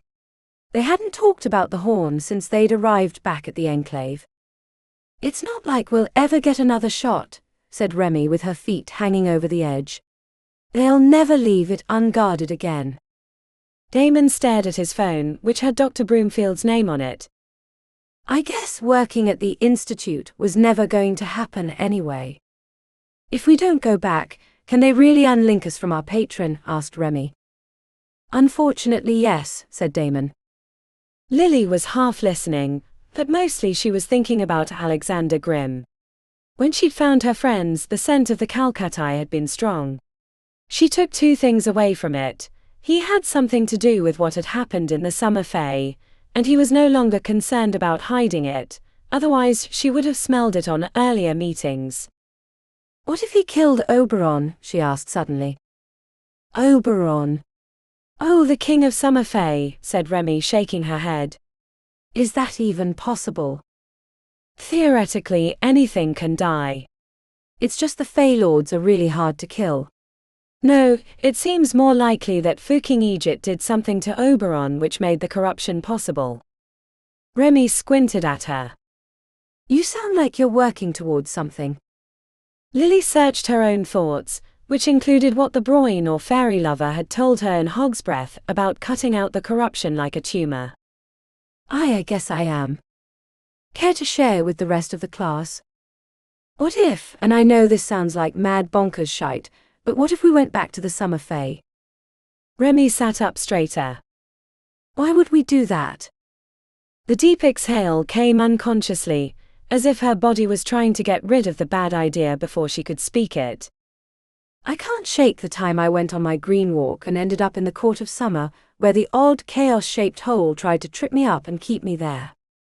And what if that thing is the corruption? What if we need to cut it out like a bad tumor? A hole. Lily frowned. She didn't want to tell them about the Broin, but needed to get through to them what she'd learned, which until recently hadn't made much sense. It wasn't quite a hole, and I wasn't really there, so it was hard to see it truly. Not with my med-be-blessed eyes. But it felt like a cage, holding back a world of miseries. The more I think about it, the more I worry that it's the source of all our troubles. I don't know, Lily, said Damon, shifting his mouth to the side. You really think this one little thing could affect so much? The bloody horn isn't that big either. Good point. Theoretically, because I think it's a terrible idea, said Remi. What would it take for us to go to the Court of Summer in person? Besides, a complete lack of common sense, and no fear of impending death. Lily snorted softly. To take those things a lot of luck, and some friends who don't mind if they never return. I could bring my sword, said Damon brightly. I thought you said you were shite with it. Damon shrugged. I am, but they wouldn't know that. Might be big and scary enough to scare off some of the stuff in the Fae. I don't think it's going to scare off the murderous, horny satyrs. Might even get them excited, said Remi, smirking. I don't know, is this a bad idea? Asked Lily. Remi tilted her head. I wouldn't mind seeing Coraline again. Why's that? Remi lifted a shoulder. Don't know. I just, I did like her, said Lily. Me too, said Damon. Does that mean we're going? Asked Remi. Lily looked out across the city. It was a big place, full of millions of people. She didn't know what Alexander had in mind for the horn, but it was likely to be terrible. We were the ones to bring the horn back. Yeah, said Remi. It's kinda our fault. If you think we can fix it in the Fae, we should. If we could get Oberon back, maybe he could help us with Alexander, said Damon. Lily couldn't explain it, but she felt like going to Summer was the right choice. They'd been avoiding the source of her problems, and maybe it was time to confront it head-on. To the Summer Fae. How are we going to get there? Lady Nimmerware, asked Remi. Lily thought about it and shook her head. I think we should have a long talk with Dr. Marcy. I have a feeling that she or someone in the Enclave can help us get over. Chapter 26. The enormous sword felt strange strapped to his backpack like a pair of skis on a mountaineer. Damon had never worn it in that way, but it seemed like the best solution given the need to bring all their food and water with them. He'd considered not worrying about it since it was unlikely they were going to survive the trip, but he wasn't ready to give up yet. "Is Dr. Marcy really going to be able to get us into the Fae?" he asked Lily. His Irish friend had borrowed some clothes from her sister, Alice, who'd brought them along with other gear for the trip. "Aye, she says as much." As if summoned, Dr. Marcy appeared in her white jacket and double braids. She had a dour look, and Damon supposed it wasn't just because of what had happened because of the attack. "The Elder is ready." The procession felt doomed. They arrived in the back of the factory, the air thick with smoke, making his eyes burn. He'd been warned about the old shaman, but seeing her with his own eyes was frightening. The huge shape loomed out of the smoke, lips burnt and lined with scars. She looked like a living mountain beneath her furs. He felt her power intuitively. The sword bristled in her presence. "3 creatures of the Fae on a quest to save it from itself," cackled the old shaman. "Thank you, Elder, for this chance to make things right," said Lily, inclining her head with Neko at her side. The elder shaman spat on the floor. "It would be better if I let your cursed realm die, but I'm told by my friends here that you've done our people a great service at cost to yourselves." "And I pay my debts as I know you do too, witch." Lily gave no hint of reaction at the intended slight. "Thank you, Elder," she said, rising. "Before they go," said Dr. Marcy, reaching into an inner pocket of her white coat. She pulled something small out and approached Lily. It looked like 2 bones fused together into an X, but the centers had been bored out and replaced with iron. Damon could feel the item's power even without trying. "This is a gift from the other shamans and myself." Lily wrinkled her forehead. "What is it?" "A Fomorian weapon. It was made during the great battles when King Nuada was alive. In your tongue it would be called a crux. It's made to channel power into a form that hurts Fae creatures." Lily flinched when she accepted it, but then ran her fingers over the bone. "Thank you, I'll return it after we're finished." "I have another gift," said Dr. Marcy, gesturing them forward. "It will help you on your journey." The spell was in a language Damon didn't recognize. If he had to guess, it was a native tongue, but he wasn't familiar with the languages of the tribes, and it felt beyond old. Ancient, perhaps. As Dr. Marcy chanted, Damon saw her in a different light, but not what or who she really was beneath that form. Maybe horns. Maybe fangs. It was hard to tell. When she was finished, his entire body tingled as if it had been coated in phase. "It is time," she said. "Where will this portal take us?" asked Remi. The elder coughed, sounding like gravel being crushed by steel. "I cannot send you to the court. Even still, there are lingering magics that protect that cursed place." "That's okay, we have someone else to see first. She lives further away in the mountains." Remi went on to explain the waterfalls and other features, until Lily stepped forward and said something that got the elder laughing. "It shall be so." The elder's ritual felt more primal than any magics he'd ever witnessed. The foot stomps left his body ringing, even though the impact hadn't made any noise. The old Fomorian shaman threw ochre dust from her pouch and sliced her gnarled hand through it. He felt her power when the portal opened.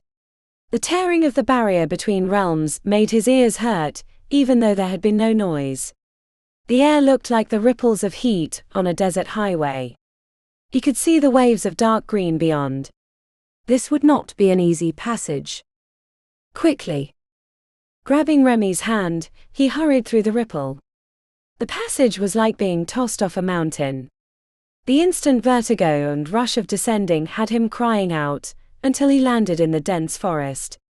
To his relief, not only was he intact, but he was with his friends, unlike the previous time when they'd landed apart. "I can't say I ever want to do that again," said Damon, swallowing back bile. "We should move quickly," said Lily, who was unusually terse. The tortured, compact forest seemed alive and unwelcome. Branches seemed to get in his way, or grab his clothing even though he was certain that he'd slipped past. It was as if the corruption knew they were there to cut it out, and was trying to slow them down. I hate this, Remi said suddenly, grabbing a branch and snapping it with her bare hands. I feel like I'm in some weird haunted house. Lily led them through the undergrowth, while Damon stayed at the rear, checking their surroundings, and especially the canopy of trees. During one section, they heard the wild satyrs hunting, and whatever they caught met a quick death with a high squeal and then unnerving silence. The sound of falling water had Damon hopeful they were near their destination, but then they came upon the misty air and found that it wasn't the waterfall they'd seen near Coraline's house. Let's take a break, said Lily, slipping out of her pack. Their clothes were covered in green smears from the trees. Foreheads were beaded with sweat from the humidity. They washed their faces in the water, and snacked on food they'd brought from their realm. In the green walks of my youth, these lands were a beautiful dream. Both garden and forest at the same time. And Fae all in. Welcoming and free. Now it feels like we're an unwanted tumor. How much further to Coraline's? Asked Damon as he sat with the sheathed sword in his lap. The words died on Remi's lips as her chin lifted and her gaze roved into the trees. Damon spun about quickly, knocking over his water, to find a heavily clothed and masked shape watching them from above. You shouldn't have come back, said Coraline with her mask pulled down. We've no choice, said Remi. Coraline gestured frantically. Hurry, hurry. This is a bad place. Grab your things. We have to go before it returns. The meaning of the warning was undefined, but that didn't stop Damon from hopping to his feet and quickly putting his gear on. They followed Coraline through a previously unseen path. A few minutes after they left the waterfall and pond, they heard grunting and gnashing, which made Coraline lead them faster. In the hour they followed Coraline, Damon sensed a more frantic demeanor, and noticed her clothes had been heavily patched in several points. The Fae had not been kind to her since they'd seen her nearly a year ago. When they finally reached her branch-height pathways, the tension in their guide seemed to drop, and then when Coraline removed her gloves to spell them through her viny barrier, he saw the thinness of her hands. Once they were inside the cave, Coraline slowly removed her layered clothing, until she revealed a woman emaciated and haunted with the pain of survival. The shadows around her eyes were cavernous. You shouldn't have come back. Chapter 27. It wasn't until they arrived at the cave home that Remi realized she'd been looking forward to this moment more than any others. The reasons didn't make sense, but she couldn't deny the feelings she had. Those thoughts were lost the moment Coraline revealed herself from beneath the overlapping fabrics. Are you okay? Asked Remi, surging forward. The gaunt cheeks and cracked lips were answer enough. Please, let me get you some food, said Remi, digging into her pack and quickly handing 2 food bars over. Coraline stumbled to the table and collapsed on the chair. How did you find us? Asked Lily while their host devoured the food bars. The Fae has grown more wild and dangerous since you left, and the plants have been less generous with their gifts or turning poisonous. I've had to go farther and farther to find edibles, which has put me at constant risk. That doesn't explain how you found us, said Lily suspiciously with her hand on Neko's back. Coraline stared back at the Irish witch.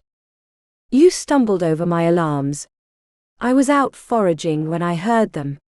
You're lucky I did. She jutted her chin towards the teapot. You're welcome to make some with your own water. Damon grabbed the pot and put it over the fire, adding a few logs to get it burning again. Why are you here? Asked Coraline with hurt in her eyes. We're headed to the summer court, said Lily. Coraline sat back in her seat and glanced to each of them. You're serious? As a grave, said Lily. You're fools. Remi crouched by the chair. We have to stop the corruption, or the entire City of Sorcery is at risk. We need your help getting to the summer court. You're the only one that knows the dangers of the corrupted Fae. We came here first for your help. Going to the court would be suicide, said Coraline. The Caoránarch would get you before you got remotely near. The Caoránarch? Asked Remi. That can't be possible. We've seen it in the City of Sorcery. It tried to kill me on the streets. I don't know or care which one is real, but I'm certain the one here can kill you quite easily. Remi pulled out a chair and sat on it. That doesn't make sense. Lily tilted her head. The one in our realm had a habit of disappearing in odd places. Real or not, said Coraline, you should go back. I can't help you. I've survived this long. I'm not about to throw it all away on a foolish quest for an impossible task. Face it. The summer fae is no more. What it is now, I can't say, but it'll be my grave eventually. Just not today. Remi had been so excited to see her again, but the heartbreak in her tone and in the weight of her shoulders was painful to watch. Millions of lives are at stake. Coraline picked up the food bar wrapper and crinkled it in her hand. As you can see, I've barely been surviving here.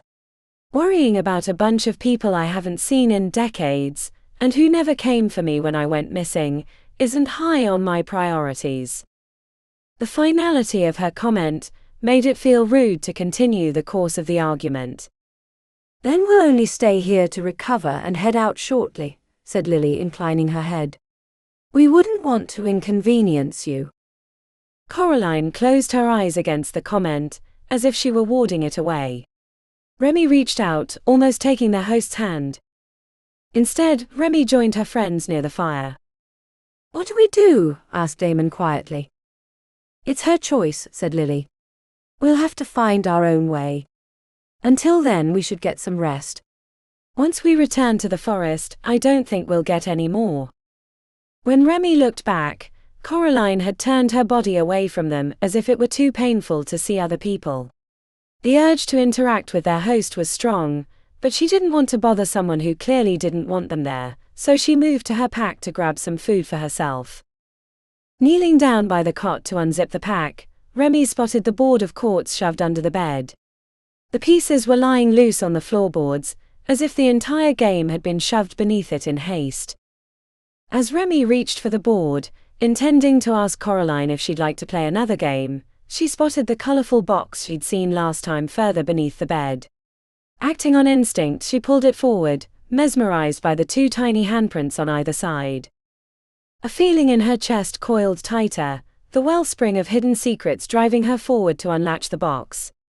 The lid clicked open, briefly revealing a faded child's blanket before Coraline appeared above her, slamming the lid down. What are you doing? I offer you sanctuary and you dig through my things? Asked Coraline angrily. The older woman stood above her, dirty blonde hair lazily spiked from frustration rather than styling. The bags beneath her eyes big enough to sleep on. But Remi wasn't ashamed. The lightning bolt of truth had shocked her into immobility, as she stared up at the painfully familiar woman. She wasn't sure how she hadn't seen it the last time, but then again, Remi had been sure she knew who her parents were. But there were similarities, the eyes, the slightly crooked shape of her mouth, and more importantly, the way she'd survived against all odds. You had a child. Coraline's jaw pulsed with anger. She yanked the box out of Remi's hands, clutched it to her chest, and marched to stare at the wall. A sob slipped out as she slapped a hand to her mouth. The Wilds stole her from me. They took her, leaving me with nothing but my memories. Every single day I regret letting those thieves into my house. The admission brought the heads of her friends up. She could see it in their eyes, but they kept their mouths shut to let the scene play out. Archer and Greta are dead. Coraline half turned. How? In the Vale. Did they have anyone else with them? A young woman. Remi bit her lower lip. Yes. What happened to her? Asked Coraline, turning completely. She lived. Coraline put a hand to her mouth. I'm her. I'm the girl they stole. I'm your daughter. Mother. Remi didn't remember rushing forward to meet Coraline, but then she was locked in an embrace, sobbing and squeezing, caught between the bliss of reunion and the ache of missing time. How could this be? Asked Coraline, wiping away tears with the back of her hand. Remi led her mother to the table. A cup of tea appeared in her hand, brought by her friends, who were clearly trying to stay out of the way. For the next many hours, Remi told Coraline everything she knew, including the story of the horn. She left nothing out because after all this was her mother. The woman she'd been unknowingly waiting to meet, her entire life. Getting to talk to Coraline and piece together the frayed fabric of her life, helped give sense to her unusual upbringing. The Wilds had stolen her from Coraline because she was a human child born in the Fae, which they thought would help them with the challenges of the pendant. It's why they'd raised her to be a thief. She was a tool like any other, trained for one specific purpose. "I'll help you," said Coraline later in the night after many rounds of discussion, and after Lily and Damon had reluctantly entered the conversation and added what they knew of her life. "I can't bear to let you out of my sight again. So yes, I'll help you reach the Court of Summer." Chapter 28. Not long after they left the safety of Coraline's abode, Lily worried that they'd never be able to reach the Court of Summer. 3 times that first hour they barely avoided a pack of wild satyrs. The first 2 times it was Neko's senses and Coraline's cunning that kept them from being caught. The third time was pure luck when the pack sensed easier prey in another location and went whooping after it. Between the constant dangers, Lily watched the interactions between Remi and her mother, Coraline. In retrospect it made sense, even if the physical similarities hadn't been that obvious. But now they were reunited, Lily didn't want either of them to get hurt. It would be heartbreaking for Remi to lose her mother, or the other way around, after the long unexpected reunion. When Coraline held her hand up, everyone froze, dipping down to be less visible. She'd sensed something in the trees by the tilting of her head. Lily couldn't see it, but she wasn't as experienced as Coraline with the corrupted Fae. Eventually she rose, and they followed her across a clearing, avoiding one of the mud pits that were a frequent obstacle. Lily was so focused on the ground, she didn't see the pixie until they were almost beneath her. The slight Fae creature with wings had been bound to the trees with rough vines pulled tight enough to break flesh, while the translucent wings had been burned to crinkly nubs. The pixie's eyes had been gouged out. Other signs of torture were evident all over her nearly naked body.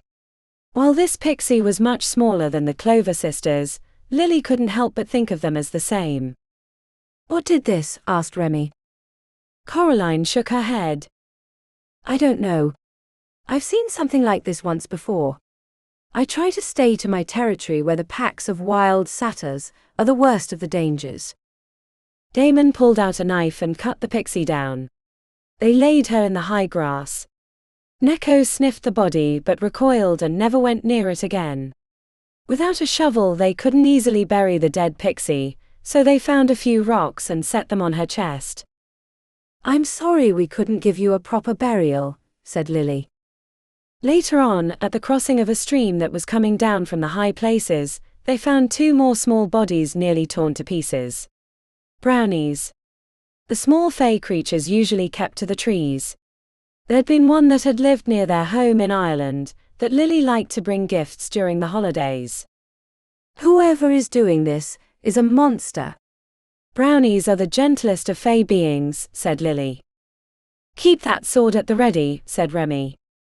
After they left the bodies at the stream, the scent of burning wood had everyone on high alert. The trees grew wilder, growing in odd angles, and with strange flowers sprouting from their limbs. Malformed insects crawled over the bark. A black beetle longer than her hand fluttered its wings only to reveal a gooey interior. The further they went, the more Lily was afraid that they'd never make it near the court. Coraline had said it would be multiple days of travel through the trees until they could reach one of the wider rivers, where she hoped they'd be able to find a boat that could take them swiftly towards the court. When the light grew dim, Coraline had them climb high into the canopy. One benefit of the twisting of the trees was that they were easier to sleep in. Coraline showed them how to tie themselves down so they wouldn't fall during their slumber. The forest grew nosier as it darkened until it sounded like a war zone, with screeches and other wild noises happening all around them. At one point, not long after dusk, something was chased to the branches right below them. It died with a high-pitched yell and then silence. It took many hours for Lily to finally sleep. As a child, she'd always dreamed of getting to visit the Court of Summer, but this trip was the nightmare version of it. In the middle of the night, she woke suddenly, worried that a creature had snuck into their midst, but realized that she'd heard Remi and Coraline quietly talking on their set of branches. Content that nothing was wrong, Lily stared into the bright swatch of stars in the canopy of night. The patterns and shapes were unfamiliar, but pleasing all the same. For a short time, Lily forgot that she was in the corrupted Fae, until she fell asleep again. In the morning, they found splatters of blood on the branches one level below. No one spoke as they descended to the floor of the forest. They knew it would be a challenging day. Until they could get onto the river, they'd be exposed to whoever or whatever had been killing pixies and brownies. The previous day, they'd been working their way down the valley from where Coraline had made her home. The mountains narrowed to a low pass they would have to cross to reach the river where they hoped things would be easier. The black smoke trailing into the sky was their first and most obvious sign of a problem. The second was the way the trees stayed silent upon their passing. As they crossed a ridge, they saw what lay ahead. The trees along the pass had been cleared away, and a great fire burned at the top. It was no ordinary fire. The flames burned in alternating purples and greens like a mixture of bruising and gangrene. Looking at the bonfire made Lily nauseous, like when she'd seen the chaos-shaped hole at the Court of Summer.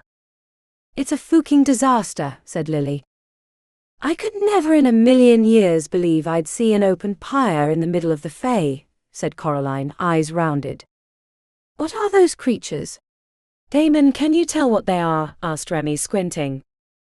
The handsome werewolf peered forward at the shapes moving across the blasted ridge. "I see pixies and satyrs and other beings, but they don't look like they should. Extra wings, hunchbacks, bent spines. They look like mutations of the real thing." Damon sucked in a breath. "Oh no. I see the one who's in charge." "A dryad, I think, but she's bound by a greenish-purple aura." "She's the one giving the commands to burn." "A dryad burning trees of the Fae. It's worse than I thought," said Lily with a hand to her mouth. "I'm sadly not surprised," said Coraline. "How do we get past them?" "They block the entire pass, and without the tree cover, there's no way to sneak." Lily checked the sky. They were hours away from evening. "I know a spell. Something my Momo taught me when I was only knee-high. It helps with passage through the Fae. She taught it to us in case we ever had to visit, and got lost. It would help keep the beings of the Fae from finding us until we can make our way to safety. But we'll have to wait until it's dark." Given that they'd seen creatures moving into the forest, they climbed into the highest canopies and made camp for the day. Coraline and Remi spent their time chatting quietly with each other. It looked like they were teaching each other spells. Lily used the time to scout the way ahead with Damon. They found a branch big enough to hold both their weight. "Some of the Fae are clearly being held as slaves." "The most normal-looking ones are being forced to haul the wood to the pyre," said Damon. "What about the dryad?" He frowned. "She looks formidable." "I don't know what's with that aura, but I saw part of it whip out like a tendril and injure one of the others. They rolled around on the ground as if they'd been burned." "Anyone else to watch out for?" "The satyrs are the muscle. They look like they've been jacked up on roids. I saw one break a trunk as big as your thigh in half with his hands. The pixies with the 3 and 4 wings are the scouts. I've seen them disappear into the woods, and reappear with small creatures in their grasp. The rest are either slaves or more muscle." "Is your spell going to get us past them?" Lily sighed. "Under normal circumstances I would say yes, but I fear that the dryad is a bigger problem than we're prepared to handle." "Either way, we'll find out tonight. Let's get some rest." They prepared to sleep when it was still light. Neko would keep watch given their nearness to the camp. Lily found it hard to sleep at first given the smell of smoke, but eventually she found slumber. Chapter 29. Remi woke to the sounds of struggle. The last thing she remembered, she'd been lying on her side, waiting for sleep to come. Then she was aware that she was awake, and that someone was grunting nearby. A hand grabbed her leg and she quickly shook it off. She looked down to see a pair of iridescent wings, holding a pixie aloft as she tried to grab her ankle. The fey creature only had one eye and fangs stuck past her thin lips. When the pixie realized Remi was awake, she reached into a pocket and blew on a handful of black dust. Before the cloud could overwhelm Remi, she pulled the quick release on the knot that was holding her to the tree and rolled off the branch. She landed 10 feet below on the next level, hitting hard enough she worried she'd broken a few ribs. As the pixie flew after her, Remi rolled onto her back and blasted the creature with a force bolt, sending her spinning away. Disoriented in the dark, Remi heard more wings and grunts. Backlit by the starry sky, she watched as 2 sets of pixies carried unconscious shapes away from the trees. Realizing there was nothing she could do for her friends if she was caught, Remi leapt down to the next level, barely landing where she'd planned and grabbing the trunk to keep from going over. Voices followed her through the trees. They were searching for her. Seeing she was unlikely to evade them for long, Remi started a veil ritual. The words fell over her lips as she hurried to complete it. As the sounds of her pursuers condensed around her location, she pushed herself into the veil. With the cold fist of the land between the living and the dead holding her fast, she watched through the hazy barrier as the misshaped pixie landed not far from her location, but could not see her as she wasn't completely in the fey. A quick bark from below had the pixie darting downward in pursuit. She heard others crashing through the trees. The sounds drifted away, until she could only hear the beating of her heart. Movement to her left had Remi freezing, thinking she'd been spotted. She turned her head as slowly as possible, until she could see a faint shape peering at her through the foliage. A ghost in the fey. Remi couldn't believe it. She knew it was possible as the veil touched nearly every realm, but she'd thought the fey beings too long-lived to leave leftover souls. The slender form covered in a dress made of bark revealed that the apparition was a dryad, and the burns on her arm suggested her death had been recent. Remi ended the spell before anything noticed her in the veil. She hadn't completely gone over, but had shifted halfway as Dr. Morsdux had trained her. When she was certain she was alone, Remi let out a round of curses, slamming her feet and spinning in a circle. They'd taken her friends. Her mother. She was alone in the fey. A dangerous place even in the best of times, and now the corruption had made it unlivable. Finished with her outburst, Remi slumped against the trunk. She sensed the ghost dryad hadn't left, but she was too emotionally eviscerated to care. Eventually she'd have to climb back into the trees to grab her backpack, which was tied to the trunk, but then what? She couldn't imagine taking on the entire camp filled with jacked-up satyrs and malformed arsonist pixies. When Remi lifted her head, she saw the ghost dryad had moved nearer. Remi had never seen a dryad up close. She was more alien than expected, with elongated eyes and movements that suggested a tree in the wind. "Yes, I can see you," she told the ghost when it tilted its head. The ghost crouched beneath a gnarled bush, holding her knees with her arms like a child hiding after it had gotten in trouble. "They took my friends." Remi barked out a laugh. "Not that you care. You're already dead." The silence felt crushing.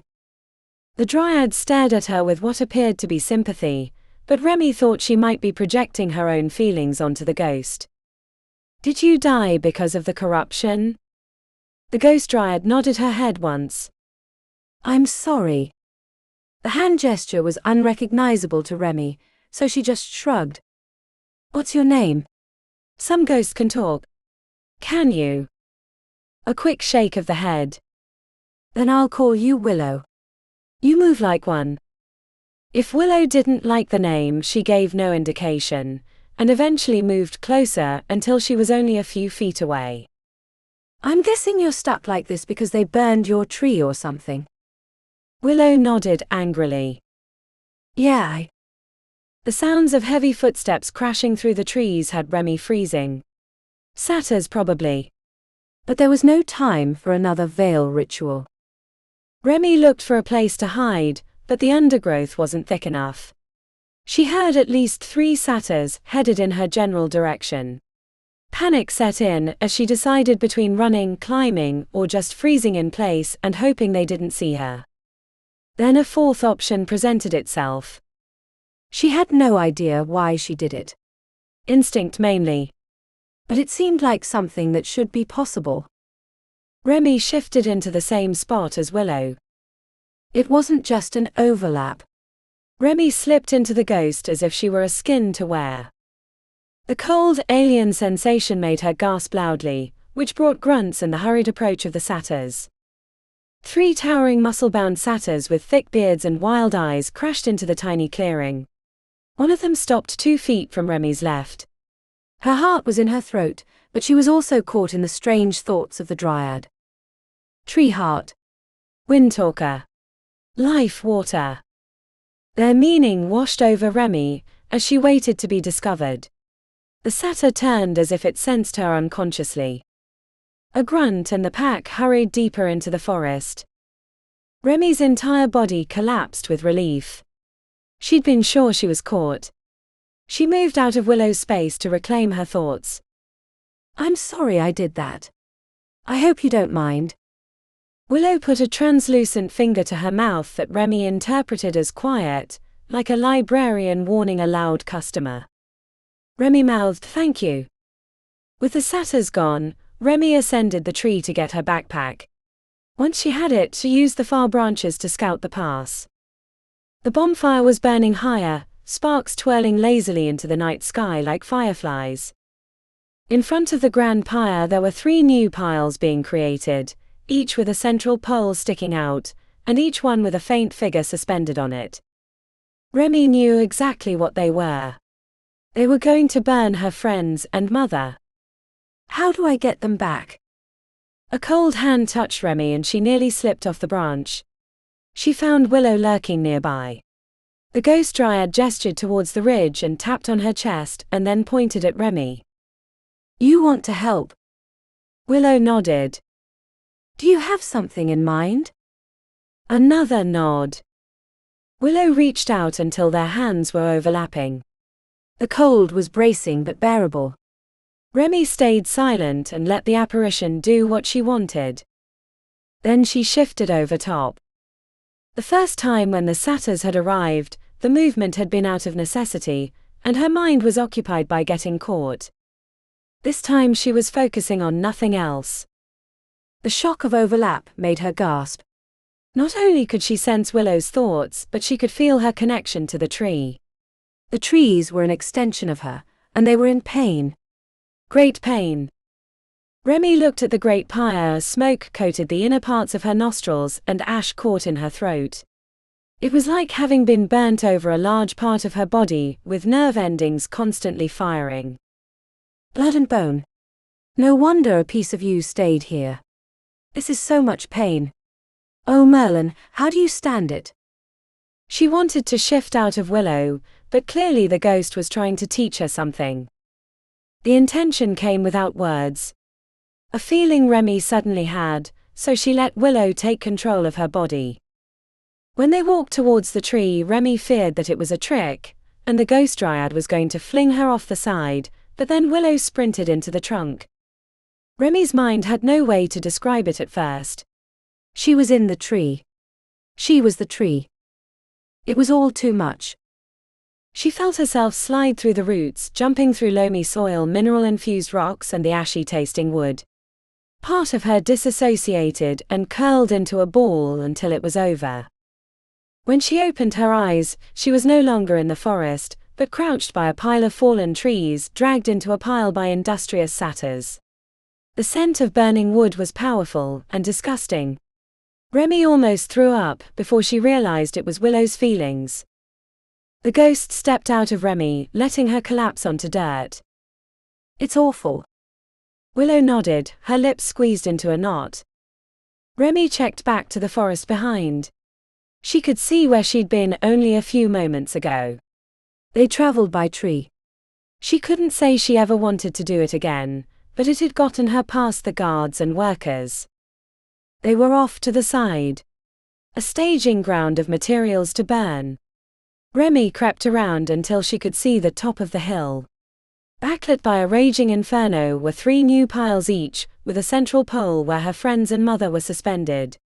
Bound and gagged, they were forced to watch as pixie slaves dragged more fuel to the pyre. She was about to risk running to the piles to free them, when Remi sensed a terrible presence. She felt her before she saw her. A dryad. Except she was nothing like Willow. Tall, sensual and brutal. A nimbus of overlapping greens and purples whipped around her like a raging storm from a lost realm. Remi had never quite known what Lily had meant about the chaos-shaped hole, until now. She felt its destructive power. Whatever had taken control of the dryad was more alien than the Fae. Primal madness. It was like seeing into the heart of an imploding star. Remi shivered as she yanked herself behind the woodpile, fearful of being spotted. When the corrupted dryad spoke, it was like the air itself was being rendered to create the sound. Remi cowered behind the pile, hands to her ears. The language was nothing like she'd ever heard, yet she could understand it. I am Razarushte Sela. You will burn. Between merging with a dryad ghost and having another speak in a language not meant for physical mouths, Remi had a searing headache. She crawled back to the edge. Her mother was on the far side, looking beat up from their capture. Lily and Damon looked no better. She could see no sign of the shining sword. A procession of torch-bearing pixies came forward, each one standing before an unlit pyre. The torches were thrust into the piles, which caught flame immediately. "Can you get me to the back of the pile?" she whispered to Willow. The ghost nodded. Remi stepped into Willow. This time the sensation wasn't as jarring, but it still felt like she'd put on a chilled wetsuit made of smooth bark. The shift through the fallen trees was no less disorienting, especially with some of them on fire. Remi could smell the smoke of her own flesh, which she realized was Willow's rather than her own. But that would change quickly, if she couldn't get her friends and mother free of the flames. Remi scrambled up the back of the pile to find herself behind Lily. The rising smoke obscured her from the host of corrupted folk in front of the piles. Realizing she didn't have a knife, Remi converted her fingernail into a makeshift blade with a spell from the hospital and sliced through the ropes. Don't let them know you're free yet. Not until I get the others. Lily turned her head and nodded. Climbing over the jagged wood took time, and the flames were growing higher.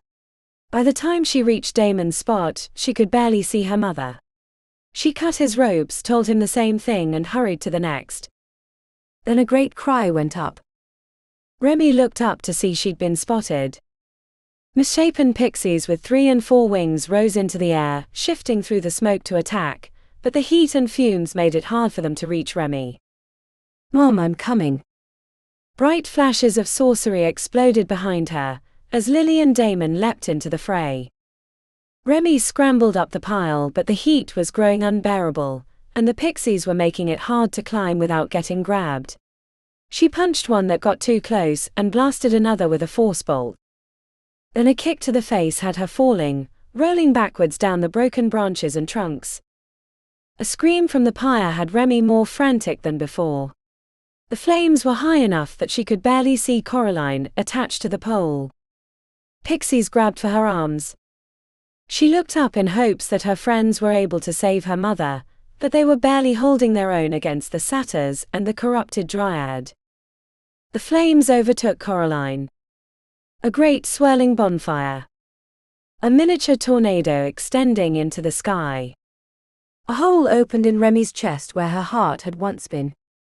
In a fit of desperation, she stepped into Willow, who had stayed near throughout the fight. While her eyes and senses burned from the smoke and fire, she reached out to the wood using the dryad. The pain and confusion along with the grasping pixies made it hard to find what she was looking for, but eventually she found it, the central pole. Remi knew what she was asking was like telling someone to break their own arm, but her rage and overwhelming need overcame any instinctual resistance. The central pole where her mother was attached and consumed by flames snapped at the base. For a terrifying moment, she thought it would tip forward into the heart of the bonfire, but at the last moment it fell backwards, tumbling down the pyre over broken branch and jutting log. Remi reached her mother as herself, fearful of what she would find. Coraline was battered, burnt and unconscious, but alive. She dragged the pole away from the flame, checked to make sure Coraline was stable, and then once she was certain that she would survive, stepped back into Willow. Remi had always wondered what Damon's rage was like. She'd always been a cooler head, even at the worst of times, but this was different. She'd almost lost the mother that she'd only recently rediscovered. To lose her again would have been to lose herself. She channeled that feeling into rage. And it wasn't just her rage, but Willow's too, at the loss of her home and friends, and her entire realm. The burning pyre exploded forward. Wood flew in all directions, taking down streaking pixies and crushing satyrs that had gotten too close. Remi had never felt so powerful. And so out of control. It was freeing and horrible and joyous all at the same time. Consumed by bloodlust, Remi barely remembered smashing the corrupted dryad beneath an enormous severed tree trunk. She scattered the pixies and decimated the satyrs, until there were no more of them to destroy. Chapter 30. Black smoke rose into the morning sky as the great pyre burned to ashes. Damon leaned on the shining sword. The battle had gone long, with mad fey creatures throwing themselves at his weapon. He was no master, but it hadn't required skill, only the willingness to kill. The scattered bodies left him feeling like he'd betrayed his oath as a healer. Damon knelt to rip a piece of leafy cloth from a pixie that had died to an eldritch blast. Her eyes stared at the empty sky, so he used his forefinger and thumb to shut them forever. The cloth cleaned the weapon of blood, but left a stain on his heart. "Are you done?" he asked Lily. The Irish witch, smudged with soot and burning internally with anger, looked like a fey goddess after a long war. Lily gazed across the battlefield looking for more foes, then eventually nodded and let her shoulders dip slightly. "I think we've killed the last of those mad buggers." Damon nodded. The corrupted dryad was driving them to destroy their own land. I think their minds snapped the moment she died. Lily turned her head towards mother and daughter, sitting against an unburnt pile of trees. Remi was cradling Coraline in her arms. She'd been injured during the pyre and rescue, but was looking more recovered after being healed. "How do you think she did that?" asked Damon. "I don't bloody know, but I'm glad she did. Or we wouldn't be alive." The vision of Remi standing atop the pyre flinging burning tree trunks, heavier than a small car across the hilltop, was imprinted in his mind. She'd looked like vengeance personified. Neko came jogging up to Lily in the form of a great wolf, rather than his changeling self. He'd been hunting the corrupted satyrs and pixies that had fled. Lily crouched down to commune with the big beast. "We have visitors," she said, rising. Damon reached for the hilt of his weapon, but let his fingers skip off the top when he saw them. A line of fey folk ascended to their location, led by a small curly-haired gnome in a fancy waistcoat that was burnt at the edges. His face had deep cuts along the jaw that hadn't quite healed. There were sprites and brownies and other strange creatures that looked like living parts of the forest that Damon had no name for. "What is his purpose, human child?" asked the gnome in halting English, glancing back to his friends for support. He stood back a ways as if he hadn't yet decided if they were dangerous or not. A smaller woodland being that looked like living grass hurried to the gnome's side and whispered into his ear. Gestures were made towards the sword, which brought increased chatter amongst the crowd of fey folk. Damon heard the sword's name, Clay of Aglonru, repeated multiple times until the gnome spoke again. "Are you of King Nuada?" "I am his descendant and keeper of the sword." "Why not bound?" Damon's cheeks burned. "I don't know how," he said, even though it wasn't entirely the truth, since he'd tried before unsuccessfully. Connor had explained the process before he disappeared. It should have been simple. If King's heir has returned, are you here to free Oberon from curse? Lily responded in Gaelic, which brought a response from the gnome. The two conversed for a bit before Lily turned her head, remembering that he was standing nearby, and switched into English. He said that something changed recently. That's why they'd come out of hiding, because they believed that Oberon had returned. Unfortunately, they did so only for some of them to get captured by the corrupted dryad. Oberon has returned. That's great news. Right? Asked Damon, tilting his head at her odd expression. He says they aren't sure. That something doesn't feel right, and that they could be wrong about Oberon. It's a feeling, not a fact. I'm inclined to believe him. This whole thing sounds like bollocks.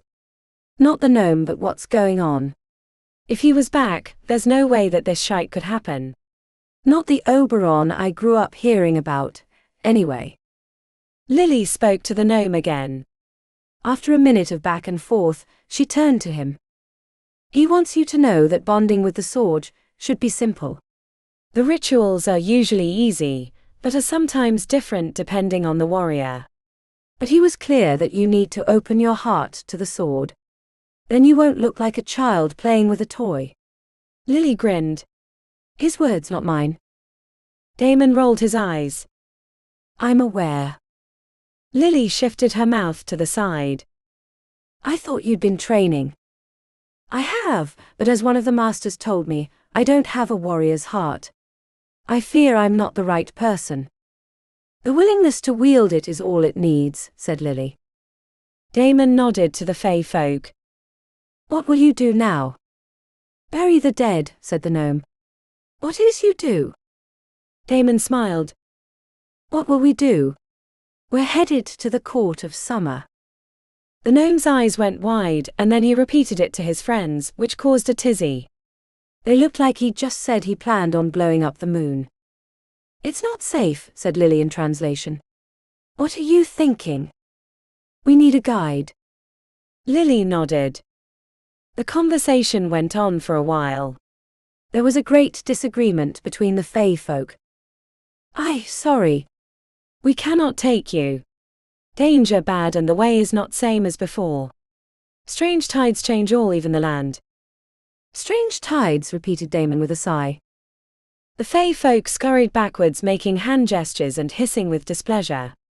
Damon thought he'd said something wrong until Remi limped into the clearing. I can lead us. You can, asked Damon. He thought he saw a shimmer appear briefly by her side.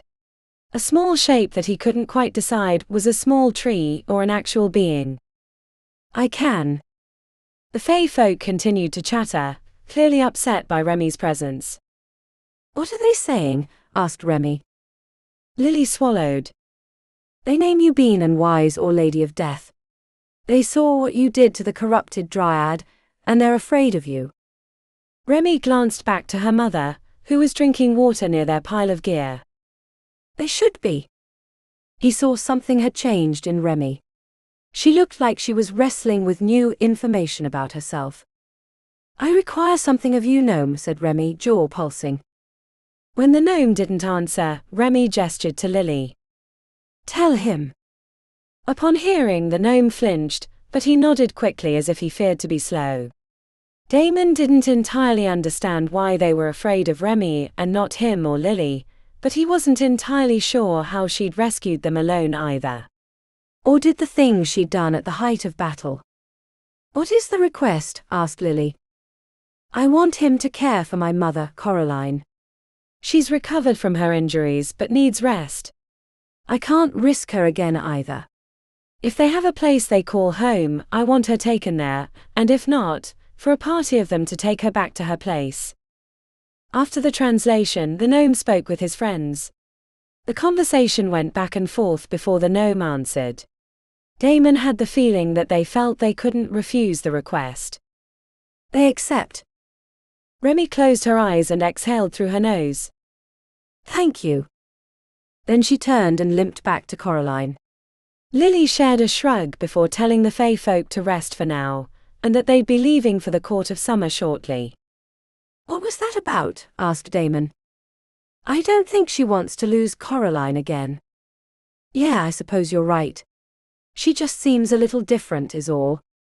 Weren't you different after the massacre? I was. Lily frowned.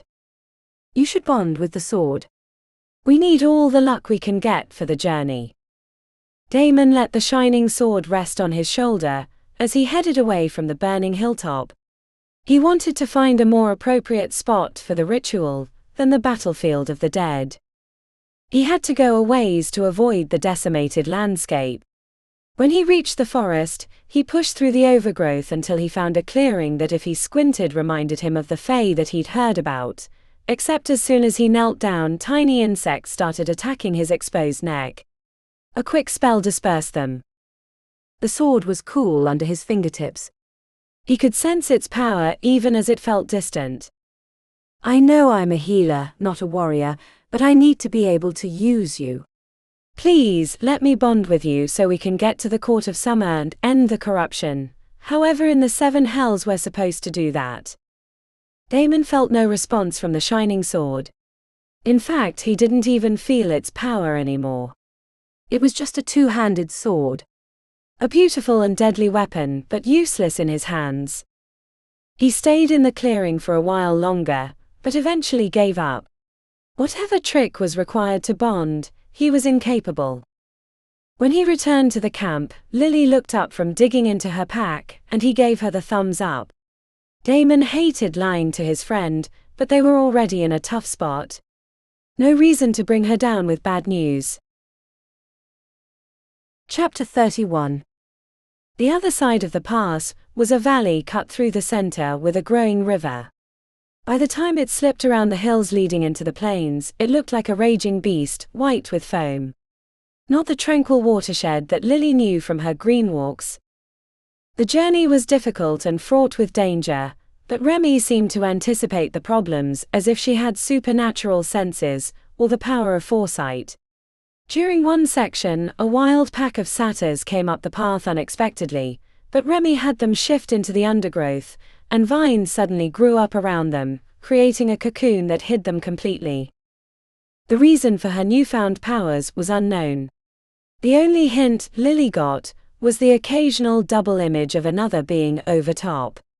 She imagined that it was a result of her veil powers, which made Lily wonder who her friend really was or if she even knew. It took 2 days to cross the long valley and reach the plains. They slept in protected domes of undergrowth that felt like tents.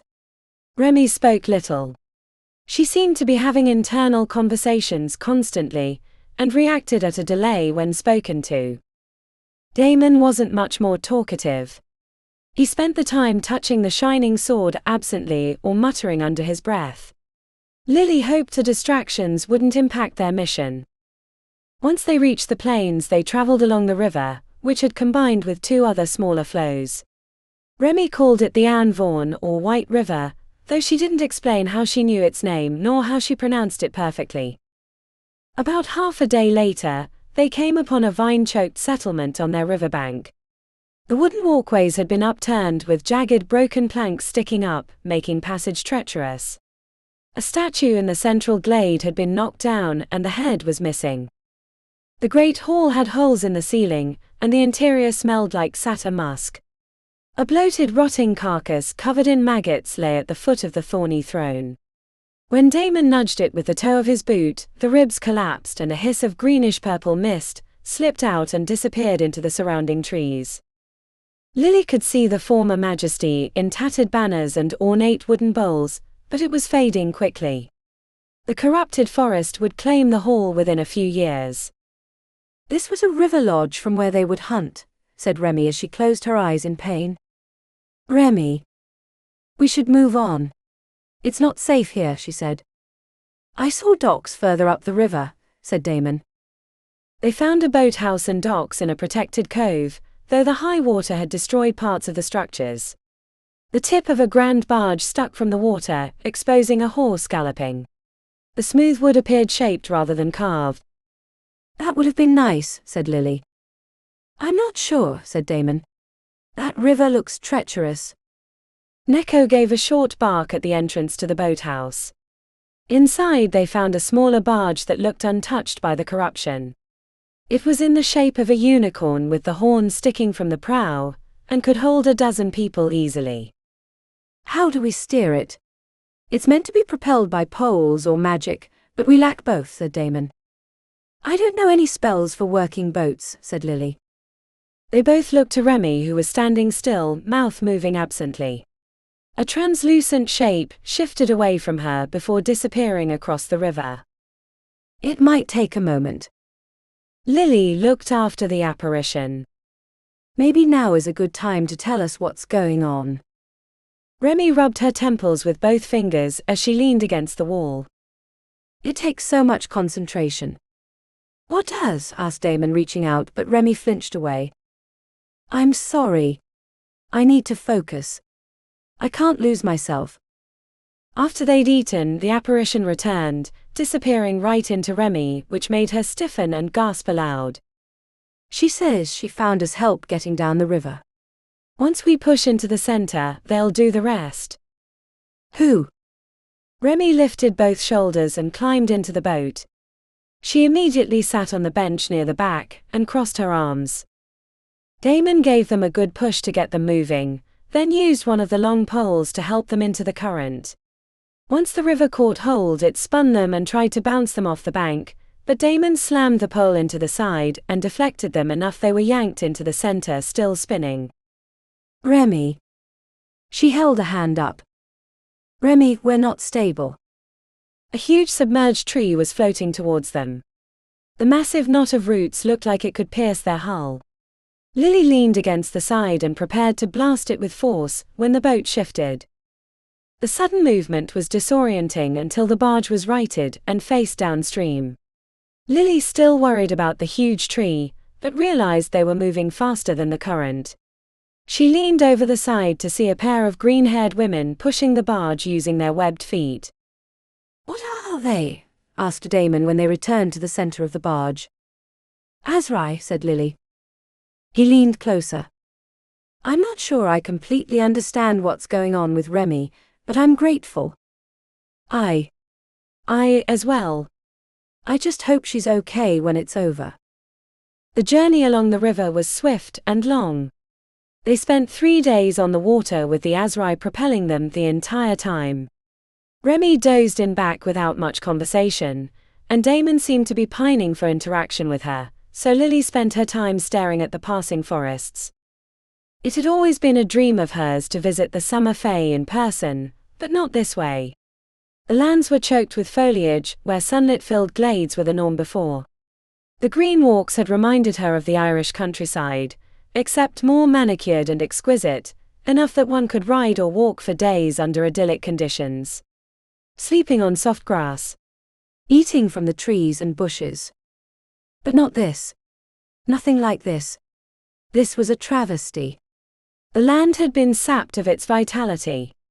Twisted until it was a grotesque caricature.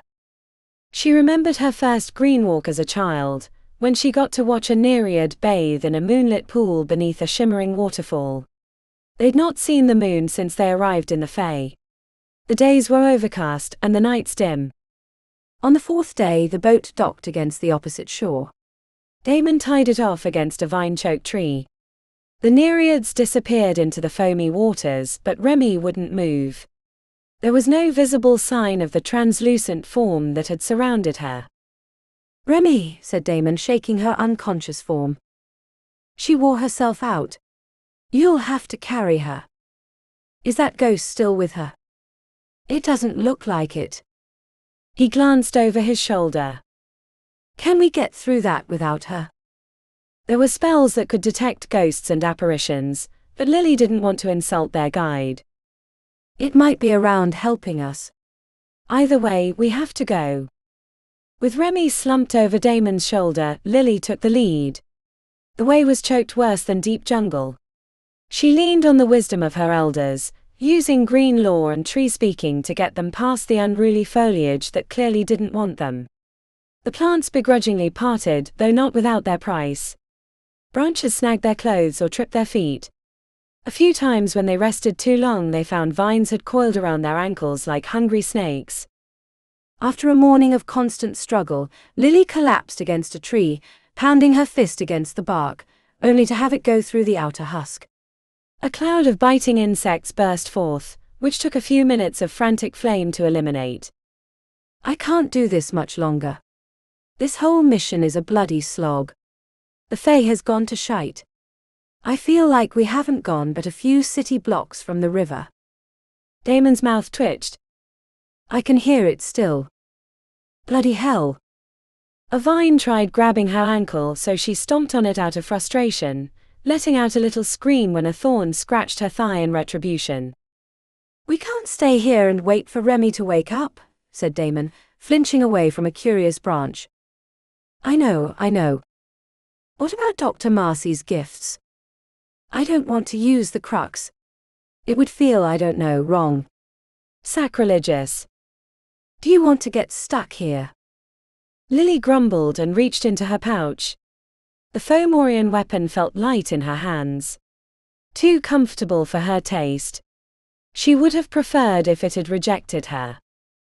Accessing the artifact's magic required communing with the item. She held it out with her eyes closed. The familiar smells of brimstone lurked beneath the surface, but so too did the scent of petrichor, rain on warm rocks.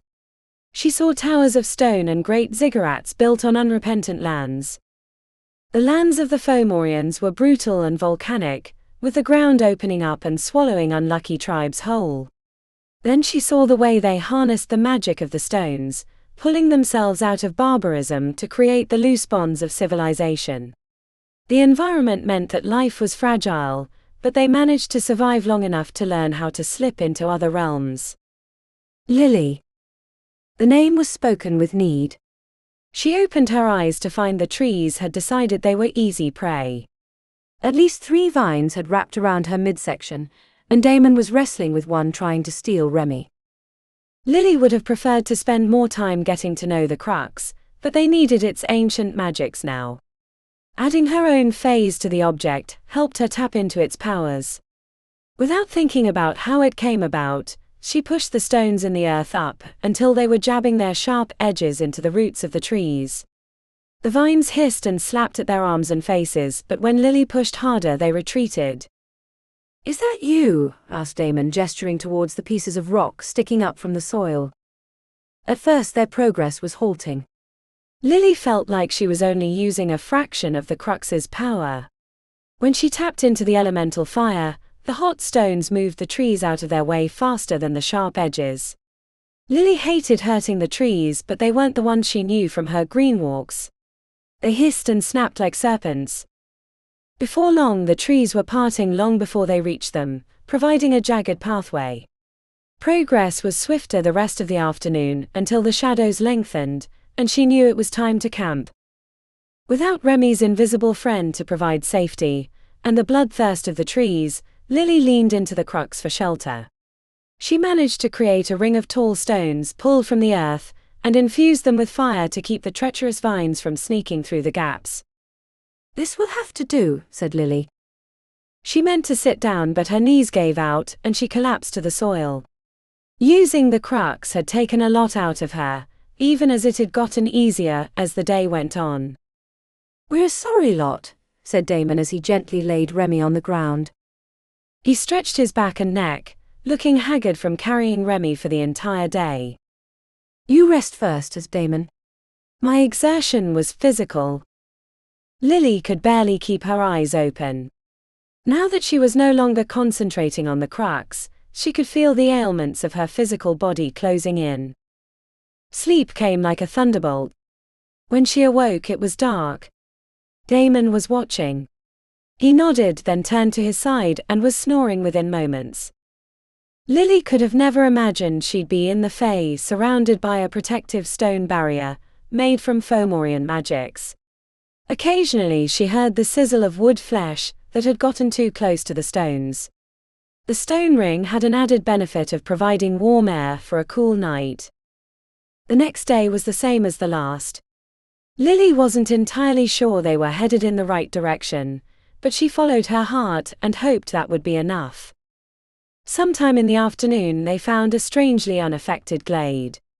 Angled beams of sunlight illuminated the circular space. Lily let the magic of the crux drop, feeling less drained than the previous day. "Something's coming," said Damon, setting a partially conscious Remi on the grass. She'd been slowly waking up, eating and drinking small amounts, but looked too tired to move on her own power.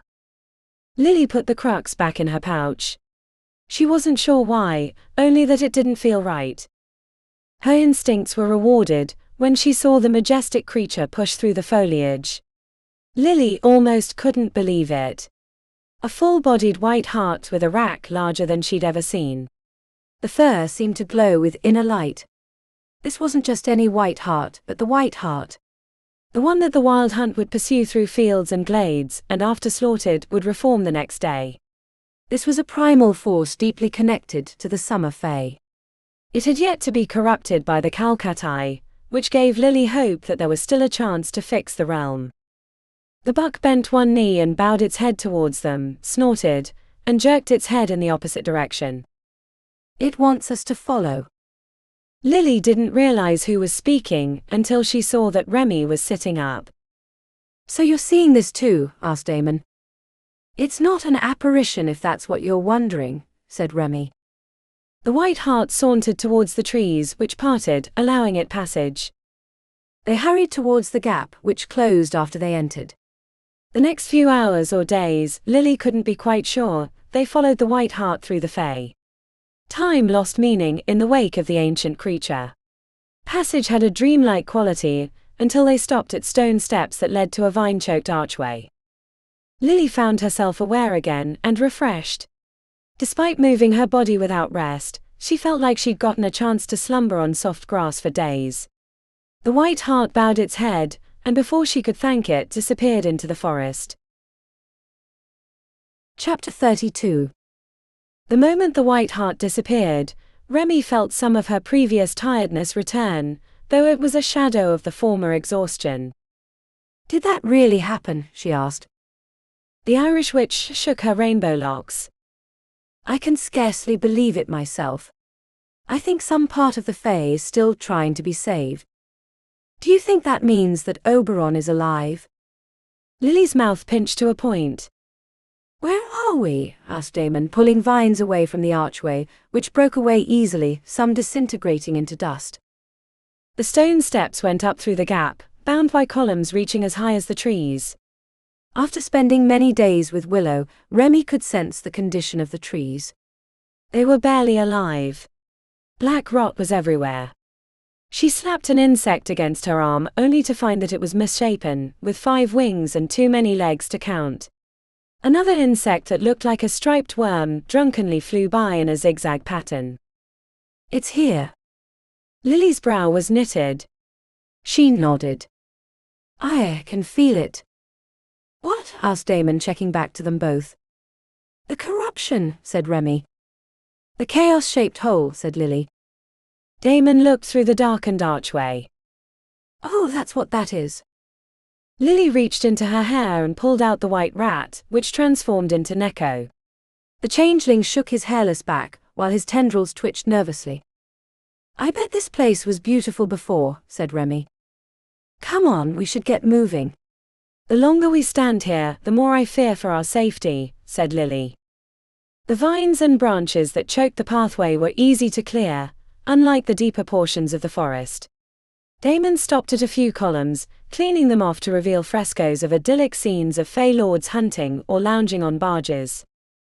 As they climbed the steps, a high-pitched whine taunted her hearing, making her squint. Her friends were also affected, Damon more so due to his superior hearing. At the top, an enormous statue greeted them. The greenery had fallen from most of the figure, a sign that the rot was at its worst. The figure wore a helm of antlers. A nest had been built between the tines, but it was falling apart, half covering the statue's face. Damon used the sheathed sword to knock the debris away, which brought audible gasps. "Blood and bone. Is that who I think it is?" The similarity was unmistakable. Remi couldn't believe that they'd known Oberon this entire time. "It's not possible," breathed Lily.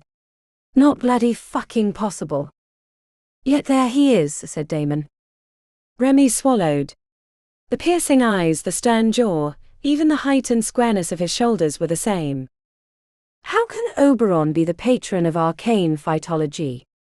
Or is it a coincidence that he looks like Alexander Grimm? That's him for certain, said Damon. It would make sense, he's the head of the plant hall, I guess. But what does that mean for us? For the Fae, asked Remi. I think the answer lies ahead in the Great Hall. As they strolled across the dirtied marble floors, Remi could imagine the festivities before the corruption. Fae lords and ladies swirling together in dance, laughing, drinking, enjoying the bounty of the realm. Now it was a husk of its former self, a carcass rotted until only the bones remained. When they stepped into the grand inner chamber, the keening grew so loud that it was like having needles stuck into her ears. Merlin's tits, what is that? Asked Remi. It's the Calcatti, said Lily. Upon a dais an enormous throne lorded over the space, choked with old vines, crumbled and black. It looked like it had been caught in living webs made of plants, and in the darkness lurked a pulsing heart. That's it. That's the corruption. The one that I saw in my green walk, said Lily with her arm outstretched. Neko was growling, tendrils undulating angrily, his head low. Remi found it was hard to even look at it. The chaos-shaped hole seemed a fitting description, as it absorbed any attempt to categorize or label it. The edges burned with sickly greens and pale purples like the solar ejections of a failing star. Nausea rose up, forcing her to swallow back bile. Her instinct was to run. We shouldn't be here. It's trying to get in my head, said Lily, bent at the waist. I don't know what we were thinking. We can't stop that. Remi took a few more steps towards the throne. Each one felt like the first step off a high cliff. She wanted to shout, pull her hair out, curl into a ball. By instinct alone, Remi reached out with the senses she'd developed from Willow and her time in the Vale, like feeling the intensity of a fire just by the heat it was giving off. The thing at the throne, the chaos-shaped hole, was dense beyond meaning. Then she realized what the noise was. Screaming. The voices of millions caught in perpetual destruction. If she didn't know that it was impossible, she would have thought that it was an entire realm squeezed into a space the size of her fist. A booming voice from behind startled them. No living or dead can touch the thrice-cursed stone. I should know because I dared to test it. Alexander Grimm stood at the entrance to the Great Hall in the fitted suit she'd seen him in last, the black and gold horn of Bran Gaeld clutched in his fist. He was tall and fell, the twisted might of the Fae carried on his broad shoulders with a perverse darkness in his piercing eyes. He wore no glamour, nor did he hide his power, which was marbled with the perversion of the thrice-cursed stone. Bend your knee and serve me, or I will smite you from existence. Chapter 33. It was him. Oberon, king of the summer Fae. And also, Alexander Grimm, patron of arcane phytology. Damon could hardly believe it. But as he looked at the tall Fae, Damon saw how they'd been deceived. Glamours had hid the signs of corruption, the angled cheekbones that were common with the Fae, and the patient darkness in his stern gaze. Damon stepped in front of his friends, holding the sheathed shining sword before him like a ward. Run. Get out of here. I'll protect your exit. What? And get devoured by the forest, said Remi. No, I think this is the end, one way or another. He half turned. Remi. She's right, said Lily. This whole situation is shite, but it's the hand we've been dealt. Damon unsheathed the sword, which glowed faintly in the dim hall. Oberon smirked at the reveal. The three of you have been quite resourceful. First forcing me to destroy the White Worm, then thwarting my favorite assassin, and then stopping Balor. I would have been quite cross if you hadn't also brought me the horn, which I thought was out of reach, but now it will solidify my plans. Balor, spat Lily. How could you conspire with our lifelong enemies? Have you no shame, holding one of their artifacts in your possession while you dare to accuse? Oberon chuckled. Balor of the Evil Eye was never in my charge. I was aware of him through the Society of the White Hart, and I had an inkling of his plans, but I saw they would help me with mine, so I let his unfold. Your plans? Asked Damon. Why control of the 100 halls? Is there a greater prize in all the realms? The mayor, breathed Damon. You're a shoo-in to win the next election if he steps aside and endorses you. But how does that help you with the halls? Because many see that young head patron as too inexperienced to contain the chaos that besets the city. Since the infernal invasion, the city has been in constant unrest, the fault of which is laid at her feet. Chaos of your doing, said Damon. Yet the blame falls on her. I needed to destroy faith in your systems and structures. I needed people to mistrust mages, with all their power and lack of responsibility. You'd be surprised how many people believe the head patron caused the invasion so she could take control of the halls herself, which is only helped by her rule-breaking past. She may be seen as powerful, but she's also seen as cunning, and not worthy of trust. Of course, that was my plan before I was able to acquire the horn, thanks to you. Now it will be simple to convert the other patrons to my point of view, until I've enough to topple her rule, and assert myself as the logical successor. But why? Asked Damon. You're the king of the Fae. Because the halls have grown too powerful, too dangerous. You weak-minded mortals meddle with forces you don't understand. You open portals to places that could bring down all the realms. So I sacrificed my realm to fuel my conquest. The colors of his eyes flashed sickly green at the same time as the chaos-shaped hole near the throne. His friends had seen it as well. You didn't sacrifice it, said Damon. You're being controlled by another, just as you seek to control the halls. Thunderclouds of anger crossed Oberon's gaze. The trees shook and rotting leaves tumbled into the hall. I am in control of my own destiny, and yours, it seems. Which ends today, since you lack the sense to submit. Never, said Damon, knowing that his friends would agree. With the two-handed sword between his hands, Damon grunted and advanced on the Fey King. The shining weapon flashed as Damon raised it high, preparing to smite Oberon with a heavy blow. Oberon barely reacted. As the deadly edge flew at his head, he casually raised his arm, catching the blade in his fist. You dare to attack me with my own weapon? I was the one who imbued it with its power. I am its master. Not you. A twitch of the arm and Damon was thrown across the hall to crash into an old bench. The wood exploded into dust, insects bursting and attacking him ferociously. Damon let his rage consume him as he tossed the blade away and transformed into a huge grey wolf, knowing that his hybrid form wouldn't be enough. As the crackle of eldritch energies filled the air, Damon leapt at Oberon, who swatted him away with the horn of Brangald to land on the stone steps. The moment Oberon stopped the shining sword with his bare hand, Remi knew they were in trouble. She reached for the veil, searching for ghosts that might be able to help her against the Fey King, but there were none nearby. The awful artifact at the base of the throne was probably the cause for their absence. But she had other tricks. Remi chanted the ritual that would open the barrier between the veil and the Fae.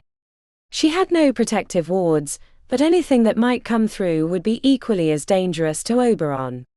When the ritual completed, green mist wrapped around her ankles and spread out across the great hall, creating a spectral field in which she could work.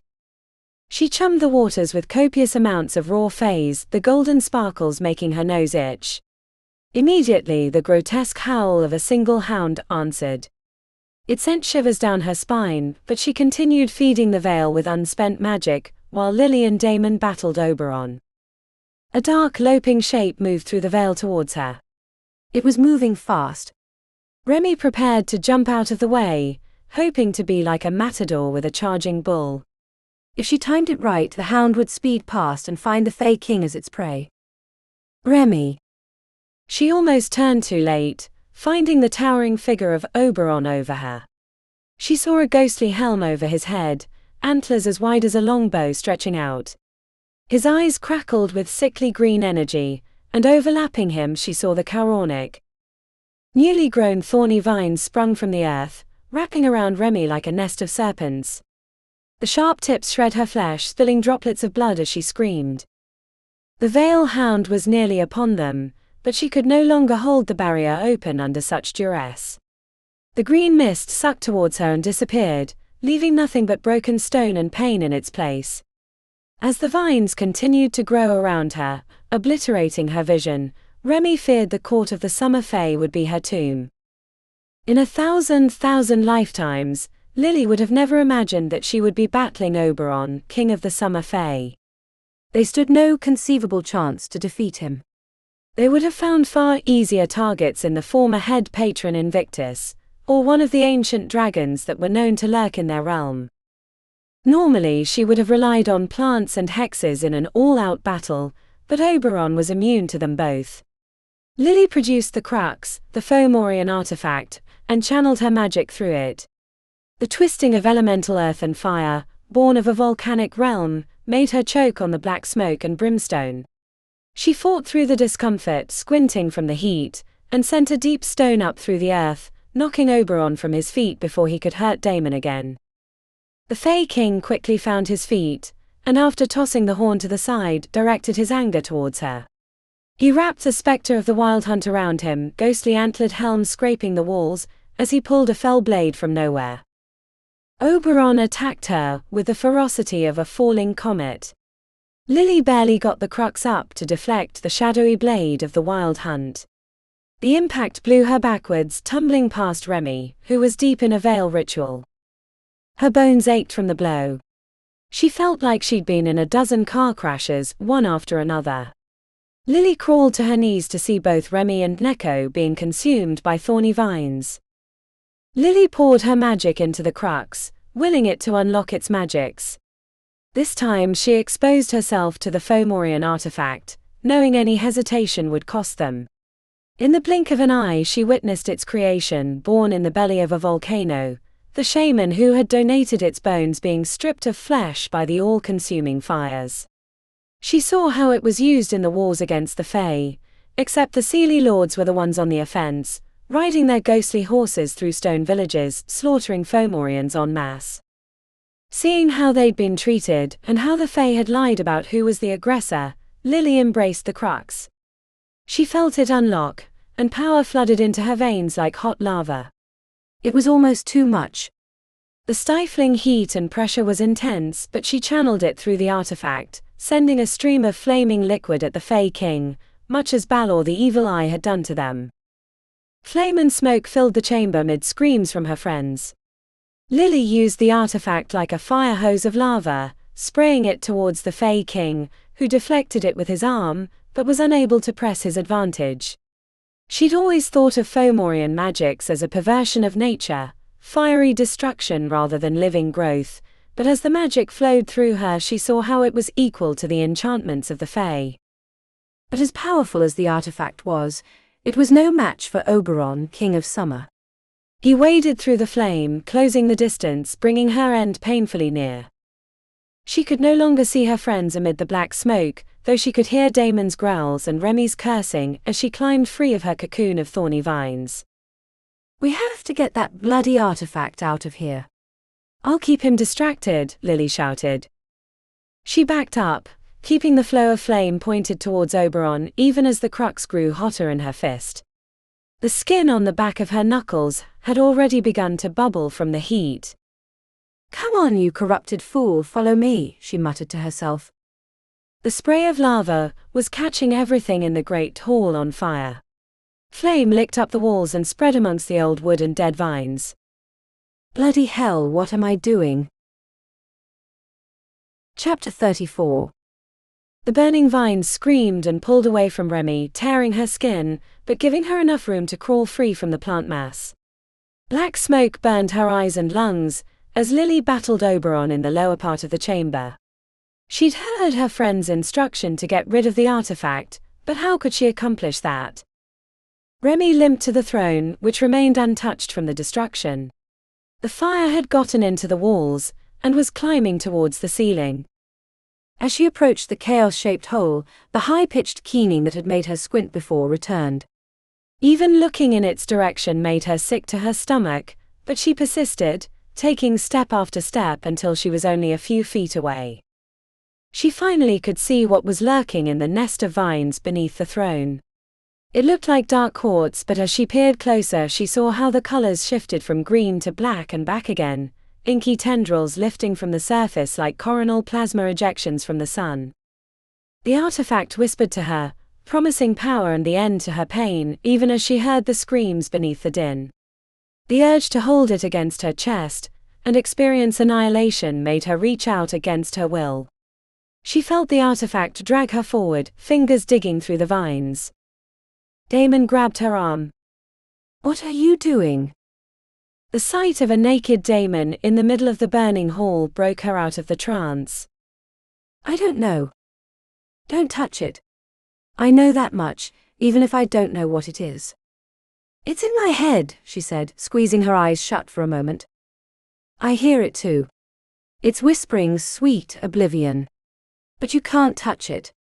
I remember what Overrun said. "No living or dead can touch the thrice-cursed stone." I should know because I dared to test it. Remi checked back to the battle between her friend and the Fey King. The flames and black smoke hid the details, but she could hear the shouts and painful destruction of the Great Hall. "The thrice-cursed stone," said Remi, wishing she knew something of the artifact before them. But she'd spent her time in the halls, studying how to heal people, not deal with artifacts that were strong enough to warp an entire realm. A rising scream that ended suddenly had them turning their heads. The geysers of flame that had signaled the battle between Lily and Oberon were no longer there. "He's coming," said Damon. "I have an idea, but I'm going to need time. I can't stop him." "You'll have to think of something," she said as she opened her mind to the veil. Naked and covered in splatters of burnt flesh from the sparks, Damon collected the shining sword from the hall floor. He searched his mind for a way to defeat Oberon, but he knew that way was madness. He wasn't a warrior. The attempts to train with the sword had proved that much. Better it had gone to someone else, but here it was in his fist, as the one who created it approached. The antlered Fey King appeared out of the swirling smoke. He snapped his fingers, and the flames that were consuming the Great Hall collapsed as if they'd been doused in water. "I took care of your friend, now it's your turn." "Lily. Please, don't you see what that artifact is doing to you? It's warped your mind. You've destroyed the very realm you were meant to protect." Oberon hesitated as if his deep mind was answering the question, but then the crown of his head was ringed in sickly green flame. His eyes glowed with madness. "You cannot stop me, and once I'm done here, I will return to your realm and take control using the horn." Despair punched a hole in Damon's chest, as he thought about how easily Oberon would dominate the halls. But then he had a hopeful thought. If he was so powerful, why did he come back to the Fae unless they could somehow endanger his plans? Otherwise he would have stayed in Invictus and let the artifact or the wildlands take care of them. He had no idea how to stop Oberon, but maybe he didn't have to. Remi had a plan. He just needed to give her time. Before Oberon could reach him, Damon drove the tip of the shining sword downward and bent his knee until it hit the floor. As King Nuada's heir and the warden of the shining sword, I, Damon Wolfhard, do renew my bond with Oberon, King of the Summer Fae. The pledge halted Oberon's progress forward. The Fae King paused, first in confusion, then in laughter. "Finally came to your senses." Better to be alive on the side of the victor than to die fruitlessly. Rise, Damon Wolfhard, heir of King Nuada and champion of the clay of Aglonru. Rise and serve me. Damon cautiously regained his feet, keeping his right hand wrapped around the hilt. He felt a strange energy enter his body. It was both enlightening and fulfilling. For the first time he felt his purpose in life. Foolishly spending his time helping others in the hospital had been nothing but a distraction. This was his true mission, to serve the Fae King. "What do you command me to do?" "Kill your friends." Within seconds the swirling green mist wrapped around Remi's ankles. She feared that the Veil Hound might be lurking nearby but didn't sense its presence. This time, instead of chumming the waters with Faze, Remi called out with her entire body and mind, vocalizing for the sake of balance. "Stranger, please hear me and heed my call." She repeated the phrase 3 times before she remembered that she knew his name from the ghost drummer. "Devlin, please, we need your help or the realms will fall like dominoes." She felt his presence before she saw him. A dark, brooding figure shifting across the landscape without the act of movement. Within a few blinks he was standing before her, just beyond the barrier between the living and the dead. "You should not have called me. I cannot save you." "I'm not asking you to save me." He flinched at her response, but she couldn't understand why. Then Devlin searched the space nearby. "What have you done?" "It's not what we've done, but the king of the Summer Fae. He's been corrupted by this awful artifact, the thrice-cursed stone, that neither the living or the dead can touch it." Devlin stared back at her. "I see. You have to take it. It's warped Oberon's mind and turned him against his own nature." "I'm not even sure the Veil is safe, if he gets control of the 100 halls in this state." "What do you want me to do? You said it yourself, you're no longer living, but you're not dead either." "You and you alone can touch the thrice-cursed stone without being affected." "And what would you have me do with it? Take it to the tomb and keep it safe?" His lip curled in disgust. "I can smell the horn nearby. I should take it back instead. Please." Devlin the stranger stared at her forlornly. She couldn't understand the reason for his emotion, nor why he continued to help her after all she'd done against his wishes, until she was hit by an epiphany. "You know my mother, you know Coraline." His eyes rounded with surprise. "You've met her. You're my father, aren't you?" "Don't lie to me." "Not now." Devlin's mouth wrinkled with pain. "I was forbidden to, but I—" The upward flicker of his gaze was the only warning Remi had. She threw herself to the side as the shining sword slammed down into the spot she'd just been standing. A naked daemon approached with the sword in his fist, eyes glowing with sickly green light. Behind him, the tall antlered figure appeared out of the smoke. Oberon's gaze flickered to Devlin, who was not yet in the Fae but standing at the barrier between realms. "Whoever you are, you made a mistake coming to her aid. Your defiance ends now." A voice called out from behind. "Oberon." To Remi's surprise, a battered and burnt Lily appeared out of the gloom. She looked like she'd been pulled out of a burning building the moment before it collapsed. The edges of her curly rainbow hair were crisped, and soot covered her face as she looked barely well enough to remain standing. But none of that was as important as what was in her hand. The horn of Bran Gaeld. "Your reign ends now." "The liquid in this horn will give me the power to destroy even you." "There's nothing you can do to stop me." Hope bloomed in Remi's chest. The powerful artifact had gotten lost in the battle, but Lily had found it, and a way to turn the tide against the Fae King. Lily lifted the horn to her lips. And it was snatched from her grip by Oberon, who darted to her side faster than a blink. "I'll show you the meaning of power." Remi saw their end coming quick. Once he drank from the horn, he would kill or enslave them with the thrice-cursed stone. They'd lost. So close to the end. Then she saw the smirk on Lily's lips. A tiny little curl at the corner, that Irish grin in the face of certain death.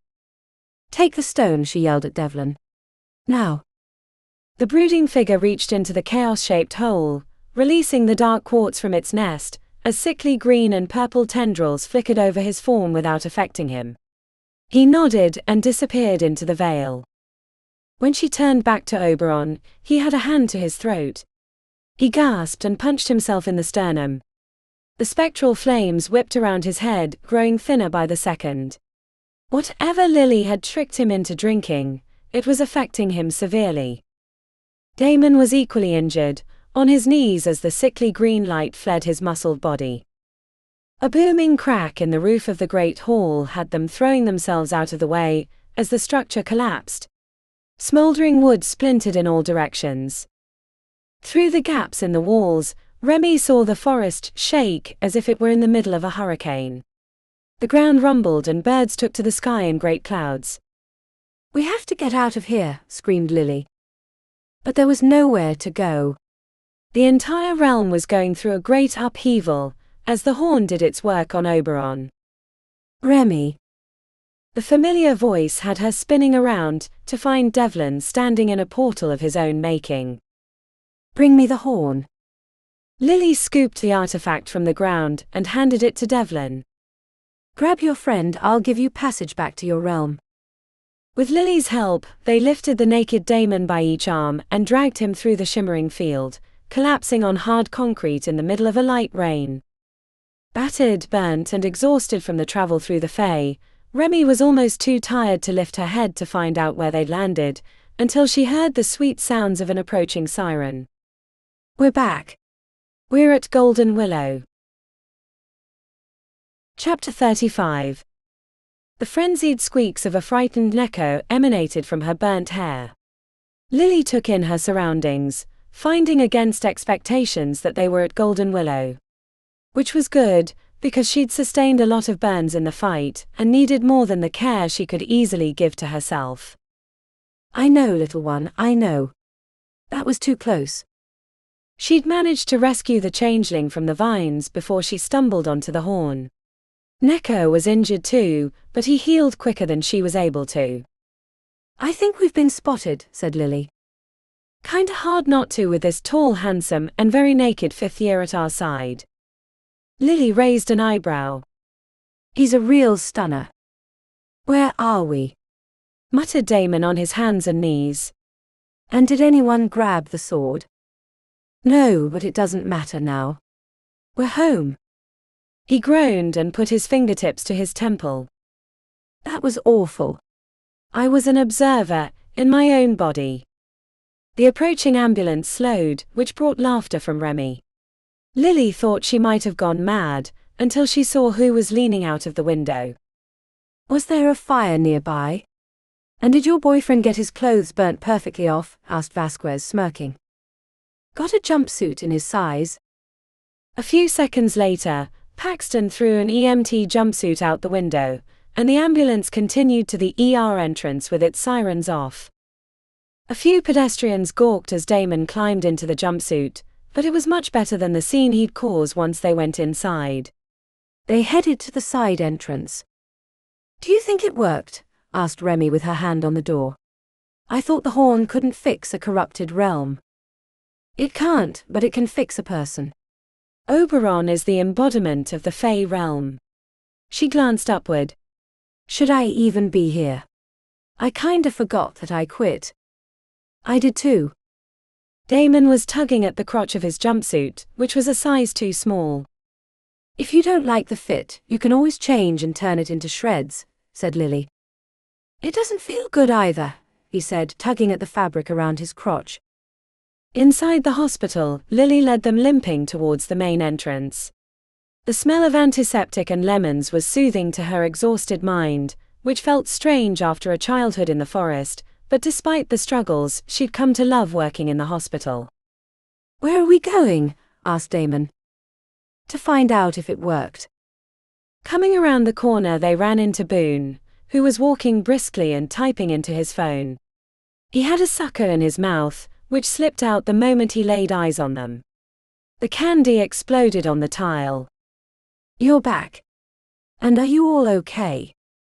This might seem like a strange question, but how long have we been gone? His eyebrows went up and down in thought. Nothing is strange when it comes to you three. A month. It's March already. Where have you been, and why do you look like you escaped a burning building? Except you, Damon. Why are you wearing EMT clothes? Because he was naked when we got back, said Remi. Don't shame I missed that, said Boone, winking. It's a long story and right now we're too bloody tired to tell it, but we need to check on something. What? He asked with a furrowed brow. Don't you need medical care first? We're not far from the ER. Not yet, said Lily with a grimace. The burn on her left thigh felt like fire, but there were more important things. Dr. Broomfield. Know where he's at? Are you crazy? Didn't he threaten to call the police on you before you quit? And things have gotten worse since you left. Weird too. Like half the class has been talking about quitting. Like what? Asked Damon. We don't have time, countered Lily while grimacing. Are we sure that's a good idea? Asked Remi. It's not like we ever saw the weird green light in his eyes. Weird green light? Asked Boone. Call it a hunch. Boone checked his phone. He's probably at morning check-in. Thanks, Boone. I have one more favor to ask. Anything. Can I borrow your phone? I'll give it back in a little bit. Sec, he said, typing furiously and then hitting send and handing it over. If you get any strange messages, I won't read them, Boone. Thanks. As they headed to the curse ward, Lily dialed her sister. The phone rang and eventually went to voicemail, which didn't surprise her. The mists required late nights. She left a message. Not awake? Asked Remi. Probably. She could have spent the night at Mag's too. I'd hoped to know before we talked to Broomfield.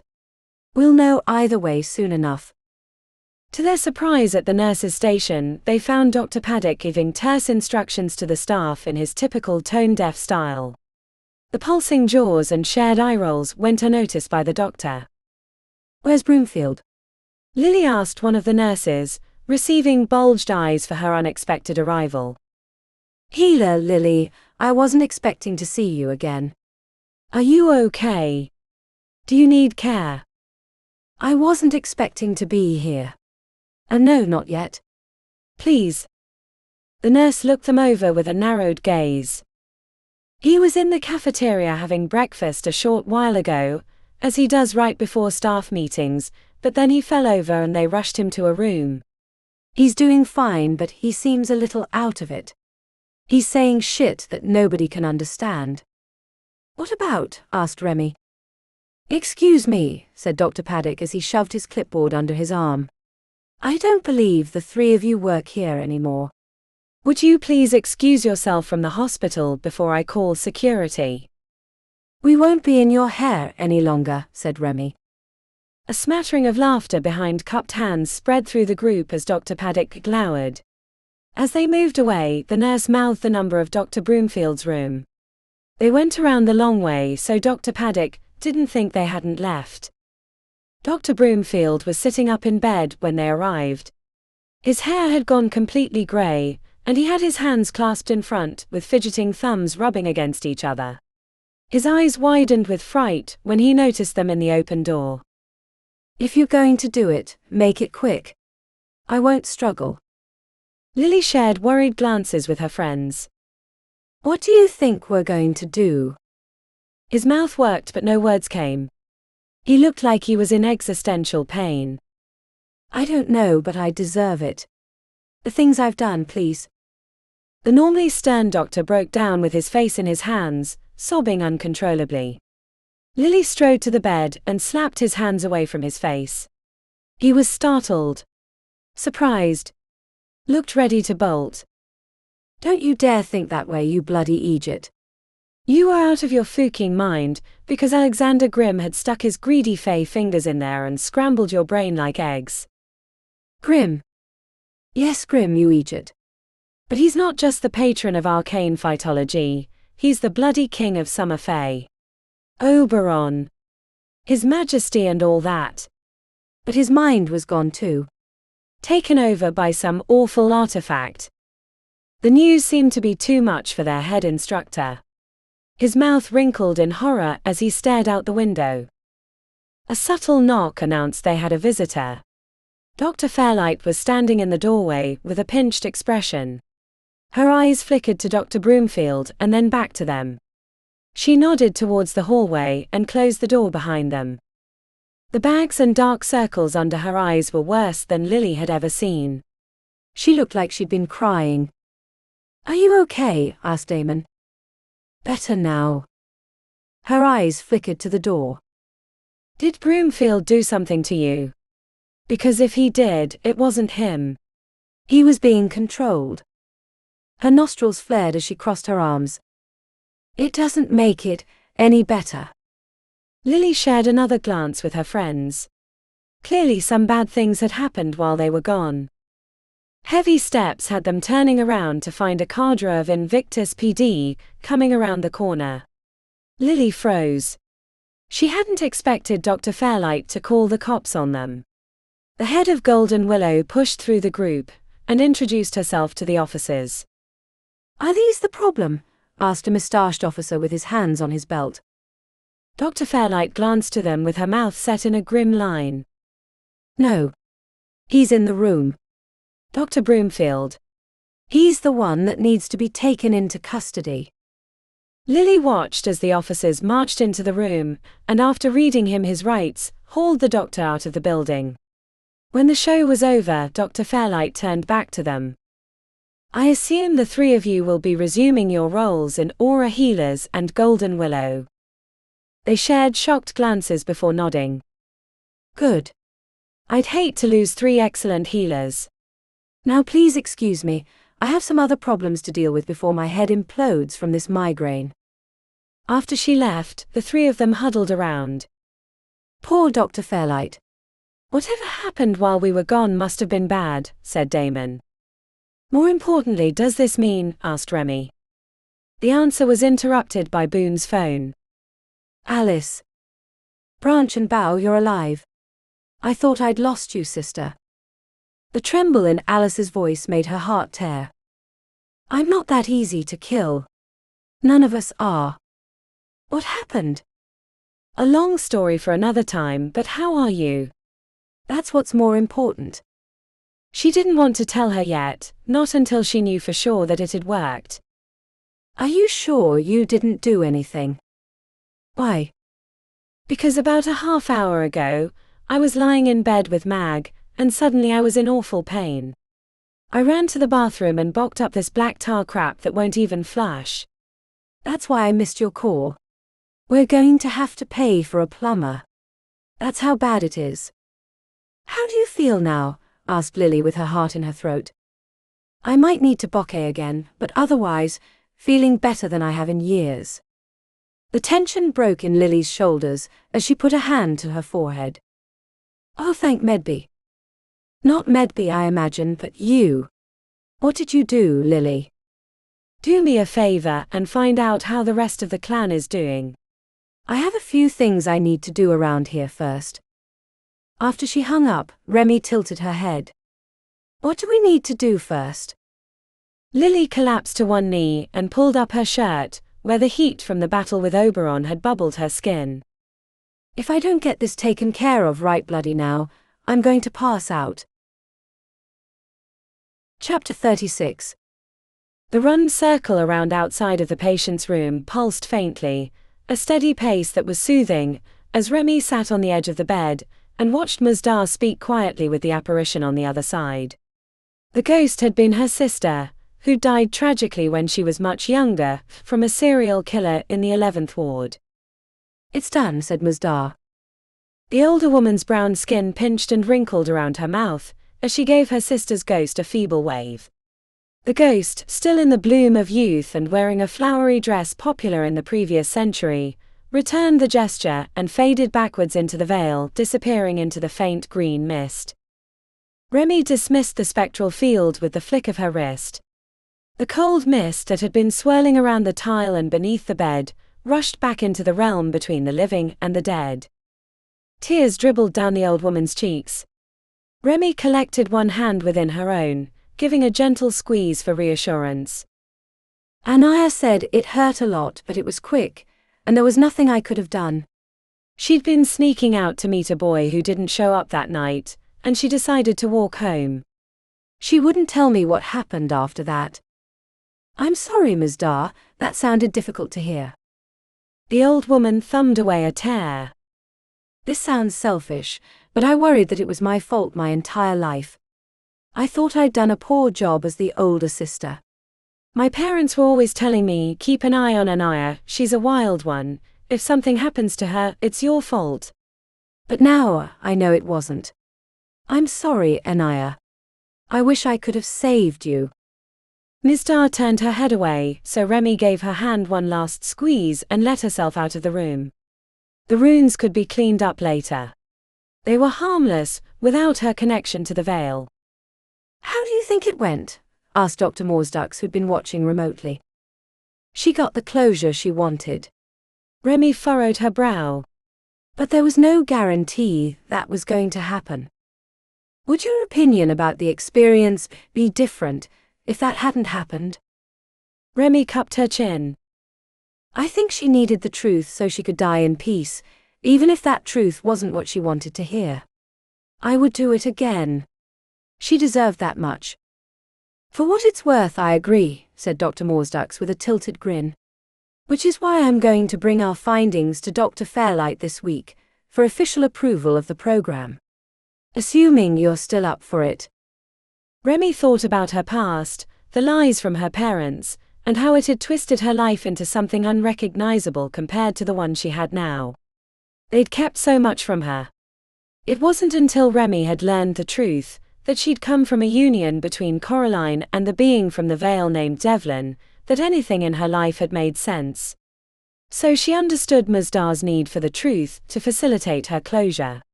Remi felt like she was finally able to reckon with the person she was. Her only wish now was that she could talk to her real parents again. Yes, but only for the hospice ward.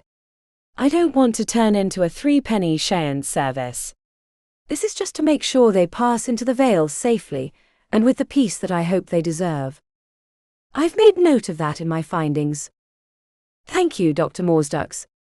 She paused, feeling heavy from her thoughts and the time spent on the borders of the Vale. Are you still, thinking about? Not right away, a few years as we discussed, but I think it's time for me to pass the torch. A little panic set in, as she thought about being in charge of an entire ward. A few means like 5 or 10 years. I haven't even graduated yet. A wry smile appeared on his lips. I won't leave until you're ready. Thank you. She checked the time. May I be excused for a bit? I have some things I have to discuss with, well, Of course. Give healers Lily and Damon my regards. Remi touched the plaque on the way out of the ward. The brass letters were comforting under her fingertips. Heading up to the rooftop only brought back the memories of her trip to the summer fae. She'd kept herself busy since the return to ward away thoughts of the struggles and the final battle. While they'd ultimately been successful, she was still haunted by the destruction that the thrice-cursed stone had caused, and that they hadn't heard anything about the aftereffects of their fight with Overrun. Damon was sitting on the picnic bench, with a Mage Blast purple passion energy drink cupped between his hands. He opened a cooler and handed her one, ruby red, her favorite. She leaned on his shoulder and enjoyed the light breeze brushing through her hair, and the sounds of distant sirens as she sipped the chilled beverage. The whirl of a helicopter was receding, and she hoped whoever it was going to fetch would be okay until it got there. Is this where all the cool kids hang out? Asked Lily when she appeared. She dug an energy emerald out of the cooler and took a spot next to Remi, cracking the top with a wrist twist, which brought a faint squeak from her curly auburn hair. Since the burn recovery, she hadn't been able to dye her hair while the healing elixirs were repairing her skin. I'd feel a lot cooler if I hadn't had to assist a disimpaction this morning. You'd think as 5th years that we'd be over that kind of stuff, said Damon, before he threw back another gulp. Lily chuckled and held out her bottle. I had a sanguine tumor explode on me this morning when I tried to apply a counterhex to it. Got some in my mouth too. Lovely fucking stuff. That bloody sucks, said Remi, holding back a grin. Totally bloody sucks, said Damon. Really bloody. Lily chuckled and pulled the sleeve of her scrubs past her elbow. Piss off, you fucking Egypts. I've got these damn rund patches I have to wear for the next week. Supposedly going to make my piss smell like burnt toast. Remi held up her drink. I helped a dying woman talk to her sister, who'd been murdered by a serial killer last century. Her death had been haunting her since forever. Ouch, you okay? I think I'd rather deal with hardened fecal matter than that, said Damon. It was the right thing, even though it was hard to hear. Lily bumped into her. Speaking of the dead, you seen that handsome brooding father of yours since? No. I opened the barrier to the veil a week ago and tried to talk to him, but there was no answer. Technically it was the third time since she'd returned, but she didn't want them to know how desperate she was to reconnect with at least one of her parents. That sucks, said Damon. At least I know who my father is. I can understand if he doesn't want to reciprocate. It's not like he's free to come and visit, being a creature of the veil now. What about Coraline? When things are settled down, I want to go back and see her. I have a lot of questions. Hey, said Damon, his joyful expression falling to disappointment. Have you heard the news about Dr. Fairlight? Remi turned towards him. She's giving up her position and taking a leave of absence. Wow, but also not surprised given everything that happened recently, said Remi, shaking her head. What a shit show, said Lily. I also heard that Broomfield tried to hang himself in jail with his blanket. After what he did, mind-controlled or not, I can't imagine having to live with that. Remi shuddered. The reports of what had happened after they left were horrific. Half of which was only still being uncovered. The investigation would probably last for the rest of the year. Not to be callous about his situation, but what does that mean for you? Asked Remi. Their relationship had been on hold since they'd come back, mostly due to a lack of time and dealing with the repercussions of everything that had happened. Even before they'd left for the summer fae, they'd been dancing around the topic of what happened with them once their time in Aura Healers ended.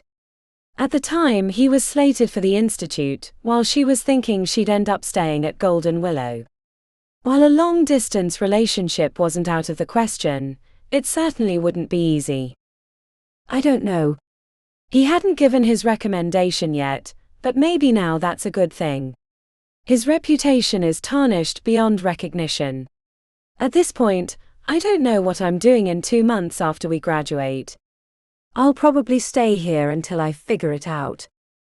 Warmth rose to Remi's cheeks. She bumped into him playfully and smiled when he glanced over. What in the bloody nine hells is that? Asked Lily, sitting up tall. Damon stood, which blocked Remi, so she climbed onto the picnic table to get a better view. She rubbed her eyes the first time, thinking she was hallucinating. Is that what I think it is? Asked Damon, wrapping his arm around her thigh. Remi scrunched up her forehead. What do you think that is? She asked. Clopping down the street leading to the front entrance of the hospital were a pair of enormous elks with racks wider than a city bus, pulling an ornate carriage that looked like it was made from tightly woven vines, with bright flowers covering the outside. It looked like a traveling garden. I think we should go down, said Lily. Their brisk pace turned into a hurried run as they sprinted down the stairwell, and through pristine white-tiled hallways of Golden Willow, passing staff and patients who gave them a wide berth. Remi burst out of the front with her friends behind, to a crowd that had formed at the appearance of the elk-drawn carriage. The elks and carriage were even bigger than they looked from above, with the racks nearly scraping the high port. Blood and bow, she muttered. The crowd was busy trying to take pictures, but were cursing about their faulty phones. Remi had a pretty good idea why they weren't working. When the crowd wouldn't part, Damon stepped in front, politely maneuvering people out of the way. An older man refused to budge until Damon revealed his claws, and then there was no more resistance. The three of them stood side by side a few strides from the carriage door. The intricate woven vines created fractal-like shapes in both the woody material and the spaces between. The vines that made up the door retreated into the rest of the carriage, while others formed a stair-step to the road. From the open space, Remi was expecting the handsome Fey King's alter ego, Alexander Grimm, or one of his heralds or members of the summer court. She almost didn't recognize Morwen when she first stepped out of the carriage. She was the same eternally cute pixie with her hair in a faux mohawk, and wearing flowing robes the colors of summer, but she was radiant like the sun. A woman in the back of the crowd fainted. It wasn't just Morwen but Talwen too, who followed her sister out of the carriage, looking resplendent, rather than the run-down pixie with darkened eyes that she'd been when they'd last seen her. Morwen strode forward with the grace of a fey queen until she reached them, raised her arms and threw herself around Remi with a squeal. "I can't believe you did it." Remi hugged the pixie back, smiling at Talwen, who'd rolled her eyes at the outburst. Morwen proceeded to hug each one of them, while her sister patiently waited for the greetings to finish.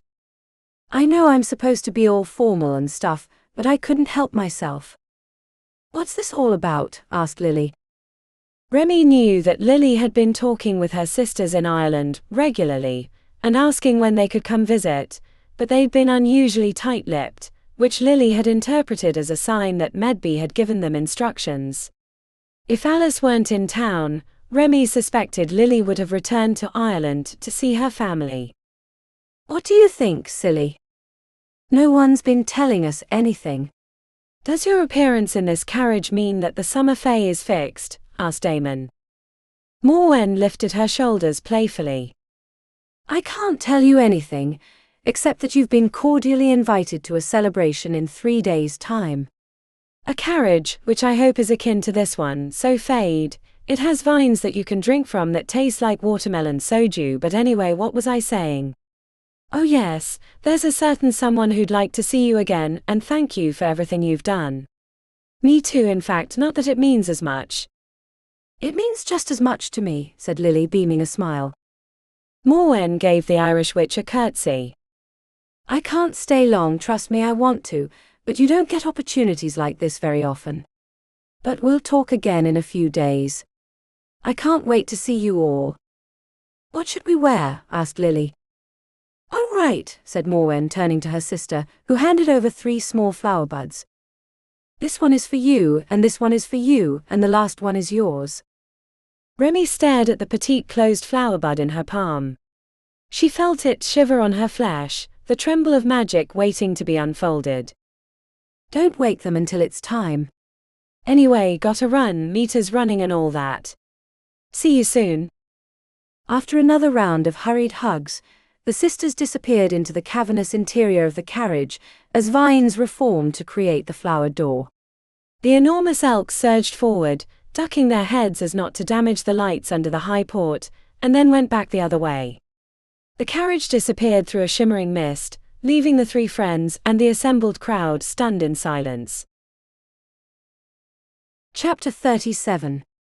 The appearance of the Fae carriage 3 days previously, on top of the upheaval in the staff, and the rumors of where the 3 of them had been during their absence, had made them into minor celebrities in the hospital. Damon couldn't go anywhere without nurses or even patients whispering to each other behind cupped hands. He was relieved when the day finally arrived. Damon wished he still had the shining sword, but he'd left it in the court of the summer fae. When it came time to wake the magic in the flower bud, he breathed golden phase into his palm. The sparkles made his palm itch, and then the bud trembled like a leaf in a storm until it bloomed into a light purple hooded flower that he recognized as wolfsbane.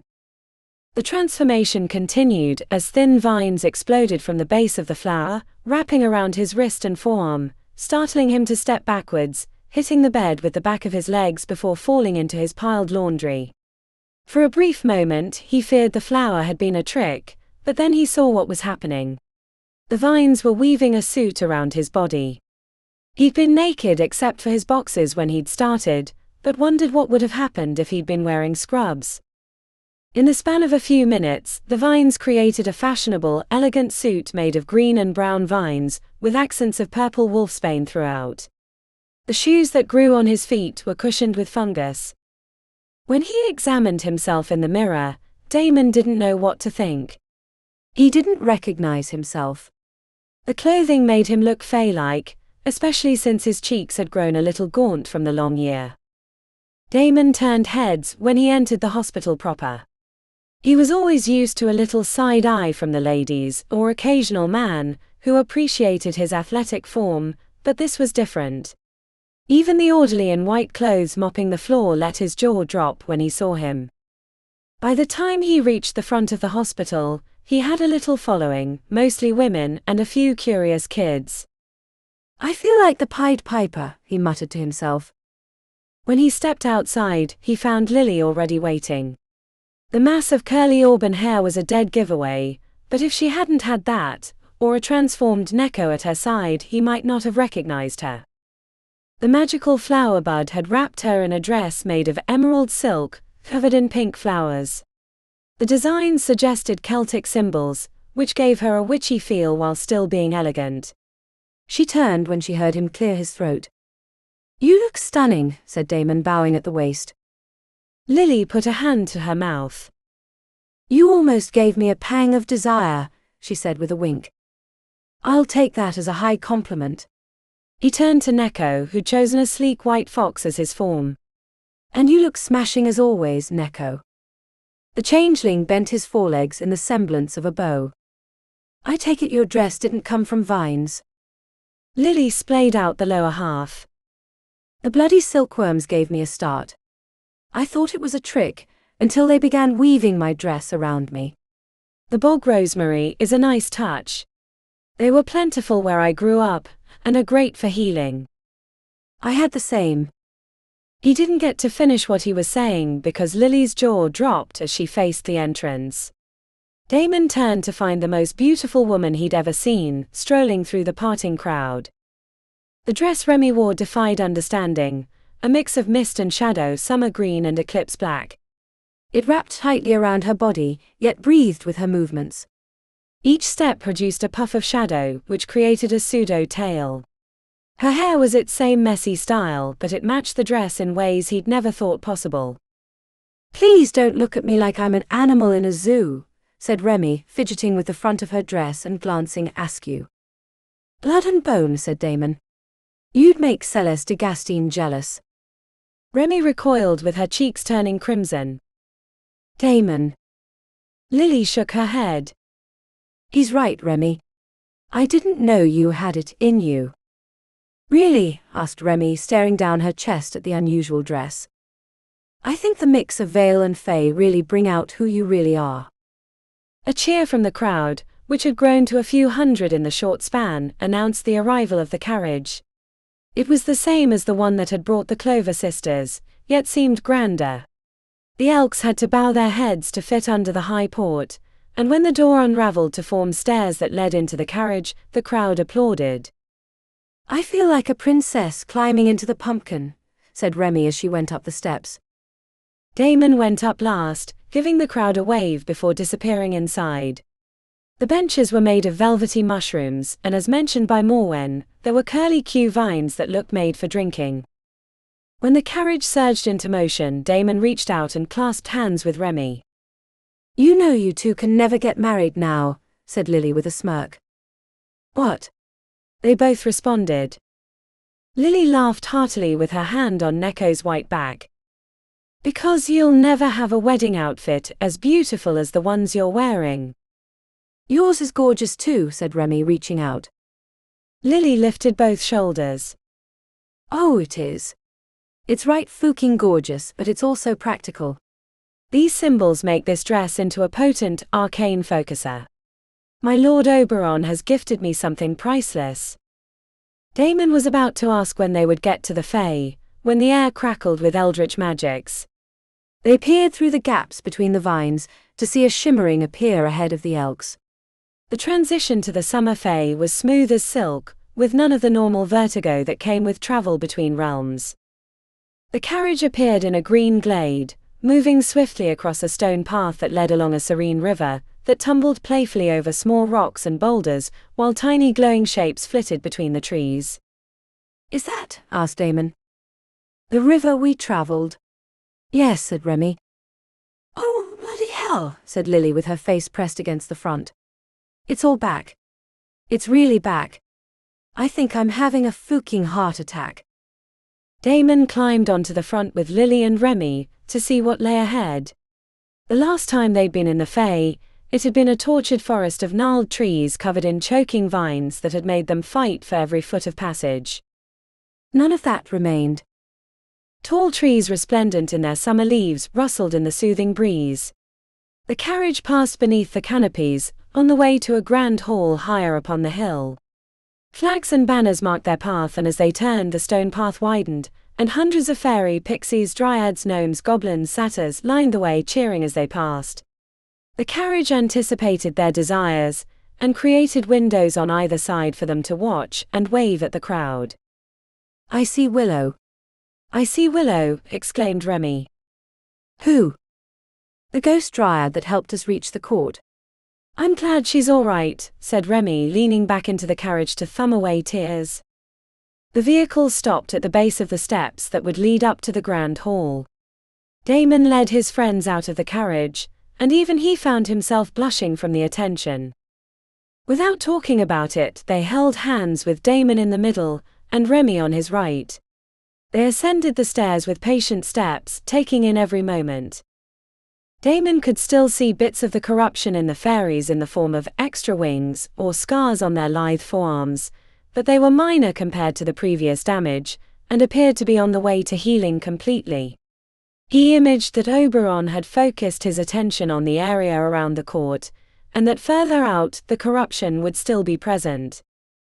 Halfway up the slope, the crowd changed to the tall fae with elongated features, angled ears, and piercing ageless eyes. They were alien and aloof, but managed to portray a begrudging thanks with their inclined heads. When they reached the grand hall, trumpets sounded, making Damon's heart thunder against his chest in remembrance of their last battle. He had a moment of panic as he remembered how easily Oberon had taken control of him, once he'd pledged himself to the Fae King, and that the vow was technically still active. Would Oberon decide that he would stay much like his ancestor King Nuada? He hoped not. His duty was in the hospital, not the Fae.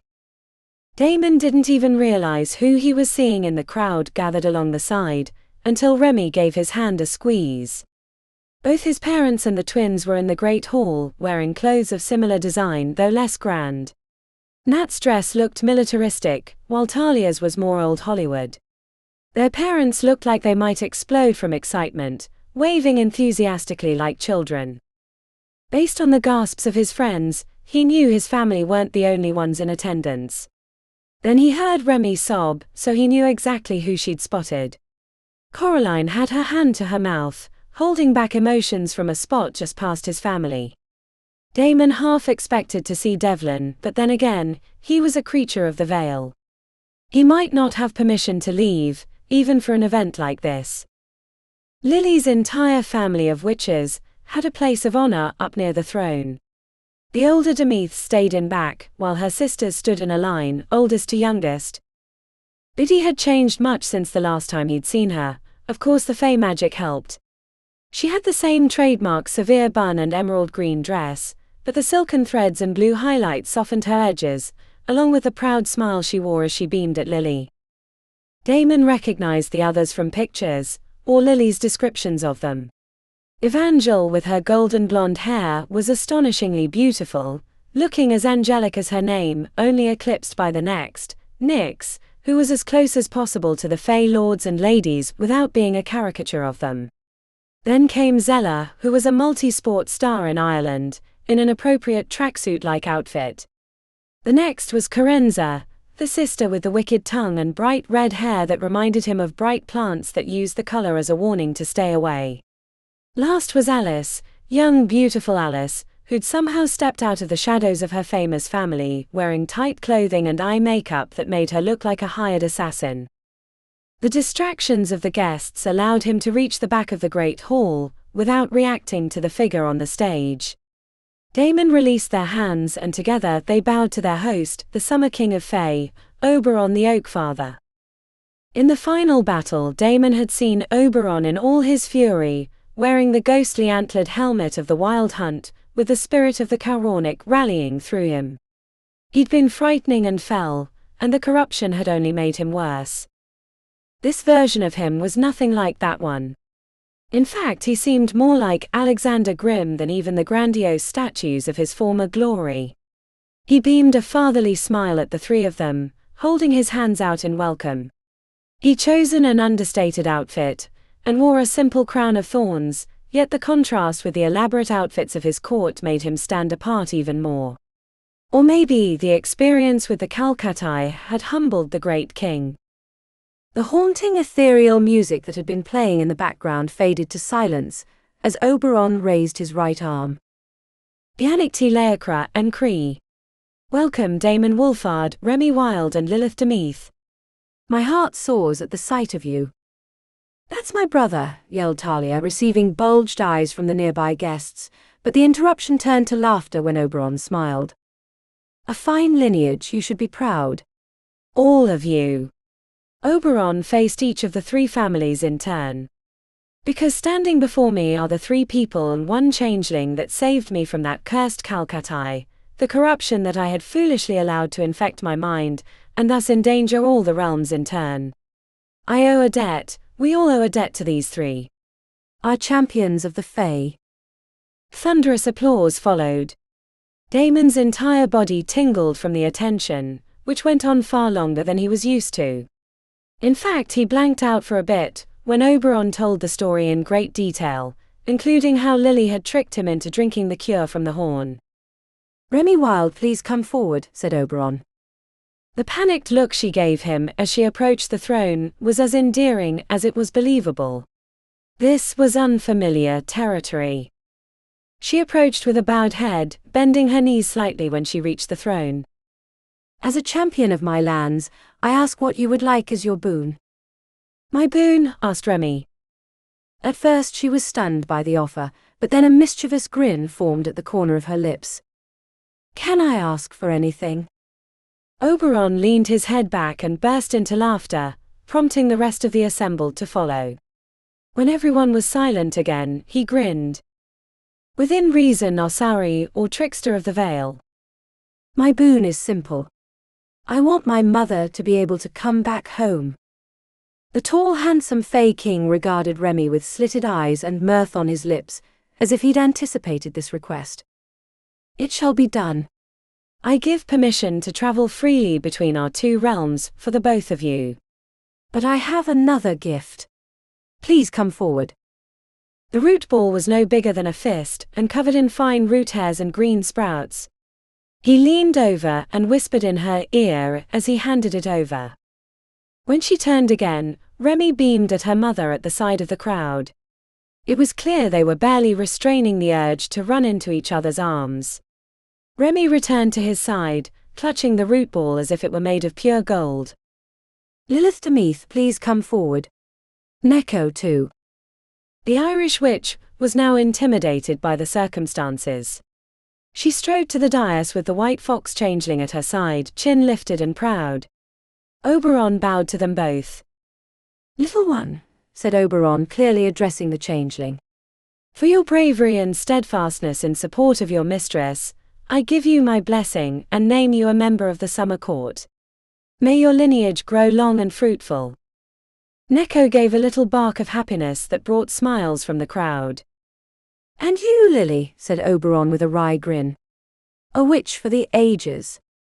The Demeath family has long been a faithful friend of the Fae, under the watchful eyes of the warrior Medby, but this service goes beyond expectations. What boon would you ask of me? Lily paused and after a moment of reflection said, May I speak my request in private, King Oberon? His eyebrow arched elegantly. Of course. But since I must give you something now, so my kin do not think me miserly, I will speak to a certain Lianorn She upon your behalf. I promise my negotiations will be beneficial for you both. The exclamation that slipped from Lily's lips betrayed the importance of the gift, even though Damon had no idea what it meant. Had she bargained with another powerful being to find the cure? Damon suspected that was the truth. Damon Wolfard, please come forward. The call made his heart jump around in his chest like a jackrabbit. He'd never been so nervous in his life, but kept his chin high as he strode towards the throne. Having met Alexander Grimm multiple times as well as battled the corrupted Fae King, the face of Oberon was familiar, yet he couldn't help but feel small compared to the ancient being. Oberon winked when he reached the dais. Damon Wolfard, heir of King Nuada, and champion of the clay of Aglonru. Damon bent onto one knee. I'm afraid, King Oberon, that I left the sword here upon my last visit. Laughter followed his comment like the rising of birds. Oberon smiled. It's lucky for you I'm a forgiving sort, he said, gesturing to the side where an armored Fey warrior brought the shining sword to the king. Kneel, Daemon Wolfhard, and be officially named the Keeper of the Sword. A hitch caught in Daemon's throat. He couldn't believe he was about to say what he was, but he knew it was the right thing to do. My apologies, King Oberon, but I must decline. Shocked murmurings traveled through the crowd like an earthquake, followed by anxious silence. I am not a warrior. I know that now. I am not the right person to be keeper. I put forth my sister, Natasha. She has a warrior's heart and the arm to wield it. He turned to see his sister's jaw nearly hitting the floor. What? Without missing a beat, Oberon nodded and turned towards a stunned Natasha. Natasha Wolfhard, please come forward. His younger sister shuffled forward, suddenly shy, her cheeks blooming crimson. She gave him a "what the hell is going on" look when she reached his side, making him laugh, because it was the first time in a long time he could remember that she seemed both surprised and disarmed. Do you, Natasha Wolfhard of the clan Zeph, agree to become the keeper of the Shining Sword, the clay of Aglonru, the famed treasure of the Emerald Isles, and representative of your family at my side during the Wild Hunt? Natasha swallowed, then managed a firm answer. I would be honored. Kneel. King Oberon placed the beautiful rund two-handed sword on each shoulder. You may now rise as keeper of the Shining Sword. The crowd cheered when she reached her feet. King Oberon handed her the weapon hilt first, which she took, and after giving Daemon another pained look, made her way back to the rest of their family while staring at the weapon in her fist. King Oberon smiled down at Daemon, once again suggesting that he'd anticipated that wrinkle, but then again, he was a powerful Fae and had honed his expressions over many millennia. Daemon was foolish to assign human emotions to one as powerful as him. Since my champions are both modest and wise, I must force upon them gifts befitting their station. As you stated before, you are not a warrior. You are a healer. Therefore, I gift you the healing touch of the Fae. A warm sensation burned into his forearms. Daemon pulled back the sleeves of his jacket to find Celtic knots on his flesh. One for each arm. Daemon bent at the waist and returned to his friends. He was dizzy with excitement, and curious about how these new powers would manifest. King Oberon spoke in a Fae tongue to his kin before turning back to the humans. Now is a time for celebration. Do not fear to eat or drink, I had it brought from your world, so you're safe to enjoy the festivities today, though I wouldn't trust anything outside of my hall. The Fae King raised his fist and the crowd cheered. To our champions. Chapter 38. A whirlwind of faces passed by Lily, congratulating her, and she milled about the party until she eventually stumbled into the giggling knot that was her sister's. You always were an annoying shite, my dearest sister, so it comes as no surprise that you would ignore the common wisdom to save King Oberon, said Evangel, smirking. Lily always felt insignificant next to her beautiful blonde sister, who looked like she could have been kin to Celeste de Gastine. I want to hear the story of the Broin, said Carenza. Did you really make a deal with one of the Lianorn She? Knowing you, you probably marched in and demanded an answer without negotiating. What did you have to give up? The virginity of your last boyfriend, dearest Carenza. I figured it was safer to feed him to the Lianorn She than let you flay him with your wicked tongue, said Lily. Carenza rolled her eyes and stuck out her tongue.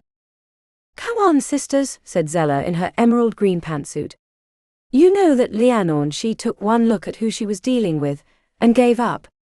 There's no one more annoying or persistent than the second youngest. Right, Biddy?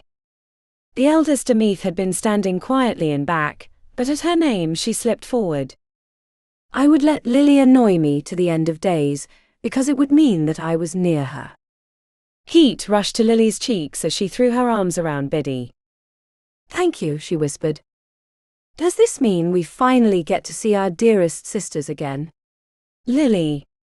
Alice. Will you be returning home? Asked a dead-eyed Nyx. Lily shared a smile with Alice, who'd been quiet mostly. The stars aren't as bright as in the City of Sorcery, said Alice. And I found a purpose I quite enjoy. Did you hear that, sisters? Said Caoránarch, smirking. She called us overbearing twits. I mean, said Alice with a single shoulder raised, it does fit.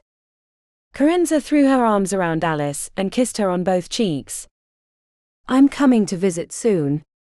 I need you to show me where all the hot, stupid boys are. So you can flay them with your tongue. I suppose that would be entertaining, said Alice with a hand to her chest. What about you, Lily? Asked Nyx. I haven't decided, she said, which wasn't the truth and her sisters knew it, but they were kind enough to let her carry the fiction. Lily. The stiffening of her sisters could only mean one thing. King Overrun. They parted and bowed their heads at his approach. Greetings, ladies. May I speak with your sister? For the price of a kiss, said Caoránarch with her tongue between her teeth. Oberon leaned over and gently pecked her cheek, which made her cheeks turn as red as her hair. Caoránarch swallowed, and allowed herself to be pulled away while gawking at the handsome fae. We'll never hear the end of it now, said Lily. The handsome fae king held out his arm, which she accepted, and allowed herself to be led through the crowd. The way parted before them, leaving her feeling like a member of the royalty. She knew she should be awed by his presence, which she was, but she'd also seen how even the most powerful beings of the realms were vulnerable. It worked the other way too. He knew that she'd seen him in such a state, which made what normally would be a formal relationship feel almost intimate. Eventually, Oberon led them outside the great hall to an idyllic garden with ancient flower-covered statues. He released her arm and gestured towards a stone path. You wanted to speak to me in private. Lily chewed on her lower lip.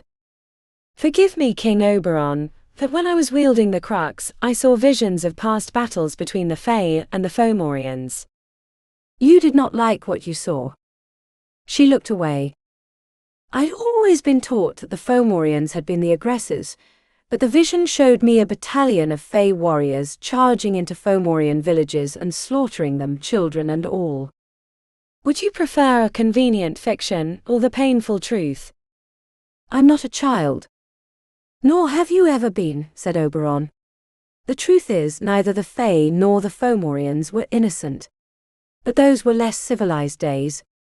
The past is not an easy place to visit.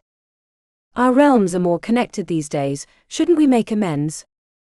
I can see why your elders called you difficult, said Oberon as they headed along the manicured path. Should I reach out to Balor after he tried to destroy the hospital? I'm not asking to offer an olive branch to Balor. He can burn in a pool of lava for all I care. But in the 12th Ward, there's an enclave where many Fomorians, and even some Fae and other non-humans, gather at the edges of society. My request is for you and your Society of the White Heart Friends to charitably fund the enclave, and especially the medical clinic run by Dr. Marcy. Dr. Marcy. Twin black braids and a tattoo of a deer on her forearm. You know her. Oberon smirked as he glanced askew. No. But one hears rumors. That Oberon, the Oak Father, had heard of Dr. Marcy made Lily wonder who the woman really was.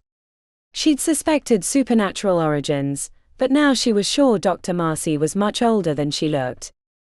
It will be done, he said eventually. Their stroll took them to a glade at the end of the path, where a single Ruiz tree waited. The yew was young with a trunk only as wide as a man's chest, but in time it would grow to be wider than 3 arm lengths. Lily smiled, thinking of the Ruiz near their home in Ireland. What do you think of the tree? Was this planted after the corruption? Asked Lily. His eyes glittered with thought. He was testing her. It was planted after the corruption, she said eventually. Do you notice anything else? Lily peered at the yew tree. It was young enough the bark was smooth and the trunk was round, but in time it would grow thicker and with deep crevices. In ancient times, people thought that the way to reach the Fae was through the woody folds. It seems sad, she said, noting the droop of the leaves. There are many things my magics can heal. After our battle, and once I'd regained my own thoughts, I poured my skill into returning these lands to their former glories. Further away from the court, the corruption still rules, but in time I will root out those flaws. What does that have to do with this Overrun's tree? Not all things can be healed so easily. People especially are vulnerable to the wounds of their secret desires. Lily couldn't tell if he was talking about himself or someone else, but he clearly wanted to tell her something particular. Was it your secret desire to take over the halls? Oberon broke out in laughter. Anyone that has lived as long as I have would covet such power. If only to keep it from being used against me. I won't be the last either. What about the one that gave you the thrice cursed stone? Or put it in your path?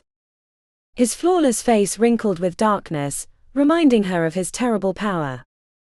That knowledge seems to be lost to corruption. But I fear that whoever it was, their intent to introduce chaos to the halls has not changed. What are you planning to do with the arcane phytology hall? It will remain. I will hand over day-to-day operations to one of the professors, which is not uncommon in the halls. I feel it should continue as a place of study, as a kind of penance for what nearly occurred. Lily stilled, only because she didn't know what else to say to a being that had been around longer than most human civilization. He was clearly holding back his power as not to intimidate her, but that very restraint was a demonstration of his power. What is it that you want me to see? She asked after a long silence. Here lies before you Dr. Marcus Broomfield. The Overrun's tree. This very one. Lily regarded the tree anew. There was something so sad about the idea that the man had been so thoroughly broken, that the only way to redeem him was to turn him into a yew tree. Can he hear us? No. Not yet, but maybe in a few 100 years. Lily contemplated Dr. Broomfield's fate. To be turned into a yew tree in the summer Fae might be considered by some a boon, but she did not see it that way. Then as she stared at the quiet shiver of the leaves, she had an epiphany. King Oberon. Yes, Lily. Have the other yew trees of Ireland been created in the same way? King Oberon did not answer. He stared at the Overrun's tree with an elevated melancholy for a long time, until he half turned, gave her a brief incline of the head, and headed back to the festivities. Lily stared at the yew tree, until the laughter and cheering from the party renewed her desire for company.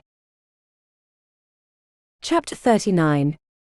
Standing in the court of the summer Fae, surrounded by pixies and Fae lords and ladies, with strange ethereal music drifting into the grand hall, Remi only had eyes for her mother. She clutched Coraline's arm close to her side, afraid to let go. What was that gift that King Oberon gave you? Asked her mother. The root ball was in her pocket. We'll find out when we return to the city. Remi faced her. You're coming back, right? Of course. I just wasn't sure you'd want me around. Remi squeezed her lips tight. Why wouldn't I? You're my mother. My real mother. The one who couldn't protect you and spent her time lost in the Fae. I want to come back, but I'm also scared. It's been decades. I suspect longer than I remember. Time is weird in the Fae. What if I can't adjust? I'll help you. It was like that for me too. I'd spent my life around other criminals and people like that, and it took time for me to understand not everyone's trying to rip each other off. Coraline. Mom. Not only do I want you to return, I want to live together. If that's what you want. I'm graduating from Aura Healers soon, and I'll be staying at Golden Willow in the hospice ward. There are some great places nearby that I'm looking at. One in particular, if it's still on the market when we get back. Coraline put a hand to her mouth as her eyes glistened. I don't know what to say. Say yes. Say you'll come live with me. We'll hang out, talk, play cards while we drink coffee.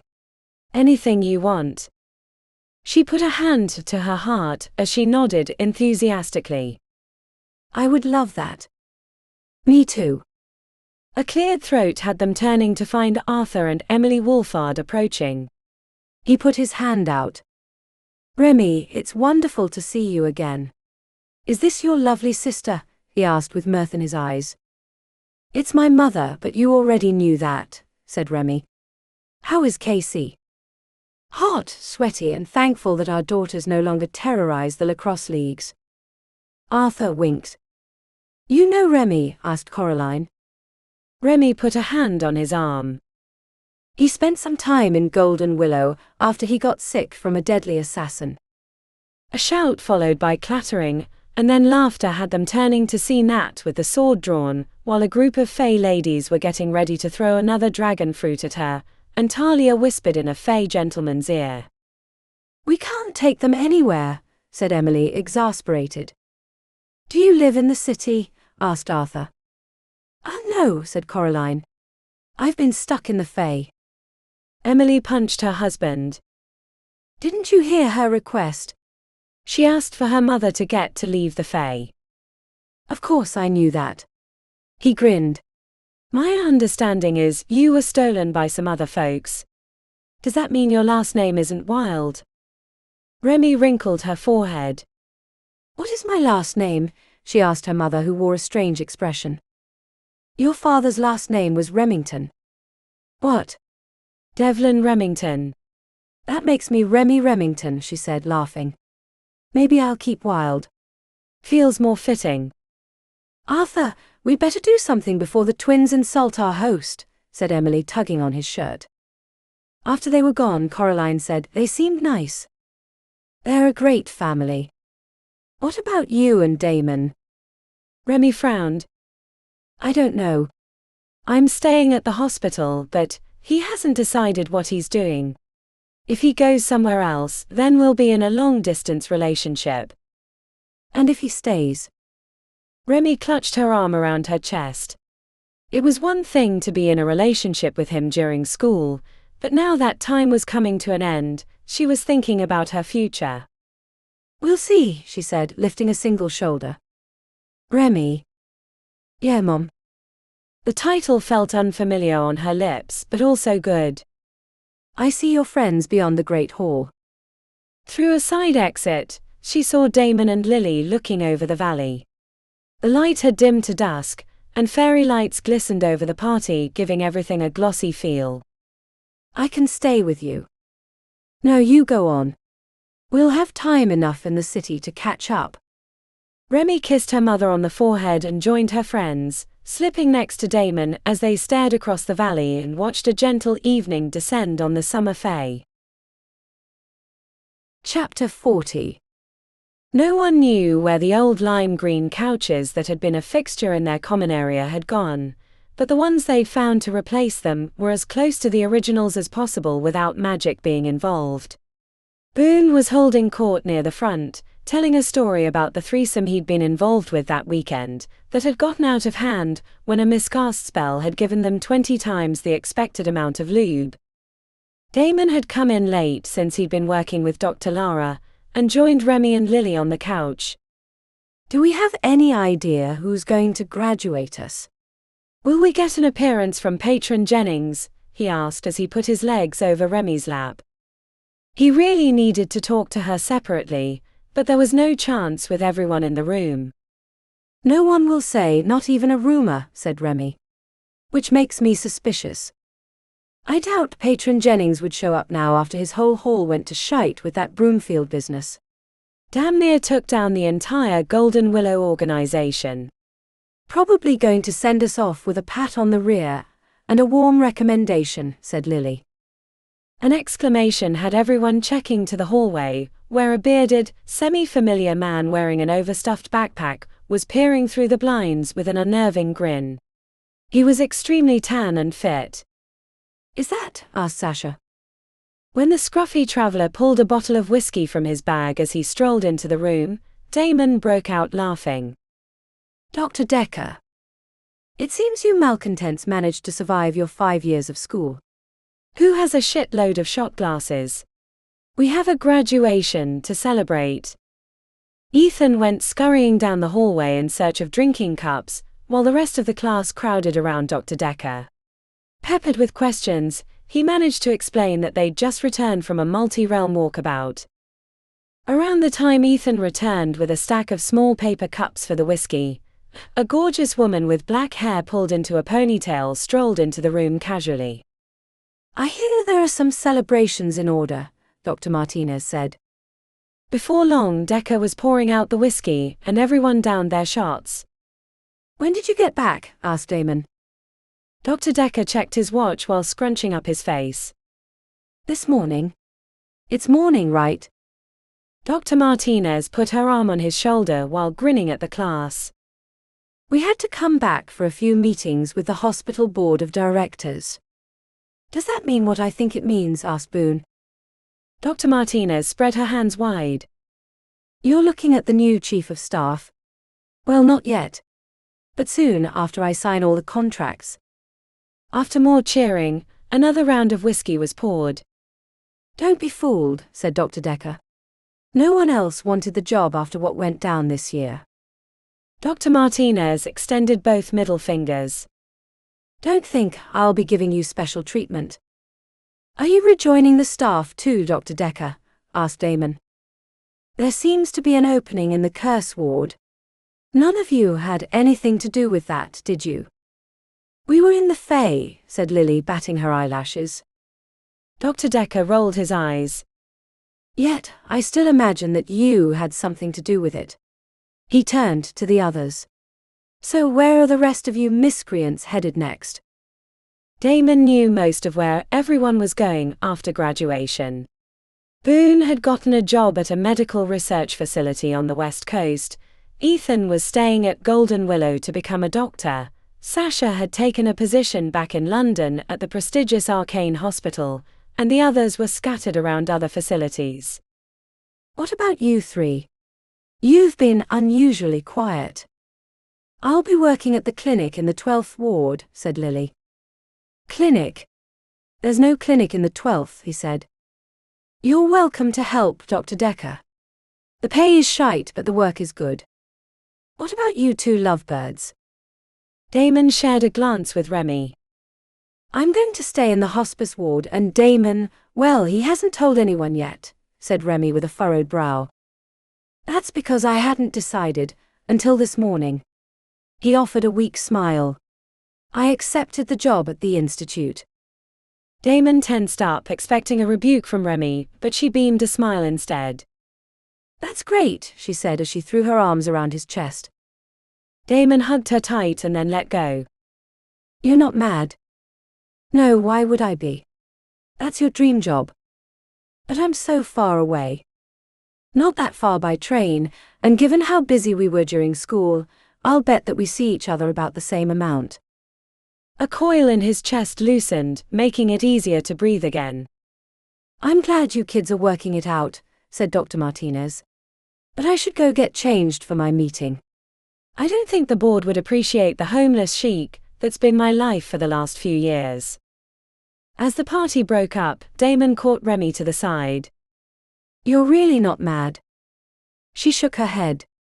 Hell's number. You'd be miserable if I made you stay here. Go. The institute is what you've been dreaming about doing forever. I'd feel terrible if I kept you from that. Besides, I've got a lot on my plate too with the hospice ward and figuring out how to live with my mom. How's that going? Good. No, wait. Great. We've got a lot of fixing up to do in the house, but Coraline is having fun with it. Once we get things settled, we'll have you over for dinner. I know she wants to get to know you more. Me too. Remi stood on her tippy toes for a kiss. I have rounds with Dr. Morsducks. I'll see you tonight at the bar. After she walked out, Damon found he was the only one left. The others had all returned to their duties. And while they'd be getting together for drinks and a party in the evening, and then graduation in a few days, Damon was certain that it was probably the last time they'd all be meeting in the common room.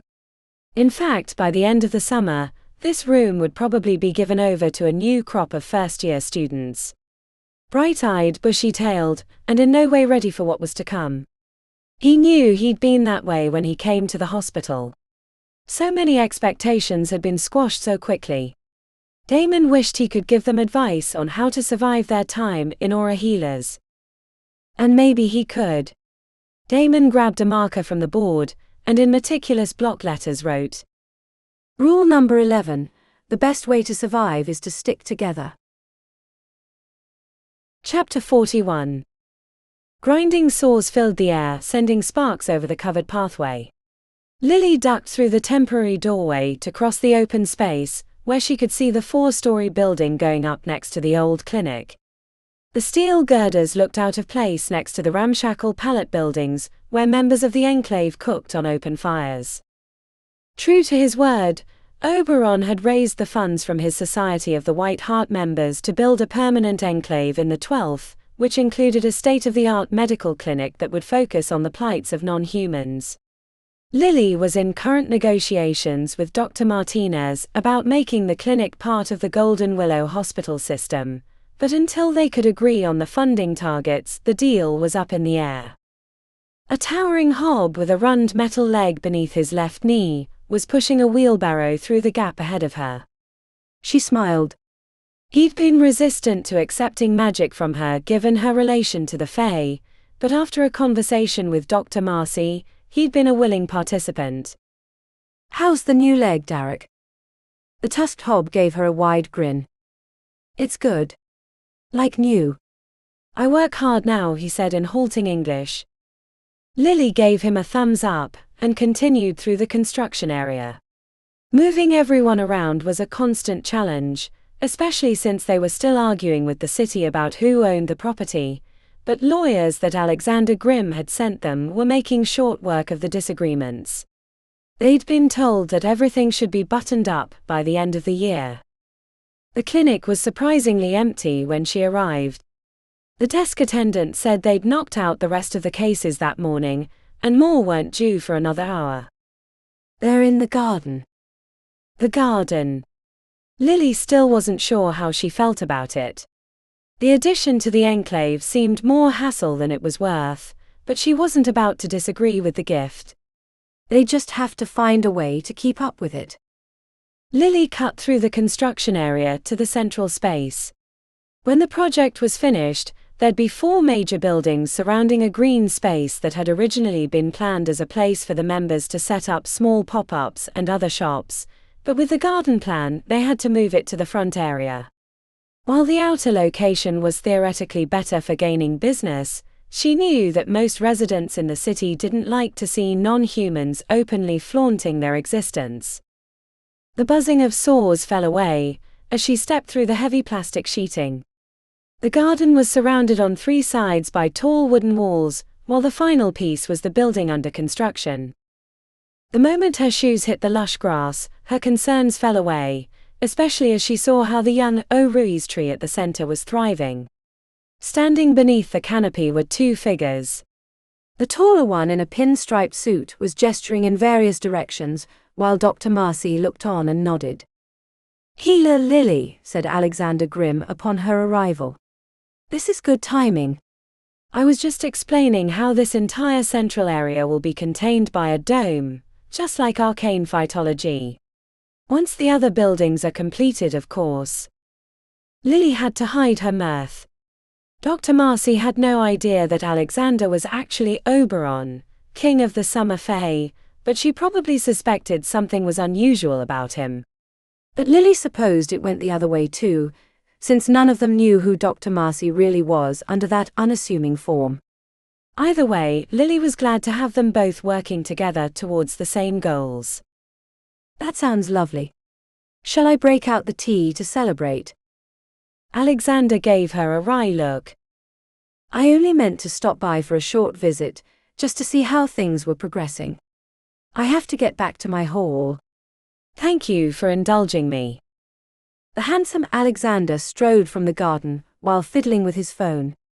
Lily wondered if he was doing that for their sake, or he actually had messages to answer.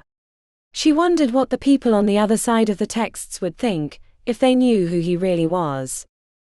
"Something amusing?" asked Dr. Marcy with an eyebrow raised. "Did your meeting go well?" Dr. Marcy shifted her mouth to the side. "I keep expecting there to be a price for all this largesse. We went from begging for scraps to having millions poured into the facility. I just don't get it." "What kind of blackmail do you have on Patron Grimm?" "The same kind I have on you." "What's that supposed to mean?" asked Dr. Marcy.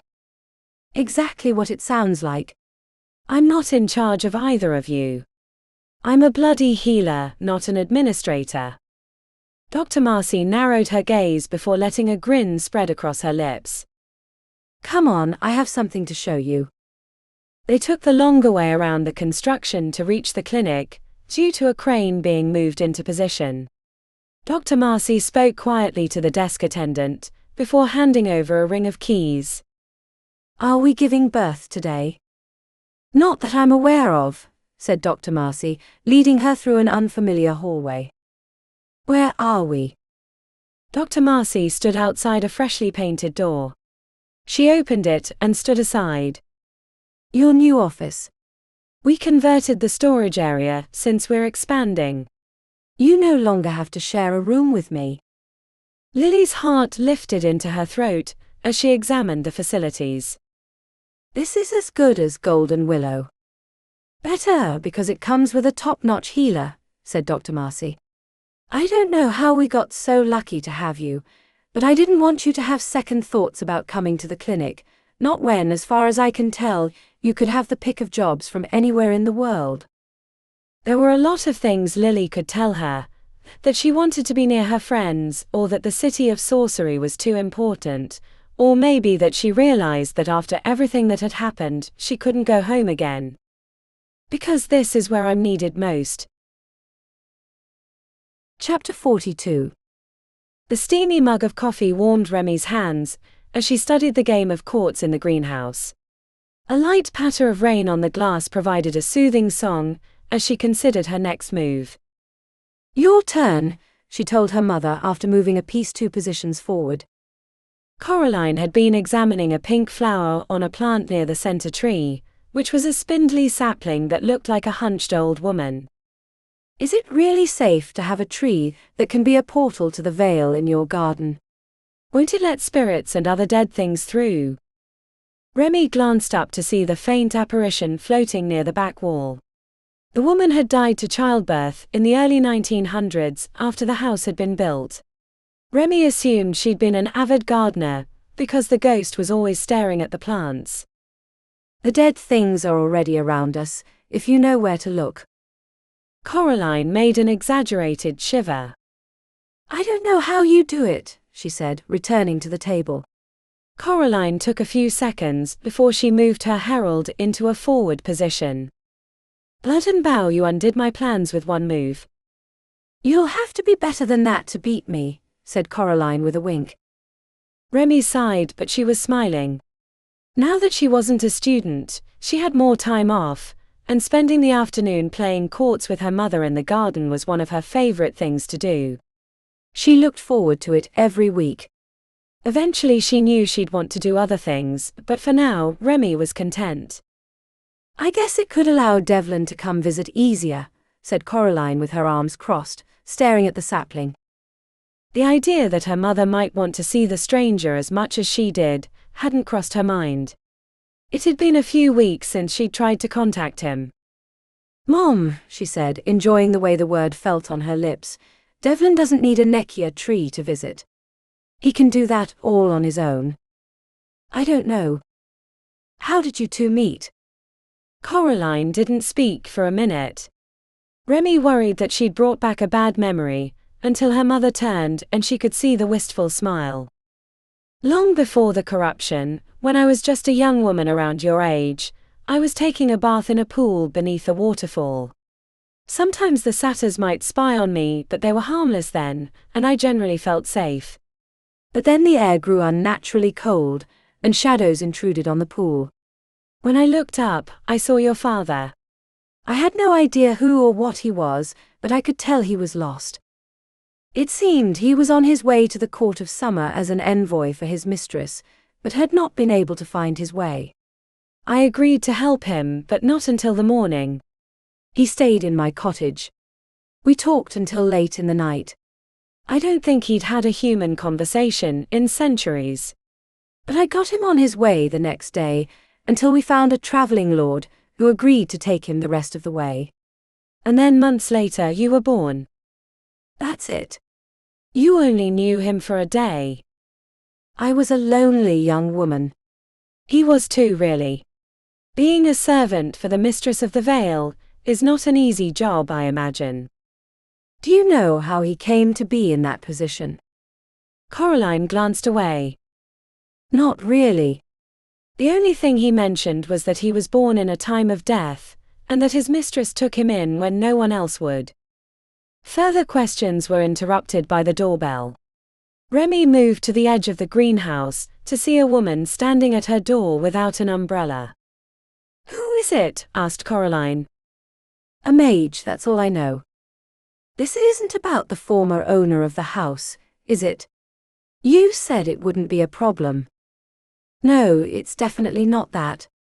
Overrun himself destroyed the white worm. Let me go see what this is about.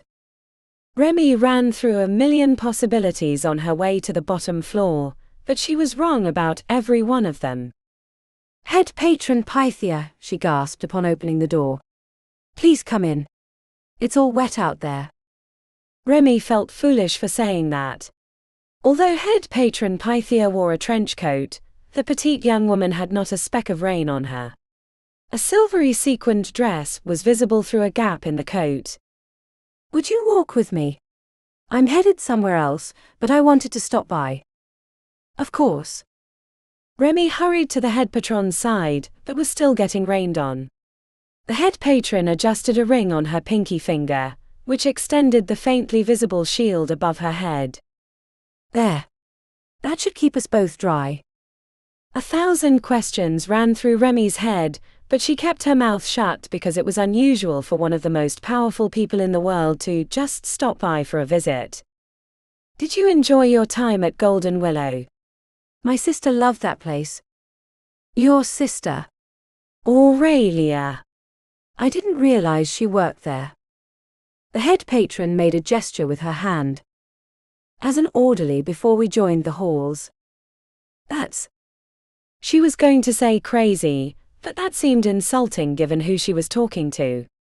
Yes, to answer your question in a strange way, I really enjoyed my time as a student in Golden Willow, but I'm also glad to be done. With the student part. But it's nice to be somewhere I belong. Yes, it is. Remi took a look around to see where they were headed, but she saw no obvious destination, as they were still in the residential neighborhood made up of old 3-story shotgun-style houses. I wanted to thank you, Remi Wild. Thank me. I don't understand. You and your friends solved a very thorny problem, one that was going to metastasize into something much worse. So you know who Alexander Grimm is? I do now, thanks to you. We had a long talk a few weeks ago about what happened, and how the end of the Calcatti came to be. Have you figured out who gave him the thrice-cursed stone? The head patron paused. No. That's a shame, said Remi, though she suspected that Pythia knew more than she was letting on. The rain picked up its pace, splattering their legs and creating big puddles in the street.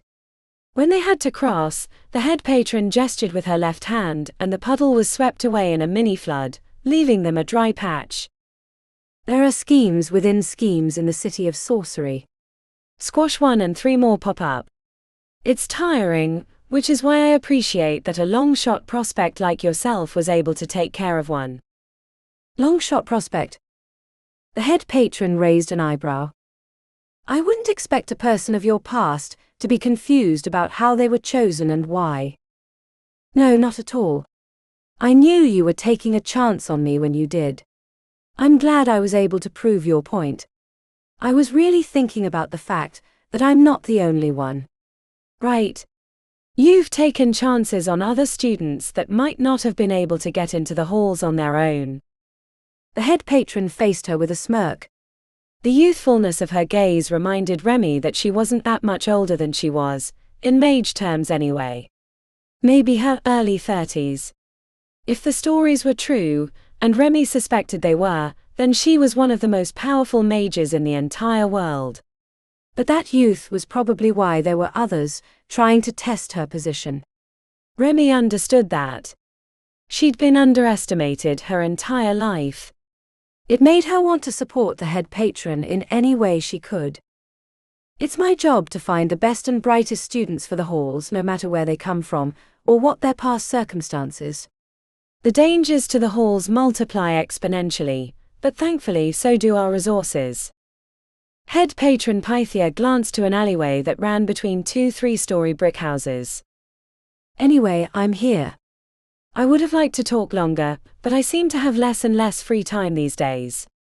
One day I'll figure out how my sister was able to dump this burden on me. It was good seeing you again, head patron Pythia.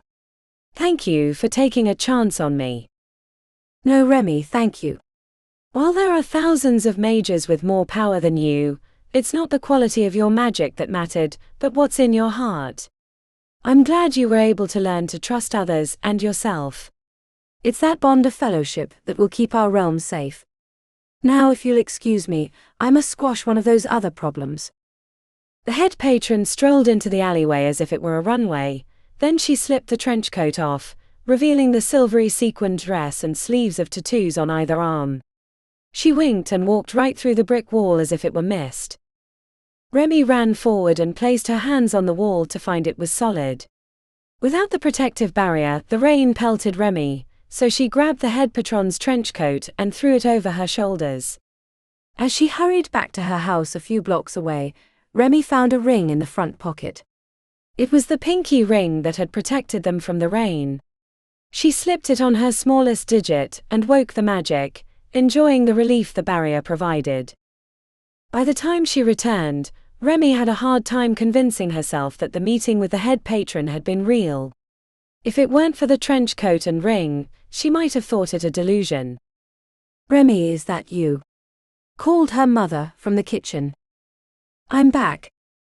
Who was that? I wasn't expecting you to go tramping through the rain. Remi slipped out of the trench coat and hung it on the rack in the corner. She admired the silver ring on her pinky finger. An old friend from the halls. She helped me out when I first got there. That's nice. Maybe I can meet her sometime and thank her. Remi grinned. She'll be back eventually. Hopefully not anytime soon, but she'll be back. I'm sure of it. Remi knocked the last of the rain from her clothes and headed into the kitchen where her mother was starting a batch of chocolate chip cookies. It was good to be home. Epilogue. The first ward was the last place Merrigan wanted to be on this sunny September day. The choked, noisy streets, cars puking their fumes into the air, and the general arrogance of the inhabitants, that they were the promised people of all the realms, pissed him off to no end. He had a mind to crack one of them suited assholes right in the kisser, but it wouldn't be a right time to shine. The note had told him to use the back entrance. He'd almost marched through the front until he saw the phase detectors right inside the glass doors. Bollocks!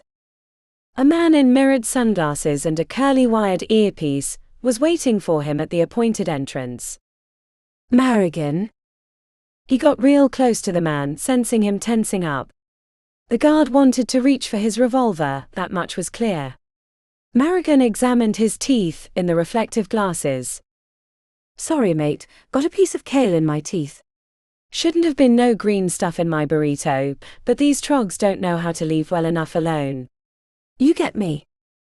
You're expected upstairs. You don't say, said Merrigan. I came all this way just to pick my teeth in front of a wanker with a gun, whose asshole is tighter than the Queen's purse. You should have just said piss off. Merrigan brushed by the guard to head inside. He paused with the door open. Elevator with the blue door. They'll bring you up. Thanks, mate, you ain't all that bad, he said with a wink. The car went up forever, past the final numbers, which meant he was on the highest floors of the building. When he stepped out, 2 guards were waiting for him. You sorry bastards are multiplying. Raise your arms, Mr. Marrigan, said the first guard. I ain't a mister, you twat waddle. The guard waved a wand around his body. The beeps increased whenever they were near one of his trinkets. A brief examination proved they were minor, nothing worthy of concern. Marrigan had left his more potent items back at the crappy hotel he had the misfortune of staying at. All clear, said the guard into his earpiece. Yeah, all clear, said Marrigan, grinning. Sorry fuckers didn't think to check for mundane solutions. In a world of sorcery, everyone was always thinking about magic and spells and fays. Sometimes a good bit of C4 was enough to make an impression. The suite was filled with priceless art. Marrigan had a mind for museums. When you traveled all over the world and the realms hunting for artifacts and solving other people's problems, there was a fair amount of free time, and a good museum was better than the other vices that plagued his line of work. Aye, that's a nice Picasso, and there's a good-looking Benoit and a Nyong'o quite lovely if I don't say. Shards of Light After the Fall is a stunner. Your boss has an eye for the good stuff. He was led to a room with a long marble table. The door was closed behind him. Marrigan pressed his face against the glass. The cars below looked like busy ants. Turning back, he found a strange painting that immediately put him on edge. He'd never seen its like, with brooding blacks, browns and greens depicting an olden town surrounded by dense forests, but the closer he looked the more horrors he saw, including a vendor pushing a cart full of severed heads. Do you like it? Marrigan reached for the knife in his hip pocket, but let his hand fall away the moment he realized who was speaking. A maitre. A city fae. Regret wasn't the right word for it, but he suddenly wished he'd done a better job of vetting. He hated being surprised. Is there a problem? No, said Marrigan. You caught me unaware, which doesn't happen very often. I like to think of myself as a survivor. Whenever something happens that catches me by surprise, I have to reevaluate everything. He hadn't met very many matri in his life. The city fae were rare outside their own realm, but their talent for cunning and destruction was unmatched. Despite his host being on the smaller side, Marrigan knew that he'd be a fool to challenge him. You didn't answer my question. Marrigan glanced back to the odd painting. It's hiding something. The matri's eyes gleamed with amusement. You're a keen observer. Not keen enough. I wasn't expecting a matri. Is this a problem? No, not at all. Your money spends the same, but I like to know who I'm dealing with is all. Makes for smoother transactions. The off smile on his lips soured Marrigan for the deal. He liked to know that he was in charge of every situation, or at least equal in his mistrust, but here he felt like he'd been dropped naked into a pool of piranha. Do you have the item? Marrigan reached into an inner pocket and produced a small rund cube. He slid it across the marble table. It looks like Meani's codex. It is. I had it verified before I came here. The cube disappeared into the matri's pocket. A stuffed envelope was slid across the table. The reward. Marrigan weighed the cash in his hand. This isn't even half of it. No, it isn't, said the strange matri as he stared back with a queer smile. Marrigan lifted his shirt, showing the band of explosive taped to his belly. You can pay me the correct amount, or we can both take a short and very fiery ride to the concrete below. I'd rather be dead than let someone rip me off. Sorry, mate. It's just business. If you detonate that, the only one that will regret it is yourself. There's enough bloody explosives here to put a hole in the moon.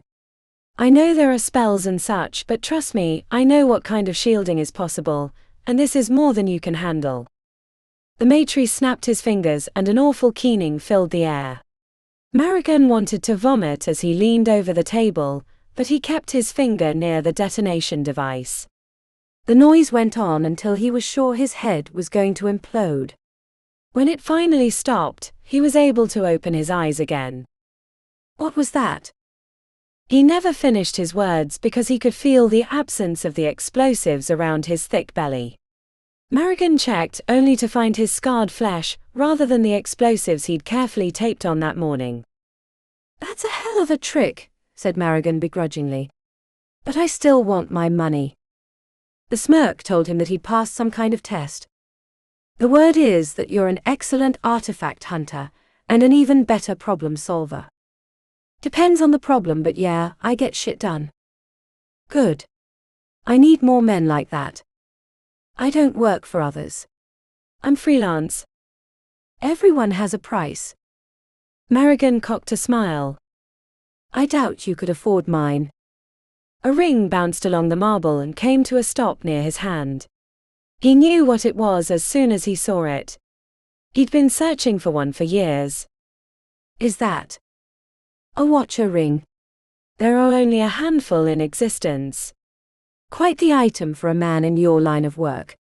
Keeps people from easily spying on you with magic, tells you when someone's watching you in person, obscures your location, and a few other little tricks. Marigan stared at the ring resting on his palm. What is this then? Call it a down payment on your loyalty. That won't be the only perk. I have more money and resources than you can imagine. And what are these vast resources being put towards? Plans. Gotcha. There's a furnished apartment in the 7th for you, plus a weekly stipend and access to more magic like that ring. And what will you have me do for all this largesse? The maitre set a folded piece of paper on the table. He gave it a backhand wave, and the note slid across to Marigan. On the inside of the folded paper was the name of a famous artifact that had been lost for centuries. First job. An easy one for a man of your talents. Marigan shook his head. He couldn't believe he was considering it, but it'd be nice to have resources backing him for once. All right, I'll accept on one condition. And that is, I need to know who I'm working for. The smile could have swallowed him whole.